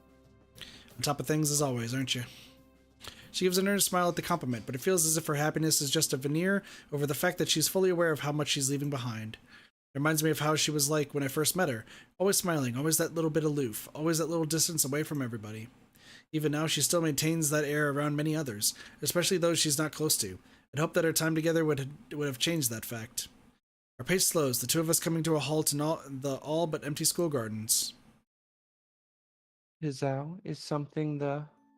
Lily's words are cut short as I turn to wrap my arms around her, pulling her tight. I may not usually be given to such impulsive actions, but I just want to be close to her, even if it's the last time I'll be able to.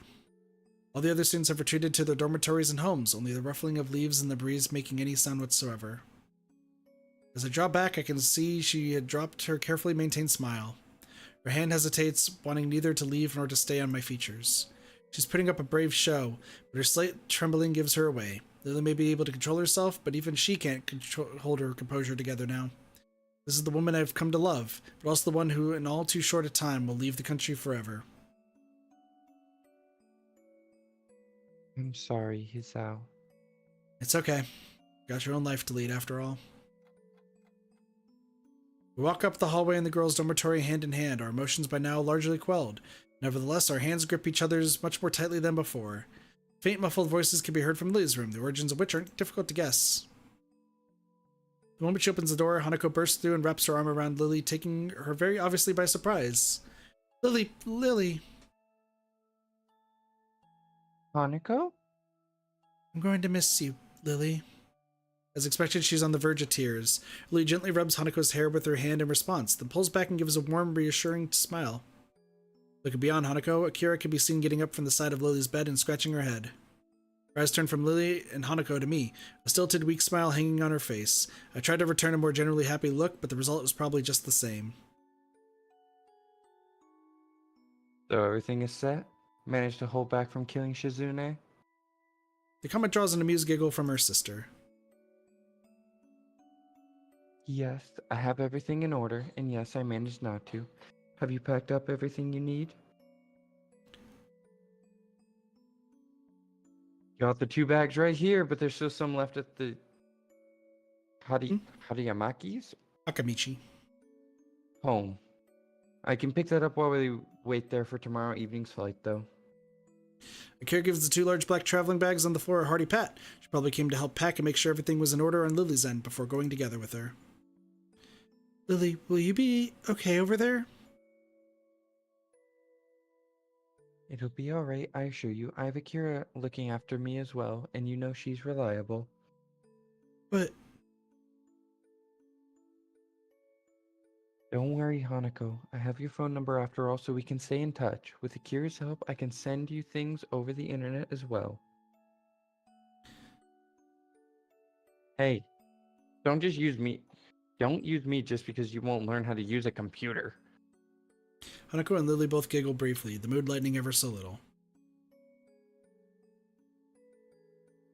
That goes for you too, Hizao. I promise I'll contact you once I'm in Scotland. I know, I'll be looking forward to it. Our offer may be kind, but we both know that this is tantamount to breaking up. Neither of us have any illusions as to how well we'd manage a long-distance relationship. With an area word of prompting, the 4 of us begin the long, solemn walk to the school gate. The numerous lamps scattered around the Yamaku grounds failed to do much more than provide pinpoints. Car parked on the road just outside the school grounds comes into view, its shining black exterior reflecting the dimly lit lamps of Yamaku. I call out to Akira in an effort to alleviate a bit of the heavy atmosphere. That your car? What kind is it? It's you. Sorry. Don't know much about cars, do you? It's a Lancer Evo. Solid and speedy. God, that would be... I want a Lancer. Lancers would be cool. Not the first pick, but not a bad pick. It's not as if her comment on my knowledge is off the mark. I've never really taken an interest in them. She gives a small sigh. She's been pretty good. Pity I have to part with it tomorrow, just like the summer house. You guys were the last to visit before it changed hands. Turning back from my rather faulty attempt at small talk, I glance at Hanako and Lily, following behind us. By rights, Hanako should be leading Lily, but it's rather definitely the other way around as she clings tightly to Lily's arm. It's a depressing sight. So, I guess this is it.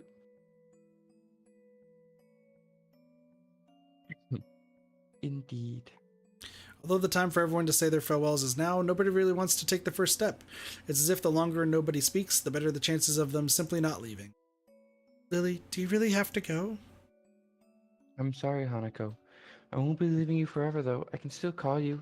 Hizao will still be here as well. A nod, but Hanako just clutches all the tighter to Lily's arm. After spending so long without anyone to call family, it must be excruciating to have to say goodbye to the one person that was as close to a mother as anyone could have been in her life. Lily lets out a long, sad breath. All Akira and I can really do is stand by quietly on the sidelines, since the only person that can solve this would be Lily herself. Eventually, Lily pulls her arm from Hanako's grip and holds both of her shoulders gently. Much more decisive weight of address than I've ever seen Lily take with her. Hanako, remember when we first met? When you entered my room for the first time, overhearing my consoling of a friend, you didn't say a single word for the entire night, even as I poured you tea and talked. You sat there silently and simply listened to what I said. It took many quiet meetings like that before you began to open up to me, but as you began to, I felt some of the happiest moments I've felt. English.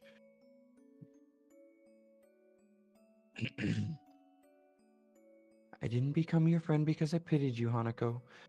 I became your friend because I knew you were hiding not just from me, but from everyone. Your ambitions, personality, interests, tastes. I didn't know any of them, and neither did anyone else. As you showed yourself to me, though, I began to realize the person that you were and became sure that our meeting was a very special moment. That was weird English. But Lily cuts her words short as she brings her hand to Hanako's head and brushes her bangs to the side, gently pressing her lips to Hanako's forehead. As she pulls her head back, leaving Hanako all but speechless and her eyes moist, Lily beams a wide smile. I believe that you are a very beautiful person, Hanako, and I am certain that you will become a strong and confident woman. You are a very dear friend and someone who I love very much. Just like Hizao, I will never forget you for as long as I live. I may be leaving, but you have your own life here to lead, just as I do. You have your own friends and hobbies and your hopes after graduation. I want you to devote yourself to them, even after I'm not around anymore.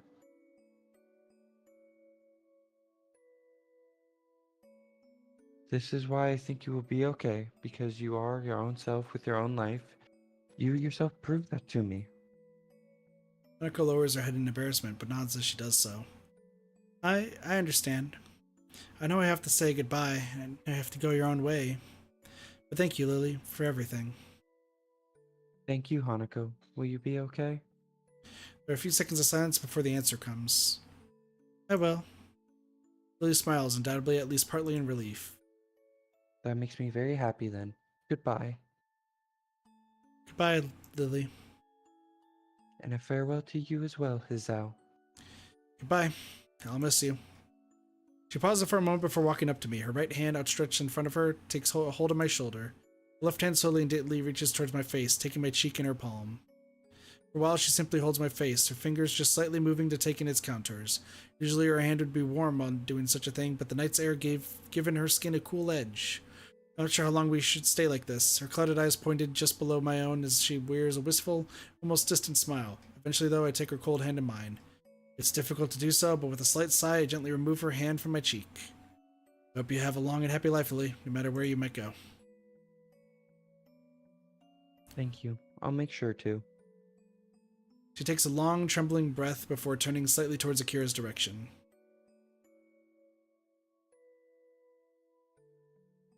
Akira?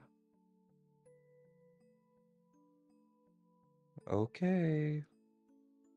With a nod, she takes Lily's hand and begins to guide her to the car parked outside the gates. They both walk slowly and deliberately, as if their movements had been rehearsed in advance. It's strange to feel like this now, watching someone leave Yamaku.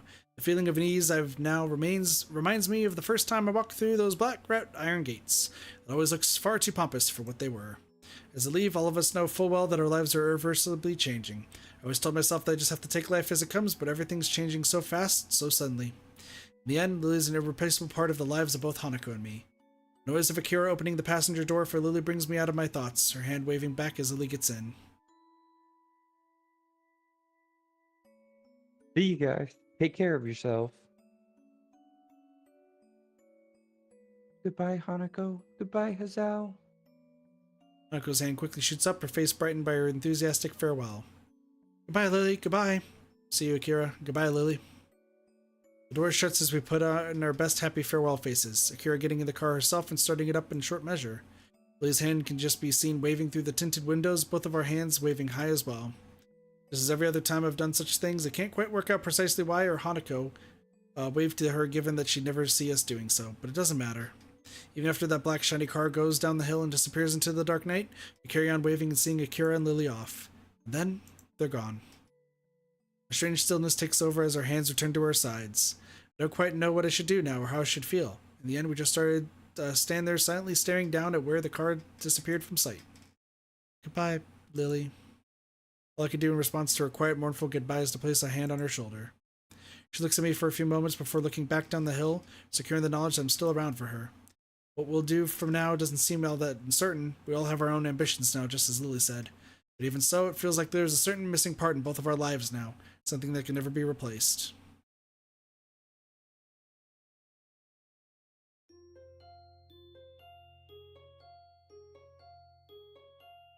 And now you're depressed.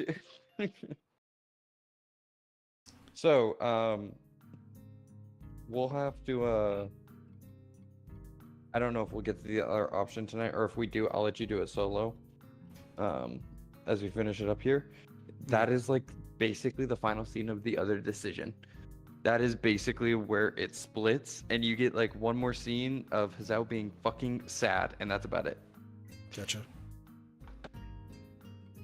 Snapper, my mobile phone's closing contrasts with the ambient chatter and noise audible even in the hallway outside the library. It's the first day of the summer holidays, a time that had perpetually seemed so far away, yet it's now not only here, but also made painfully obvious by the students, or lack thereof, left in the school.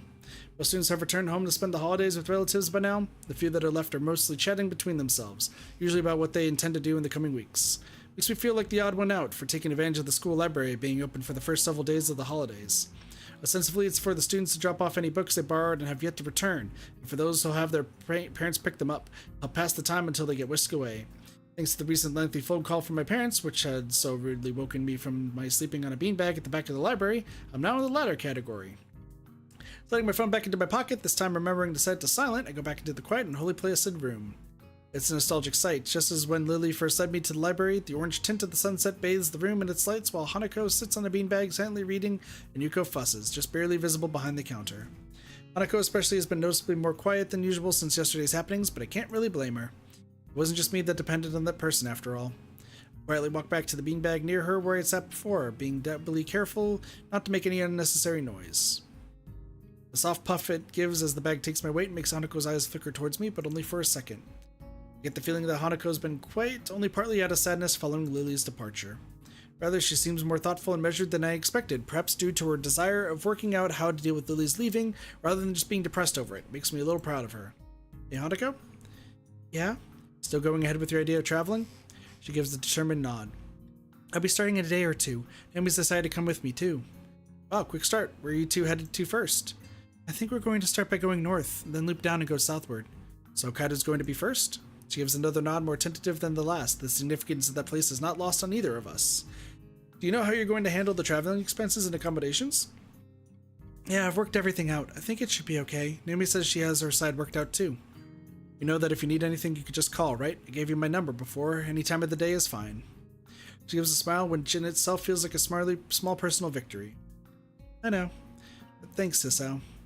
Maybe Lilly was right. Although I may offer Hanako any help I can possibly give, I feel as if I know she doesn't need it. She really has grown. Hanako's plans for her holidays are in sharp contrast to my simple following of my parents' suggestion to stay with them. Holidays had always made me feel less excited than most, though, so maybe this is just a return to the status quo. Before my heart attack, I've always lived so aimlessly that holidays weren't all that much different from my everyday life anyway. After school, I wandered around a bit in the city, often hanging out with some of my friends, before making my way home to eat dinner with usually one of my parents, but rarely both. The work schedules didn't leave much time for them to be home, and going there straight from school would just meant I'd end up feeling bored. It was an urban night through and through. Since coming to Yamaku, though, it feels like I fundamentally changed as a person. The phone call with my parents erased any traces of doubt I might have held on that in any case. While before I had exercised a fairly normal level of independence for a teenager, that being not a whole lot, my parents were more than pleased to hear my newfound ability in taking care of myself. Laundry, cooking for myself, cleaning, all in addition to other general chores that come from living with parents around. Just little menial things I've had to pick up, but with relative ease. When I think about it, I've always depended on them, even if they hadn't been at home all the time. To say I've never depended on anyone after moving to Yamaku dormitories would be far from the truth, though. Excuse me. The two of us look up at the awkwardly fidgeting figure in front of us. Some things never change.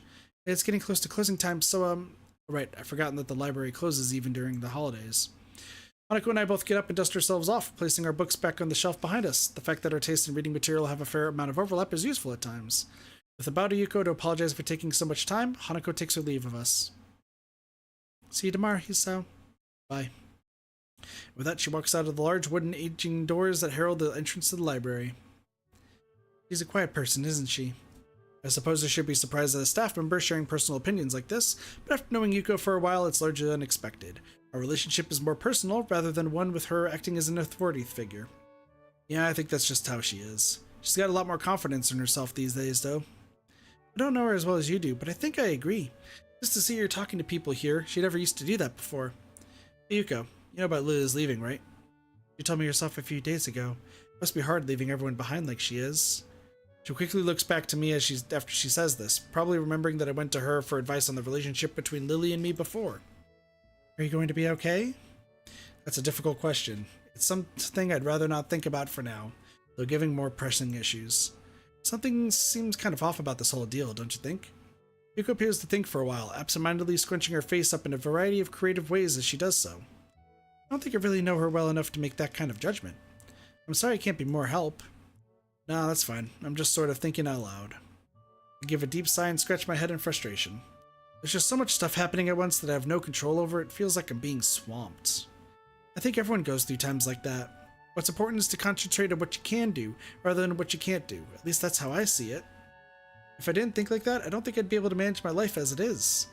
She says it with a smile and a light tone, but her words are far from any kind of joke. Being pulled between two jobs as she is, just to hopefully make enough money not only to live, but also for university, must be exhausting. Perhaps that's why, coming from her, this feels like it has more meaning than if it had come from most others. Guess you got a point there. Thanks to you for your advice once again, Yuko. She bows deeply and smiles again, before making her way back to the counter where she spends so much of her time. The tiny wings of the cardboard crane in my fingers are only just visible in the dim light of my room, with just a little of the moonlight being able to peek through the curtains and around their edges. I lie still in my dark bed for a long time, idly looking up at the little origami bird. It feels like a lot's happened since Lily folded this, but at the same time it feels like very little has changed. Compared to everyone else, I'm back to square one. I might have a newfound idea of where I want to go in life, but that's hardly something that affects me now.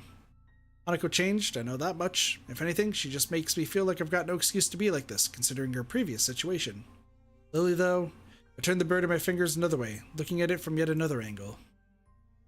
When I first met her, she seemed aloof and perhaps somewhat distant. Her actions were always careful, measured and precise, and her careful maintained composure always gave the appearance of unerring confidence and serenity. In time, she became less formal, just a bit, but enough. It felt good to see her lowering her inhibitions around me and opening up, even just a little, of her own accord. It felt as if I was seeing her real self slowly become more vibrant and visible. Now, though, I'm beginning to have doubts. Perhaps they're to be expected after what is effectively the two of us breaking up. They don't feel new or strange, though, but rather like an old book being found and dusted off. I soon realized after meeting Lily that she saw me as she did Hanako, as someone who needed help and care. At first, I simply thought that we'd be fine as friends, helping each other through our limited time together in school. Then I began to treasure our moments together more and more, from our quiet walks to our talking over lunch. The good sides of her personality became ever more obvious and even more likable. The absence caused by Lily's trip to Scotland to visit her long-distance family and sick aunt only made me realize how much I liked just being around her, and had thought that she felt a similar way. For her, though, maybe that wasn't everything to our relationship. Even after she returned to Japan, that just meant she lost her family once again after meeting them for such a brief time. She lived so much of her life without her family around, not to mention with Akira working long hours, that she had little choice but to be like that. I thought that her sense of independence to be a good and admirable trait. It was in stark difference to my reliance on my parents before my heart attack, as reluctant as I may have been to admit it. However, it also meant that she never let people get too close to her. She lost her family likely due to her blindness, went to a different school from anyone she knew because of it, and worked all the harder to make sure she didn't end up a burden on her sister and those around her. And now Kira's going to Inverness, just like the family she thought she lost. She never told me of her plans, as conflicted as she was about them. Lily didn't want to be a burden on anyone, including me. I'm an idiot. I never questioned it. I never tried to be there or asked when she needed me to. I just set my life up and expected it to stay that way forever, with the two of us having a nice long relationship where we pushed forwards towards our future together. A small pit of frustration and anger at myself wells up in my chest. I just let everything happen, never even trying to help Lily. Just her being there was enough. I thought I can keep going on if that was true. That could never have been enough. It was a childlike dependence on somebody, without any attempt to understand or help the situation. Thanks to that, I lost Lily. I lost the one person I loved most because I wasn't there for her when she needed me. With increasingly angry feeling washing over me, I turn over and set the crane back onto my desk next to my clock, in the place where it has lived since the day when she folded it for me. Since that day where she herself said that my burdens needn't be my own. The obnoxious bright red numerals of my alarm clock shine through the darkness of the room onto my tired eyes. 10 o'clock evening. Curfew will be soon. I wonder. Kira mentioned they'd be leaving this evening. I have no idea where exactly their flight is, but that means there's a chance, however small, that they might not have already left. Adrenaline starts to move through my body as I sit up on my bed, my eyes suddenly wide with possibility. There's no guarantee they haven't left. Indeed, it's likely that they already have, but there's also there's a chance they haven't, however small it may be. Just this once, just as I should have before. I stand up and rush over to my cabinet, throwing on some clothes as fast as I can and sliding them on in quick succession. Every second that goes by is a second that I can't regain, a second that may mean the difference between catching them and losing them forever. Even if I fail, I have to try. I can't let her leave everything behind without even trying to stop her, without just this once being there for her. With the last of my clothes slipped on, I hastily grabbed the phone off my desk. Luckily, the number for the local taxi company is still in my call history. A gruff, unenthusiastic voice announces the name of the company while I pace around the room. It takes some effort to slow down my voice and keep it clear over the phone. The chilly night air sweeps against me as I open the dormitory door, but nevertheless I keep up my brisk speed as I half-jog, half-run out of the school gates. It may not be curfew just yet, but it's precariously close. If there were a guard around, there'd be no doubt to have some questions for me, but it looks like I managed to come out just before they arrive, or they're around a corner. My pace picks up as I make my way through the school gardens, their nighttime allure all but lost when I begin to run to the school gate. The lamps of the courtyard, dim as they are, provide just enough illumination to light the way and prevent me from tripping over. The buildings themselves take on a rustic, almost antique-looking edge when I glance at them. Looking back, it seems strange that they once appeared so dark and looming to me. Now they just look to be somewhat anachronistic school buildings, the same as any others bar their age. Leaving the gates behind, I pull up to a stop just before the taxi, parked just as Akira's car had been. Its gaudy and brightly lit sign looks out of place in the quiet country backdrop. I impatiently squeeze myself through the door, giving the driver the address for where the two should hopefully be staying. By the time the taxi pulls up after its trip at maddeningly casual speed, it's well and truly deep into the night. The house is truly enormous, its sheer size much larger than I expected, and ominously still. Fearing the worst, I ask the driver to stay just in case my efforts are for naught. A single press in the fancy intercom system outside the gate produces a short electronic melody in the otherwise silent road. It's not long before a somewhat deep, gruff voice could be heard from it. This is the probably you. Sorry. Yeah, it is. This is the Hakamichi residence. Please state your name and why you're bothering us this late. I press on despite inwardly wincing at the reasonable annoyance audible in his voice. It's Hisawa Nakai. I was hoping to meet Lilly or Akira if they're still here. Surprisingly, I managed to summon quite some energy to my voice, enough to make the other side of the intercom silent. A few seconds pass, but just before I press the button again and ask what's going on, a light turns on outside the front door. I strain my eyes to try and make out who is coming through, but as he comes past a large parked car with fishing rods sticking onto his back, his identity becomes clear. His face is typically placid and motionless as he saunters up to the gate. He's still childlike in his mannerisms, despite his demeanor. With the press of a few buttons from behind the fence, the gate slowly opens. Oh, it's him. Yeah, that's why I said it was me. No, it's me. Fuck. Sal, what are you doing here? I think this is the most emotion I've ever heard from his voice, not that it would be hard to match that mark. Kira told me that she and Lilly would be staying here before they left for their flight. I need to talk to Lilly just one last time. Are they still here? Look in his face says everything. I failed. I was too late. The one time when I actually needed to act quickly, and actually it's possible. What is it? He's a bit taken aback by my fervor, but I can't help it at this point. Left not long ago, only a few minutes before you arrived, in fact. If you go straight to the airport, you might be able to— Hisao! I dart back towards the waiting taxi, grabbing what little money is left in my pocket as I go. Then Hideaki. With that, I take a seat and in short order embark out my destination. My chest beats wildly as I tear down the street, my body twisting this way and that to slip between the pedestrians walking back and forth beside me. With the road solidly blocked by taxis and other cars, dropping off passengers and picking up others in the time they have to wait, we ended up having to stop almost a block away. That's in the past now. What matters is reaching Lilly. One foot hits the ground, the other quickly following without the slightest thought, as if my legs had taken on a life of their own and all my mind could do is concentrate on the view ahead of me. Just one glimpse of that long hair of hers, that long yellow hair that was the same color as the wheat that stretched as far as the eye could see. In the end, I depended on Lilly, just like Hanako did. Even after we started going out, it still doesn't feel like she really ever let herself depend on me. Except for one moment, that one moment where we held each other tightly on that bright yellow field. At that time, she must have feared losing me just as she did everyone else. That's why just this once. The night air wraps around me, draining every last remnant of warmth out of my body, to the extent that it feels more like midwinter than a summer night. My fingers, my hands, my feet, they all feel increasingly cold. The sound of the passing crowds is reduced to no more than a background hum, while the sounds of my shoes hitting the pavement echoes loudly, every step surging towards the person I have to catch. Forced by my chest tightening in response to the cold of the night, I rest an arm over it and try to settle it down. When the airport comes into view, though, I realize this feeling is one I've felt before. Not now. Of all the times for this, please not now. I take a gulp and soldier on regardless, pushing my body as far as it will go. Sweat pours off me as I hurtle forward, my shoulder hitting someone's side and my mind suddenly flooding with emotion and memories. I continue on without an apology. I have to keep moving now. If I stop, I'm not sure I could begin again, and even if I could, it would all be for naught if I'm not in time. I hit another person, then another, offering little resistance to get bounced about. My feet feel numb, my arms are losing all feeling, my chest forces me to hunch over awkwardly, tightening even more. That afternoon in the snow, the time when my life irreversibly changed, images of Wanako and that damned letter flash over and over in my mind. The first love I lost thanks to my condition. I can't let that happen again. I don't care what happens to me anymore, I just need to see her one last time. There. A sliver of yellow and white comes into view some distance down the road, her figure silhouetted by the lights emanating from the airport entrance. Lilly! Lilly! Lilly, stop! Please, Lilly! Come on, Lilly, I know your hearing's far beyond Yeah! My view suddenly spins out of control and ends up on the ground, my body haphazardly sprawled after hitting someone and stumbling over. Before I can assess the damage, an unbelievable pain ignites in my body. All my thoughts are blanked as I curl up and frantically clutch at my chest. It's random passerby. Hey, are you okay? That was a really bad fall. This pain, I can't... Ugh. Any sharp knock could do me in. Any overexertion, I thought I could overcome my limits this once. Something's wrong with him. What's the matter? The voices of those gathering around me are gradually replaced by a loud ringing in my ears, but now I'm not unable to move my head. My eyes turn upwards to see the mute moving of their lips.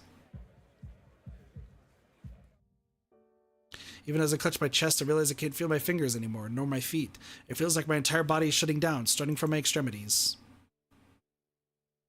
With one last effort, I turn my head down the road towards the airport entrance as casting its light over me. Lilly is there behind the crowd. Her head is tilted, but only just slightly. I can feel my vision dimming as I try to yell out, but nothing emerges from my mouth despite my best efforts. Slowly but surely my vision begins to black out at the scene before me. So this is how it ends. I failed. I was so close, so very close, but at the very last moment my condition seized my chance at a new life and dragged me back. Now I'm going to die, sprawled out just meters from an airport, with a crowd of babbling people surrounding me and with Lilly leaving for Scotland just a little distance ahead. Lilly. The last word extinguishes the last of my energy. The world falls into a deep inescapable blackness as every muscle in my body shuts down. Sorry, Lilly. It's too late. Anyways, welcome to the neutral ending because I made you choose the wrong one. Sick. I mean, you have to do them both, so I don't feel that bad. I'm mad you guessed it, though. What's going on? As I slowly open my eyes, a bright white light assaults my retinas. For minutes, I just lay where I am, mindlessly staring ahead while my scattered thoughts coalesce into my slowly waking mind. Slowly but surely, the white begins to come into focus as a bare expanse begins to be drawn across my field of vision. It's only when the light fixture comes into view that my mind clicks that this is the ceiling above me. Slowly levering myself up, I silently absorb through all my senses the details of the room I'm in. The smell and taste of the strong bleach hang in the air, lending the impression of a place just slightly too clean to be natural. Inoffensive pale peach-colored walls, all perfectly painted with a crack, stain, or imperfection. A single-frame painting hangs on the wall, perfectly straightened. Like the walls, it is boring and inoffensive as can be. My attention grabbed by the translucent curtain waving across my vision, my eyes following it to the open window it covers. When I move my right arm to try to lift myself up and look through it, I feel the catheter digging uncomfortably. It's only now, too, that I notice the canoe tubes winding around my cheeks and into my nose. After some fidgeting, I settle for just looking around the corner of the window. Beyond the thick leaves of several large trees, I can see the greenery below, backing out onto a field, a customary island of green on the outskirts of the city. Judging by the sun outside, it's noon, of which day, though, I'm not sure. So I'm in a hospital once again. I let out a long, tired breath as I try to collect my scattered thoughts, my mind seemingly cast in a dozen directions, all at once with as many emotions running through me.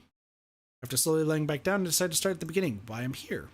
I cast my mind back, but I can't work out the smooth recollection of what happened, the events of last night, or whichever night it was. Come back more as a series of snapshots than any cohesive memory. Lying on my bed, looking at the origami bird. Talking to Hideaki outside the Hakamichi residence. Running down the street, passing pedestrians and bumping into more and more of them. Falling. Looking up at the seemingly bright airport entrance, seeing Lily's back as I lay onto the ground. The silence of the private room suddenly feels overwhelming. So that's it. I had my chance to correct my mistake and I blew it. Whether it was at fault for neglecting my medication and disregarding to pace myself, or my body was for giving out so soon, it doesn't matter now. All that matters is that once again I am alone. Pastel blue pillow yields with little resistance as I let myself fall back onto its bed. The starchy case, along with the starchy sheets, provided little comfort. Compared to the darkness of last night's events, the bright light of the room around me is striking. All it does, though, is emphasize how otherworldly places like this are. Rhythmia. A strange word for an alien one that you don't want to be in the same room with. A rare condition, it causes the heart to act erratically and occasionally beat way too fast. It could be fatal. It was a miracle that you were able to go on so long without anything happening, they said. And then it did. My condition had taken away everything my old school was of no importance anymore. My home was reduced to a faraway place. Both my friends and first love simply stopped visiting after a length of time. I became cynical and embittered, distant and subdued. In my defense, no person could avoid that after such a thing happening to them. Nonetheless, I left the hospital as a very definitely changed person. Things changed. I made new friends in Hanako, Shizune, and Misha. I found a new sense of home in my dormitory, a new interest in science and the world around me. I found a direction to my life that I've never felt before, but also discovered other things. The sense of isolation in Yamaku and its surroundings were not entirely unwelcome. The quiet giving a peace of mind I might not have found elsewhere, but it gave the area a feeling of being pushed out of the way, of being kept out of sight. What's up? So, he says you're friends with Shizune and Misha, which I guess kinda, sure. Do you think that was anybody else involved in Rin and Emi's route? Shizune and Misha showed up constantly. Okay, So so did you Kenji. think that? So did you- Yuko. So did Muto. Well, obviously those supporting characters are always there, but do you think is Misha and Shizune just always around? Yeah, because one, they're the student council, and Misha, since she's technically like connected to Shizune but not, she's like shows up just to like bring a reality check to Fair enough. so. I want to know who's around when you do theirs then. So, people in the streets would sometimes glance awkwardly or quickly turn their heads as they realized they were staring. Even if my condition was invisible, my uniform was. Even if it weren't, I was still different. I took 17 pills a day, morning, midday, and night. My scar, though hidden behind clothing, was still a permanent mark of my condition. Most of all, there was a very real possibility of death. A bad fall, an absentmindedly hard hit on the back, a simple sprint taken too far. Anything could have set my heart off, and several times I teetered on the edge of the abyss, even with all the care I took of myself. That was fine, I could have lived with all that, because there was one final thing I found, or rather refound, after entering Yamaku, which was once again snatched away before my eyes. It's only now that I realized just how delicate my newfound sense of happiness was. Everything depended on her, the linchpin of my life since I first entered Yamaku as a sullen, confused, and aimless transfer student. Lilly Sato was the one person I could depend upon above all others, and who reciprocated the love that I felt for her, but I failed her and only realized it all too late. Thought that I could just set my life up and continue that way forever, but the real world doesn't work like that. I finally realized the meaning of those words, only to be struck down as I confronted my failure to do so in time. The surroundings I'm in now are all too familiar. It's as if Yamaku was but a dream. I'm still recovering from my first major heart attack. Maybe this is why I feel so tired. It feels almost as if I lived the entire last few months of my life in the spares of minutes. The weight of my eyelids closed my eyes, my physical and mental exhaustion letting me offer no resistance. Intelligible mumbling from ahead of the bed stirs me out of my sleep. With my eyes still closed, I could focus and make out someone, presumably a nurse, bidding farewell to a doctor. As I open my eyes, I notice the door closing into my peripheral vision. The doctor stands reading some notes off a clipboard held in his hand, carefully looking over the pages. After consulting his obviously very important documents, he looks up and notices my gaze. It's now that I notice something slightly odd about his expression and general disposition, but I can't quite put my finger on it. "Ah, I see you're awake, Mr. Nakai."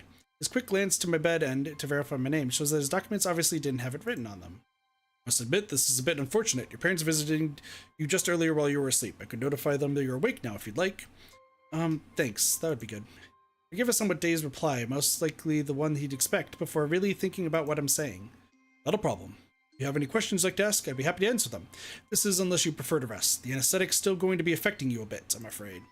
The anesthetic, of course. That's why it felt so strange the first time I woke up. I slowly shake my head, not wanting to dislodge any pipes or cause myself any more discomfort than necessary. The doctor politely puts down his clipboard in response. I guess my main question is, what exactly happened? Or simply, you've unfortunately had another heart attack. While not as severe as your first, you were very lucky it occurred so close to a hospital. After being stabilized, you were taken to the operating room. What followed was keyhole surgery in order to insert a temporary pacemaker. All in all, the incident happened 2 days ago, with emergency treatment being carried out very soon afterward. Since then, we've kept you under close observation while you were asleep.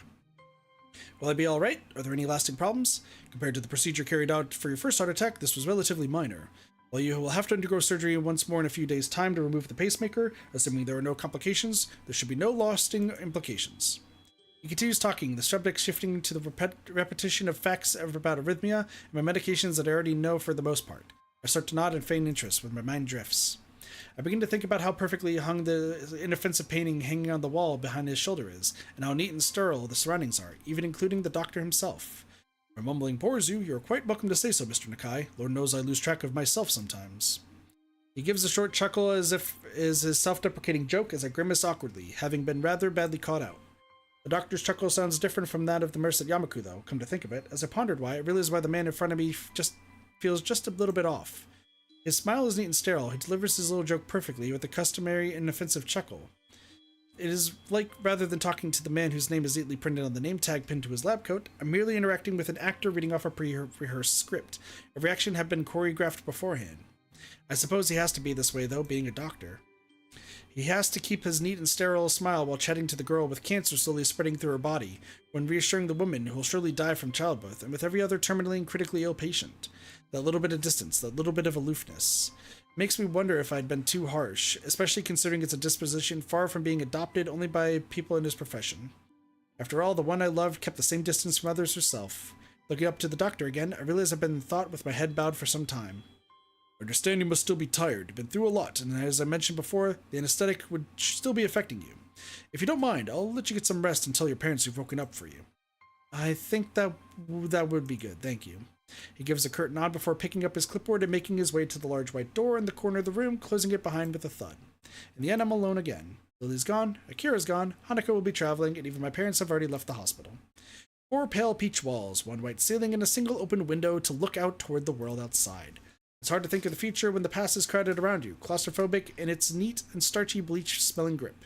Lost for what to do or focus on, I content myself with sleeping the time away as if this were all just another dream like Yamaku had been. White. Sterile clean white for a sterile clean room. My eyes open and I simply stare at the ceiling for some time. It's about as interesting as the television would be, mounted in its metal rack hanging off the ceiling ahead of the bed. Indeed, the television saw its entire use during the time my parents were here, left on quietly as they waited for me to wake. It was about as banal as it had been the first time I ended up in the hospital. Earlier today, an attending nurse had offered to turn off the EKG speakers. I refused simply because the sound is so entirely normal to me now.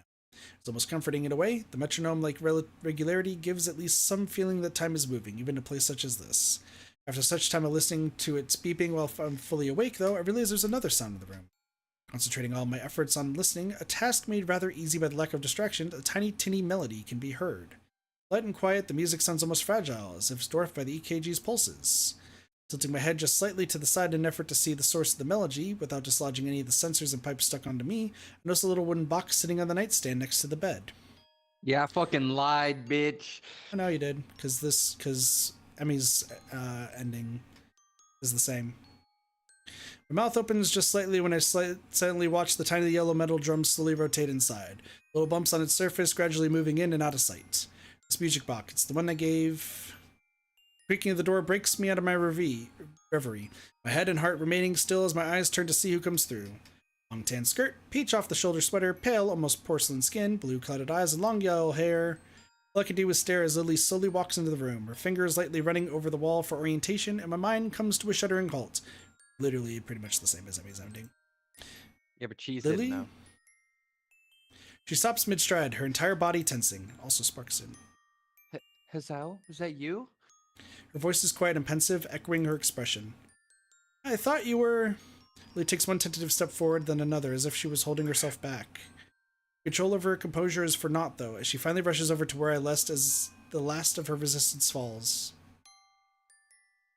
I'm slightly taken aback when she grabs hold of me, hunching over as the tears begin to fall from her cheeks. Since only minutes ago, I thought she was on the other side of the world. After a moment of hesitation, I rest my right hand on her soft shoulder. Hazel. Lily's body trembles as her tears blot the pale green sheets, her emotions flooding through her carefully maintained exterior. With her face now closer and made easier to see for her pale skin being lit by the sunlight from the window, I notice her cheeks being redder than they should be. It's okay, Lily, I'm okay. You don't need to... She rights herself quickly, her crying forcefully stifled with both sadness and stubbornness remaining in her moistened eyes. Her prideful nature, always having been something to contend with, takes me off guard. Stop telling me not to worry about you, Hazao. Just this once. Let me cry. I'm caught speechless. She waits for the response, but her composure breaks again after a handful of seconds. I swallow hard to try and settle my own emotions while she weeps under my bed, a strange mixture of relief and depression welling up. Lily's here. She's really here. If I couldn't feel her skin under my hand, I hardly believed my own eyes. My efforts weren't for nothing. My body's attempt to take everything that was important to me once again had been foiled. But now I don't feel as happy as I thought I would. Seeing her here crying like this over me, this is the one thing I wanted to avoid since coming to love her. No, ever since leaving the hospital. I'm sorry, Lily. It's my fault I'm here. I shouldn't have tried to push myself so far. I gave a self-deprecating snort. After months of keeping myself together so nobody worried over me, I went and did something like this. I guess I'm pretty dumb. With a couple of sips and a long breath, Lily manages to pull herself together and calm down a little. Despite her red cheeks, moist eyes, and the lines of her tears still visible, she delicately wears that weak smile she seemed to so often give. You needn't blame yourself. I heard later that it happened as you were running down the road after me, right? Still, she wipes her eyes with the back of her hand, returning more to her old self as the rush of emotions wear off. Why did you run after me, Hazao? I moved to respond, but noticed her face tightening. Even after I'd said goodbye and I'd left Yamaku Academy. She takes a moment to steady herself, her emotions almost bubbling up once again. I just wanted to say that I'm sorry. Sorry? For the times when I wasn't there when you needed me. Until now, I thought you just being there would be enough. I only needed you by my side to make any day feel better. Even if my body may be like this, I want to help you, Lily, to be there when you need someone. But you always were there, Hazao. Why did you want to go to Scotland, Lily? Why? I told you before, because Akira was going and because of my family's summons to their home. When did you say that you wanted to go? I I'm not stubborn often, but this one time I think I need to be. I want you to stay here, Lily. I want you to stay where everyone you know lives, and where all your dreams and ambitions are made. If you choose to stay, I'll never leave your side. I won't let you lose another person. When I had my heart attack, I was snatched away from everyone and everywhere I knew. You showed me a new life after I came to Yamaku. I lost my past, but you showed me a future. It's true that I haven't always been there for you. I'm unreliable, sometimes I lied, and I thought I'd come to understand you when I haven't even understood myself. Be that as it may, I want to give you a future as well. I want to be there for you, to share both your burdens and your happiness, just like I promised back in Hokkaido. I want you to trust me. I know I had problems coming to put my trust in you after losing so many people I'd known after my heart attack, but that's how I know that being unable to trust others can feel awful. That's why I can't watch you throw everything away like this. I never want you to go through what I did. I would do anything to stop that. You can be quite steadfast when you want to be, can't you? As I said, it isn't often. My weak smile drops, though, as the IV in my arm digs in a little. It's a harsh reminder of my tether to my condition. Lily's face tenses as I let out a small gasp of pain, immediately making me wish I'd stifled it better. All I could do was sigh in defeat. I try not to let anyone worry over me for the entire time since I left the hospital, but I can't even stop the one person I love most from crying over me. Even if I might finally be able to put my feelings into words, I feel pretty useless with a body like this. Every time I tried to reach towards something, it was just snatched away, and even now, things only turned out for the better due to luck. I guess that's something else I should apologize for. All I can ever do is make you worry. Even now, there's very little chance I'll live anywhere near a full life. The feeling of Lily's warm, soft hand moving over my left cheek makes me lift my head up, her smile gentle and warm as she touches me. I think that is something very natural for you to say. You're always so sincere and self-conscious. You're always reserved and mild-mannered and patient to a fault with Hanako, yet curious about everything and everyone. When I said I missed you while I was with my family, I wasn't lying or exaggerating. The thought of you was never far from my mind and helped me through that time. That's why I was so confused about what to do when my family summoned me. Even after I thought I'd made my decision, you tried your hardest to challenge me about it. I didn't confess to you out of pity or believing you were somehow different from what you are. I confessed because I never want to lose you and want you to always be a part of my life, no matter what might change. You are a very beautiful person, Hazao. Your heart changes none of that, so please, don't apologize for yourself anymore. For a long time, silence reigns in the room. I'm not really... There's fucking no silence. There's a music box playing. I'm not really sure what this newly born feeling inside of me is, but it pales into insignificance as I wordlessly gaze at Lily's smiling face, warm and gentle as it has always been. It's only as her thumb crosses my cheek, wiping away a single drop of moisture, that I realize this is all I've ever wanted. What feels like the first time, I give an earnest, wide smile. As Lily feels it against her palm, she returns the gesture. More time passes before either of us say a word, neither of us needing speech to communicate our feelings to each other. I know I can't promise you that I'll always be around, or that we'll be together forever. With some difficulty, I slowly lift my hand, placing it on her pale shoulder. But I think I can at least take you to next year's Tanabata festival, to make up for making you miss this year's. Lily's expression is one of surprise, though. I can't say I blame her. You remembered that? Got a pretty good memory, sometimes. She raises her head a little and takes her hand from my cheek, giving a small amused giggle. A smile absentmindedly at how earnest it is, almost girlish in its lightness. Still smiling warmly, she collects herself and stands upright with the hand resting on my chest. It feels like I'm seeing her for the first time, the sun from the window glowing behind her, just as it did when I first walked into that room when she was drinking tea. I'm drinking tea. Very well then. Shall we make a promise between the both of us to go to next year's Taraban together? Even if she can't see me doing so, I nod approvingly. Promise. I promise. I done. I made cheese and Sparks mad.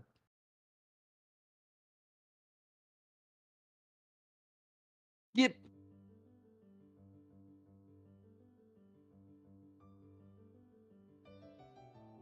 Do I need to skip this? I guess I technically... I don't think you need to, but it's the same thing you've seen before, and there's more afterwards. Kira, Lily, and I silently sit on the grassy embankment high above the local town, the breeze gently blowing through the cloudless sky. It may just be a few minutes' walk from town, on the hill just outside its limits, but the view is entirely unexpected. Lily sits beside me, her eyes closed as the gentle breeze flows through her hair. This is a nice area. Yeah, I never knew a place like this was anywhere near Yamaku. And I had to be the one to find it, of course. Kira's grin is genuine, but her tone is slightly different from her usual carefree nature. It's good that you're out of the hospital, though, Hizao. Nobody's more glad than I am. I can't stand hospitals. So, are the two of you going back to the school tomorrow? Yep. Yup. Kira chuckles in amusement before looking back out to the town below, the trees between the buildings swaying in the wind. Pity we couldn't go up north for the summer holidays or get to Tanabata. I shouldn't worry. There's always next time.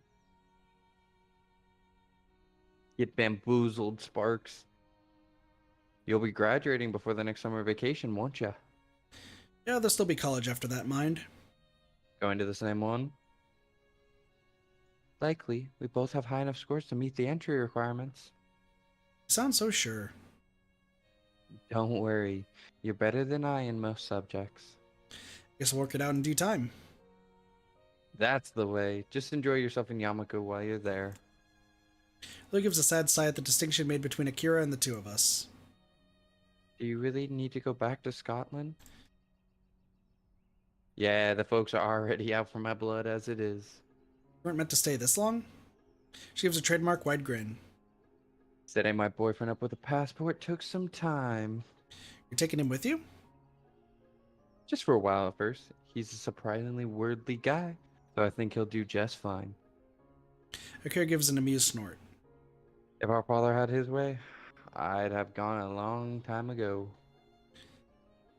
I just couldn't pass up an excuse to stay with my favorite little sister a little while longer, though. She leans right and gives Lily a tight, playful hug, cheering her up considerably. It's nice to be with you one last time, though. No, the reason why we want to get the best ending and why I probably won't show the other one is because, similar to Emmy's route, Derpy, it literally gets cut off, like, it just done. Yeah, you so it So like the moment it's the like same Doge, route, but yeah. like the crane scene, it'll do the crane scene, and then he'll like go to bed, and you'll just get like depression post after that. which is It similar to won't be Emmy's ending, anything where like- Emmy breaks. I think Emmy breaks up with you, and you just sit in bed Yeah, depressed. so Lily is the only one with a neutral ending. Everybody else, it's like you guys have a horrible breakup, and I mean like crying, screaming, just horrible fucking breakup. Yeah, and then Hisao reflects on it in bed, and then it just ends. gives up. Yeah. Meanwhile, So- while the fight happens, they get over it. Yeah, it's like it's literally, instead of extending it, you do the bed scene, the words are different, and then just done. It's the bad endings are a lot shorter than the good endings. Yeah. So, like, the neutral ending in this case is still technically a bad ending, except instead of an argument, I presume that in this case, yeah, she just moves. You don't go after her, so she doesn't come back for you. She just fucks off. Yeah. So. For what it's worth, I'm in the same boat. Thanks, you two. I'll try to come back sometime. Don't worry. It's a shame that the business keeps you so busy. That place won't run itself, I'm afraid. I think it's gonna be just the same over there. Considering that, I'd better get going. Have fun over there, Akira. Haha, will do. With a slight grunt, she lifts herself with her hands and stands up, dusting herself off as she does so. Well, I'd better be off. The plane won't wait for me after all. She has a certain unusual wistfulness in the tone of her voice, her eyes firmly planted on her sister. I'll be okay, Akira. Yeah, I know. Come now, it isn't that bad. You'll be able to see us again soon.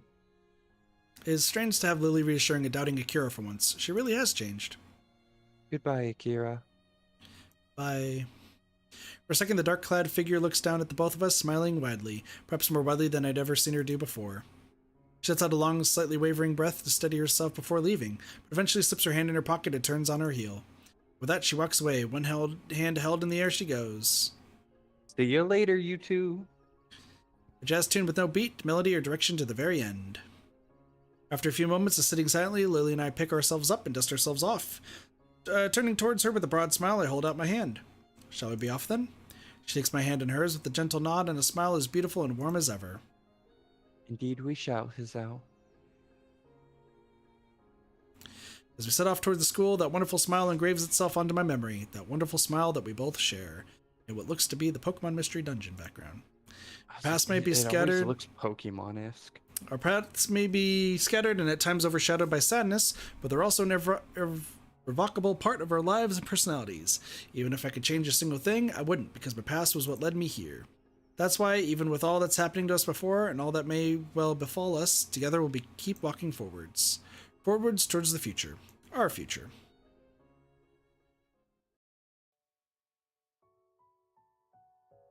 Done.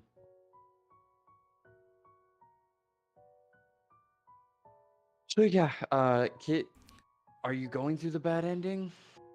No, it's the same. Like I said, I rewatched the Emmy route before. Yeah, but do you want to check that? Well, put up the fucking thing, and do you want to check the scenes? Gallery. That's there. That's someone else. This doesn't have any stars, and that's Rin, so we got all of those. Library, Lily. All of it. Yep. All right, we're good. 'Cause GG. otherwise, it would GG have chat. stars like this. Yeah, stars. Yeah. Cinema. We already these ones. Yeah, we're good. Yeah. GG chat. We did it. That's Lily's good ending. It is my favorite ending. Kit, rate it.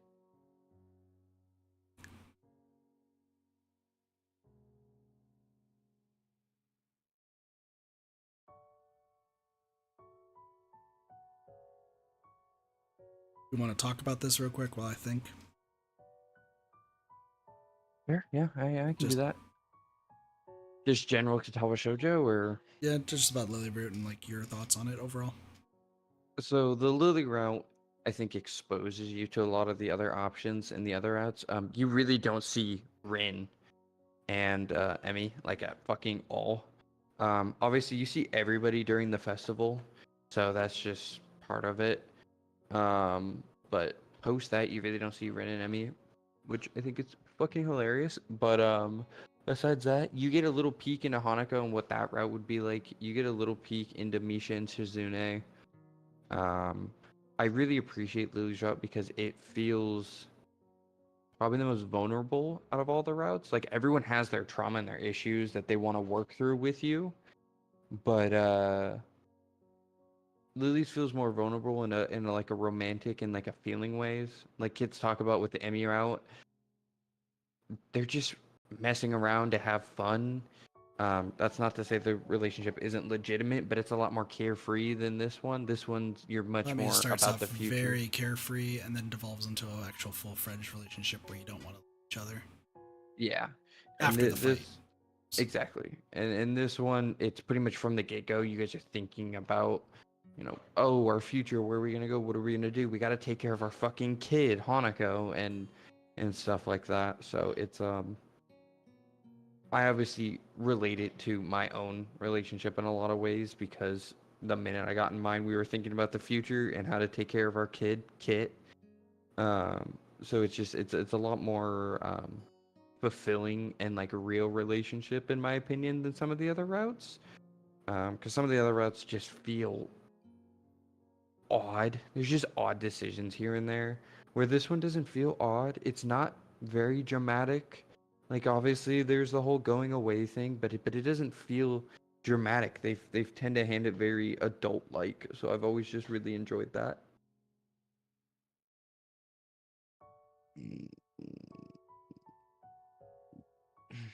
So as we mentioned, where every single path seems to, from what it gathered, seems to revolve around a different sort of relationship. Yeah.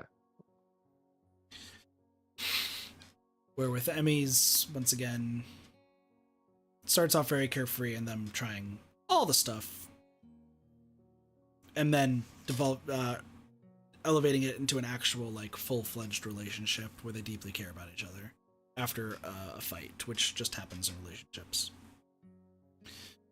Lilly's is definitely more on just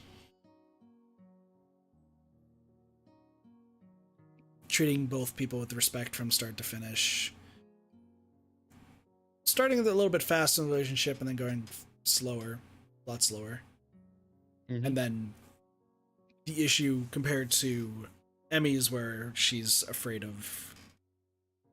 It's weird because like Emmy's is the way like she's scared of losing somebody because of what happens in her route. I'm not going to say too much about it. You should watch Yeah, that, go watch that it. one. It's good. Well, Emmy's like scared of losing.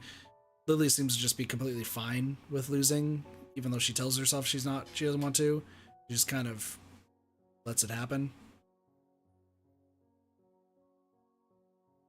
Yeah. Which is a complete contrast to Emmy's, where like, if I recall it correctly, like, the argument itself essentially takes place because of the fear of losing Hisao. Yeah. And that argument happens as a result of that. But obviously they get through it and become like a very, very close relationship. Compared to this one, where for the most part, if Hisao just didn't fucking nearly die, Lilly would have gone to Scotland and just continued the trend. I don't think it's about him dying. I think it's him going after her. Because I know that they kind of yeah away, but I'm assuming when they said her head tilts, I'm assuming they realize the commotion and so they don't get on the plane. Well, that's just a given, because why else would she appear in the hospital unless he got flown to Scotland during this entire time?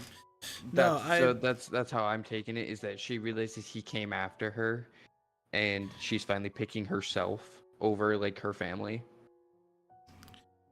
True, but I also am going to knock Hisao down where like motherfucker should have realized. Oh yeah, he this should have just said way it in the first place. Like I get story-wise, the relationship like, is built on honesty and just like coming forth with emotions, and he just like ignores it, and you're like, okay. And then also technically Lilly does as well to an extent. Oh, they both do wholeheartedly. Yeah. They don't want to have the conversation, so they just go, well, and just let the relationship end. Well, like Hisao does want to have the conversation, but Lilly doesn't. Yeah, but it's both. It's inaction that ruins this relationship, which is why people say you have to fight for your relationship every step of the way. Is they mean stuff like this. They don't actually mean fight, but they mean you do have to continuously put forth effort, because it does genuinely feel like they both were just like, well, I don't want to have that conversation, but like it's really just easier if I go, not my problem. So.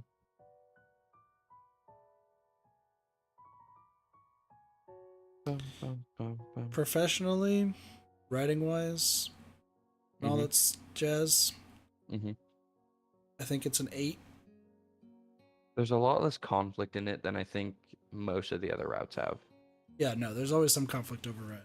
It's just the fact that both characters are inept at dealing with the when like I might be shitty at relationships, and this hits way too fucking close to home, which I'll get to that rating in a moment.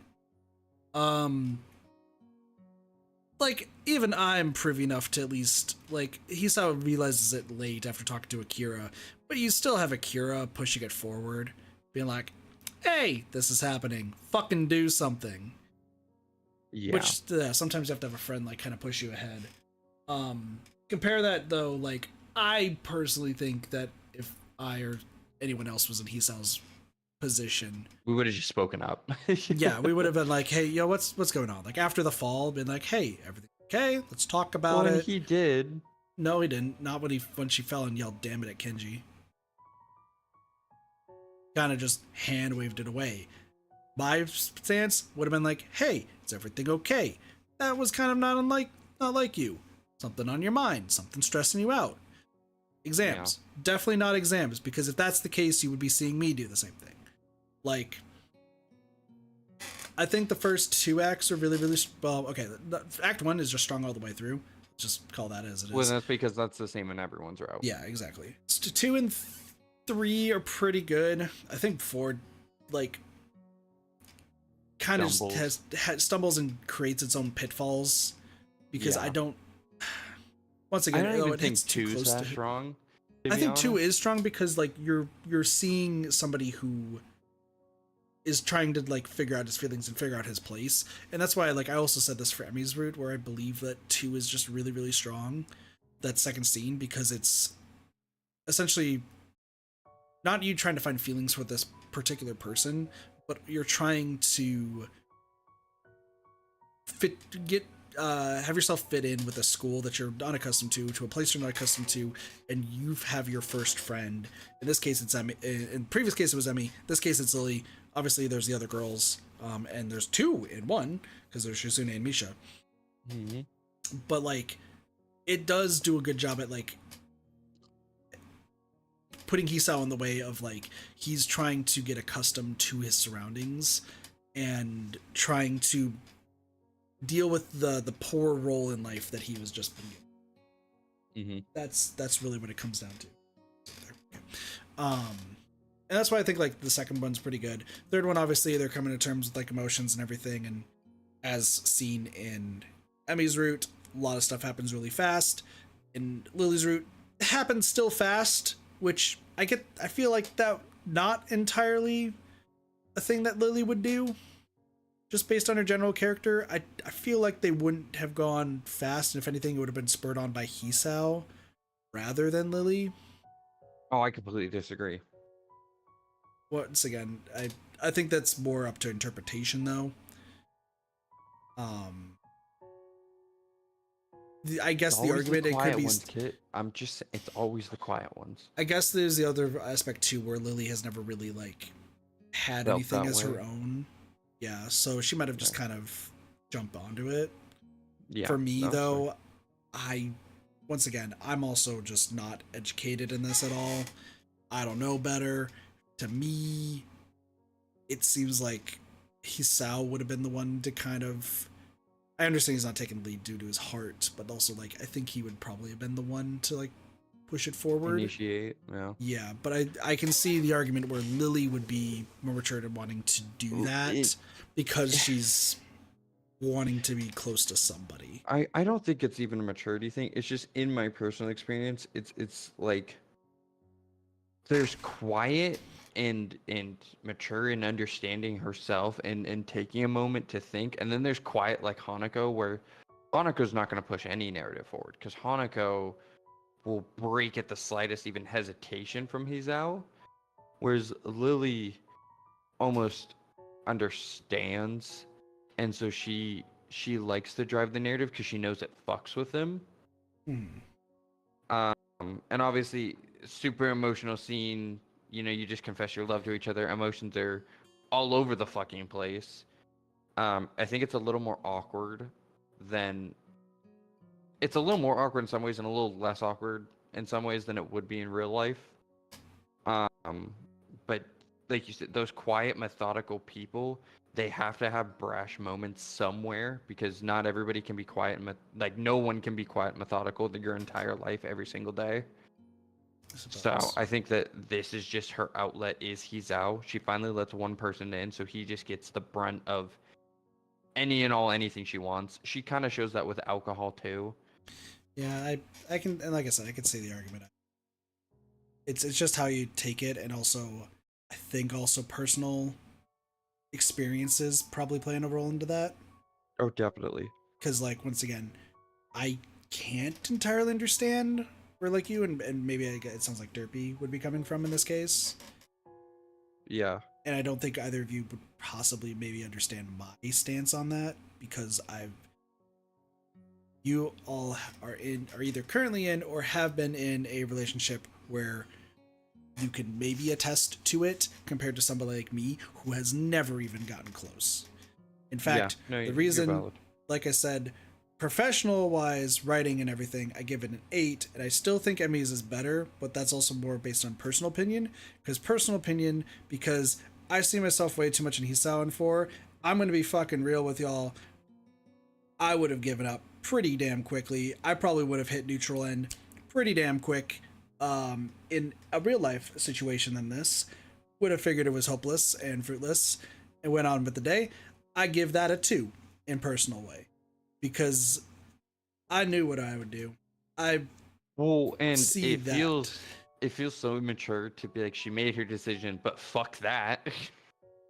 I guess, but in my case, like if you do the whole like self-insert thing, which I do in a lot of the games I stream and play in general. Which is why like Persona is always like pretty high because like Persona stuff aside, I see myself still like going around and like trying to hang out with people and like just having a good time. This one, neutral ending, fucking without a doubt would be if Kit was Hisao. Like Lily's leaving to Scotland, I'd be like, Hanako, we still got each other. I fucking hate life for the next, give it a month or so, as previous. Previous whatchamacallit experience states. Like fuck it. Not worth it. Yeah. No, and then it leads to the whole joke of me being alone forever. But I get it. And I'm pretty sure that's gonna be the case because that's just my mindset. And I will joke around about it. And I'll live with it, I suppose. Yeah, but I'm Akira and I will push you into someone's lap. So I'm highly doubt it. But appreciate it. Speaking regardless, I gotta get to bed. Yeah, no, you have to get to bed. But thanks for this. It'll probably be another. Not gonna lie, I think anybody watching just saw as soon as it started getting to the point where I was realizing how this was gonna go. I think any and all motivation and just joy just evaporated, gone. Yeah. But it's done now. Yeah, but now I'm worried that it's going to be a same situation with somebody else. Because that means I wasn't exactly like that because like in that case, I would be somebody who would try to work through like an argument like that. No.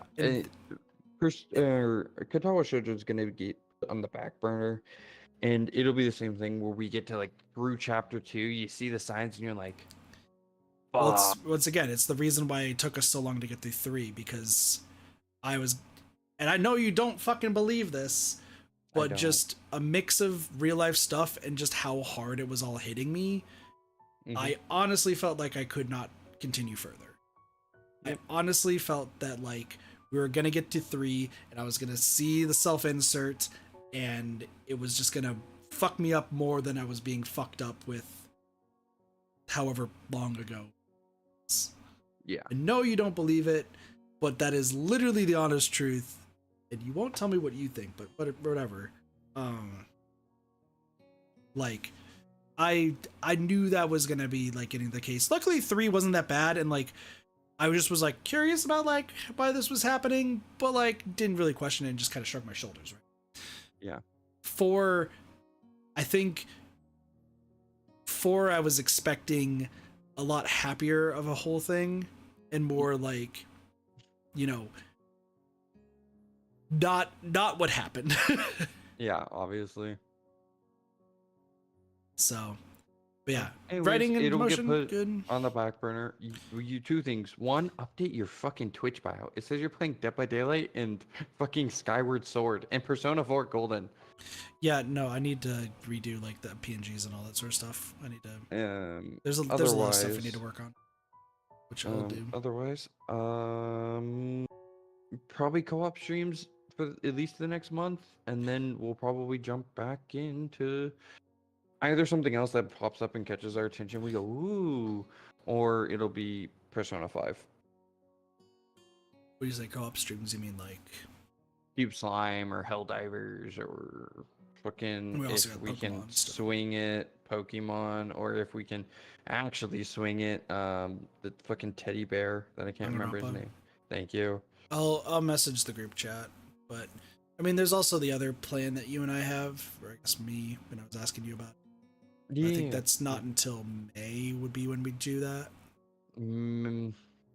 More June-ish, June, July-ish. Well, we'll have to talk about that more. And end of May would be the earliest. But yeah. Anyways, bye chat. Fuck I think you, I'm cheese. also ending the stream here because I don't think I'd be emotionally fine to do anything else. That's why I was like, oh, I'll do Unicorn Overlord after this, but I didn't. I kind of figured that it was going to be similar to the MU, and I was vastly wrong. I'm happy that I'm wrong. Still a 2 out of 10 personal, but 8 out of 10 overall. Yeah. Well, you guys have a Thank you good so rest much of your for watching. night. We'll see you all later, Pete. Peace, everybody. See you all tomorrow. Bye.